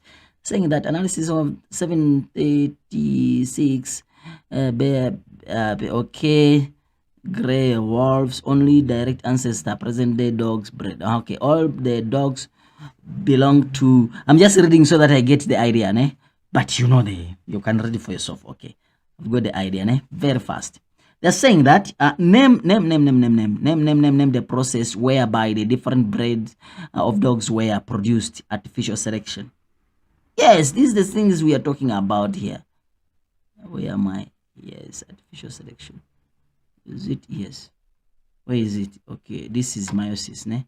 Yeah, artificial selection is they are looking for you. These dogs, even this question has these dogs we are talking about. Exactly the same dogs.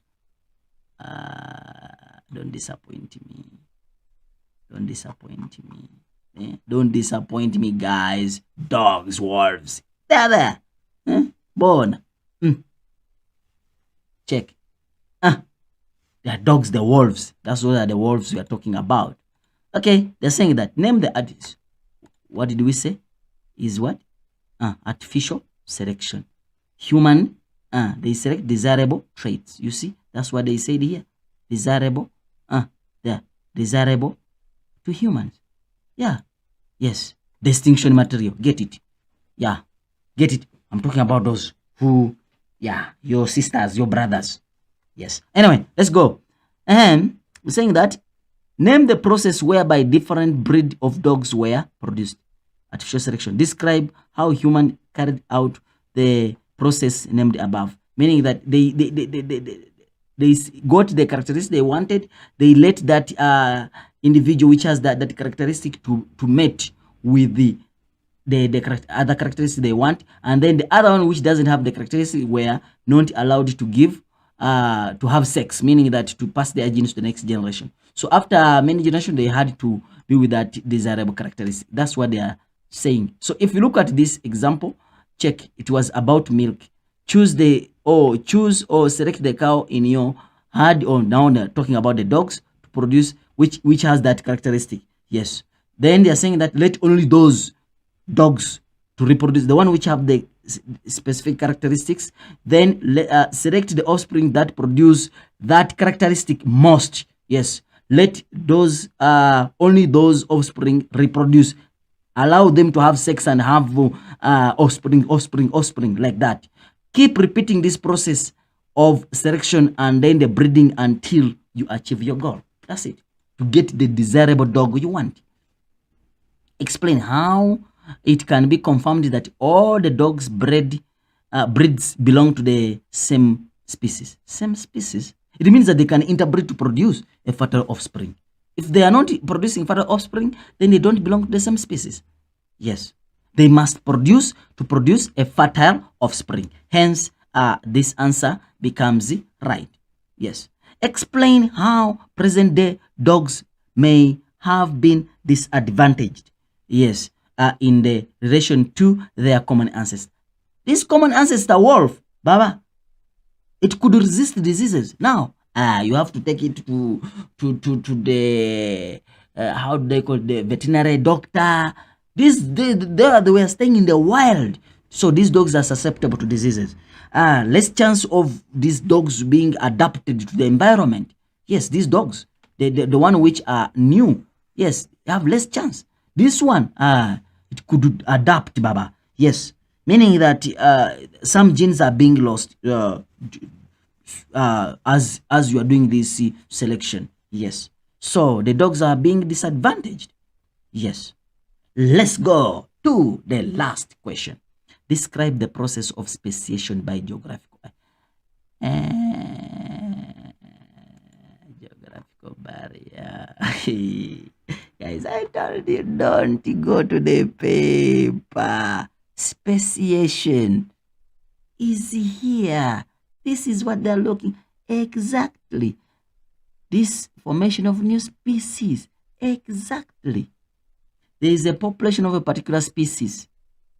A population of a particular species becomes split into two by geographical barrier. As a result of, you don't talk about geographical barrier. Okay, you can say river, mountain, or whatever, but geographical barrier. As a result of two parts of the population cannot interbreed. There is no gene flow, yes, between the two. The natural selection will occur independently, yes, due to different environmental conditions. As a result, the population became genotypical. You start with genotypically, then phenotypically different over time. Even if you remove you bring these two populations, you mix them together, meaning that you remove the barrier and you let them mix and they interbreed. They cannot produce a fertile offspring. They cannot produce a fertile offspring. Therefore, one or both population have become new species. This is exactly without changing any word or what. That's what you're supposed to write. That's what you are supposed to write. Someone is going to tell me that what if I used a scenario? That's not KO because they didn't give you a scenario. KO is when the examiner sees, just give you a tick, not arguing with him or herself. Yeah, should I give? No, something like that. Don't like it. Just when the examiner sees your paper, is marking it as you are. You know, when you're marking someone, you see that someone is getting all the ticks. Yeah. You feel good, Baba. You feel good. You feel good. The same way you feel good when your marks are coming back and you have distinction. How do you feel? You feel like you are not fitting on the I win. Marks are nice. All right, let's go, man. You feel good the same way I'm feeling good when I'm teaching you. Yeah, I feel good, ne? I feel good. All right, let's go. They're saying that name the type of diagram represented above. Okay, the diagram will represent the evolution of the family Hominidae. Okay, sharp. They're saying that name the diagram. I showed you these things. Phylogenetic tree, and I showed you the questions you're supposed to answer, and I don't think that they skipped those questions here. Let's go. Name the diagram shown above. Phylogenetic tree. Done. Give the letter of organisms, which is the common ancestor for all the hominids. P, because all of them they come from here. Is P. They're saying that. They're saying that. What is common? Okay, share most recent common ancestor with the gorilla. Gorilla is here. Gorilla is there, but they share a common ancestor. What shares the common ancestor is here, meaning that is this. But what shared is R, because gorilla and R they share a common ancestor. So the answer here is gonna be R. Give two organisms that have S as a ancestor. Two organisms that have S. Where is S now? S is this. Is this point. Stop it. Stop it when technology. Okay, this is S. So meaning that you're gonna say this and this. Those are the two individuals. Let's go. Name two organisms that have S as a common ancestor. We have said it. Quadrupedal. These ones. Gorillas. You know them. Is chimpanzee quadrupedal? I think so sometimes. But these ones, they are quadrupedals. Okay? They're saying that describe three anatomical features of the skeleton of a quadrupedal organisms. Skeleton, when you talk about a skeleton, you're gonna talk about the spine, the cranium, because that's a skeleton, the spine, the cranium, and then the pelvic girdle. Yes, I showed you here when we're talking about. For the case of the skeleton, here, you see, it's a skeleton they're talking about. They're saying about quadrupedal organisms. Foramen magnum is in forward position. Yes, it's a skeleton. Yeah, that. Yes. You talk about the spine is C-shaped, and then long and narrow pelvis. That's what they are looking for. Simple. Simple. As simple as eating ice cream. No bones. Yeah, let's go. Second last.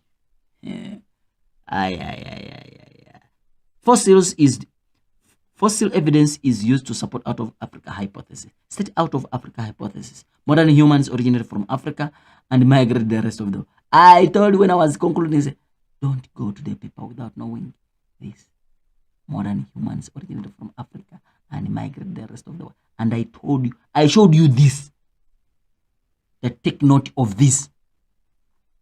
Unless you do not want to trust me.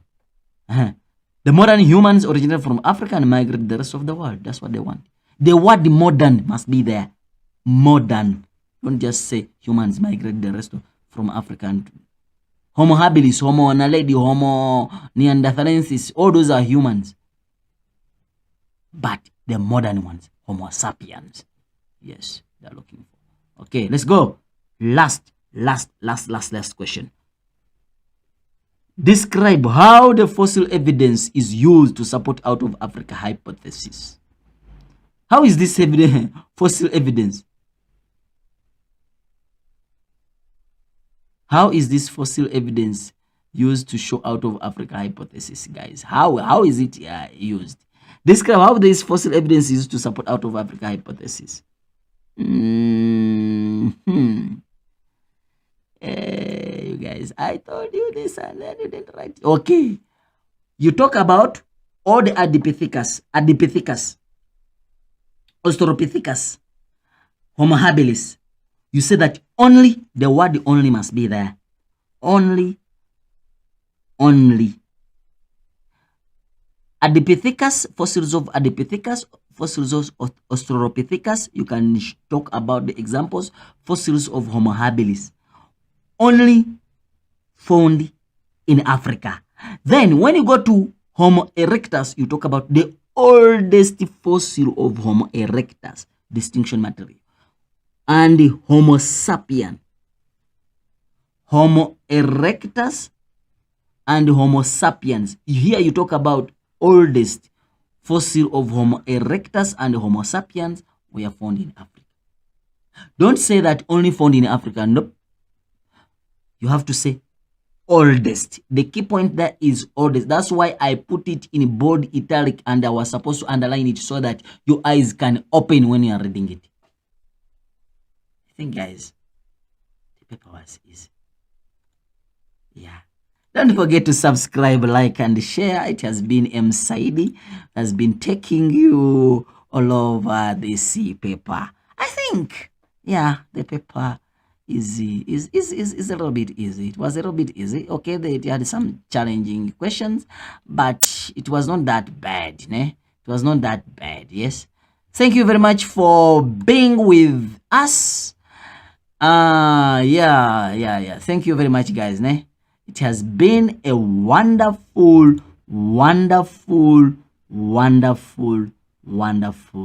paper. Don't you think so? Let me know in the comment below to know how was this paper to you, based on you. How was the paper? Yeah, let me know in the question in the comment. Thank you for being with me from the beginning until guys, ne? Yeah, I just love you so much. Stay blessed, ne? Stay blessed, ne? Yeah.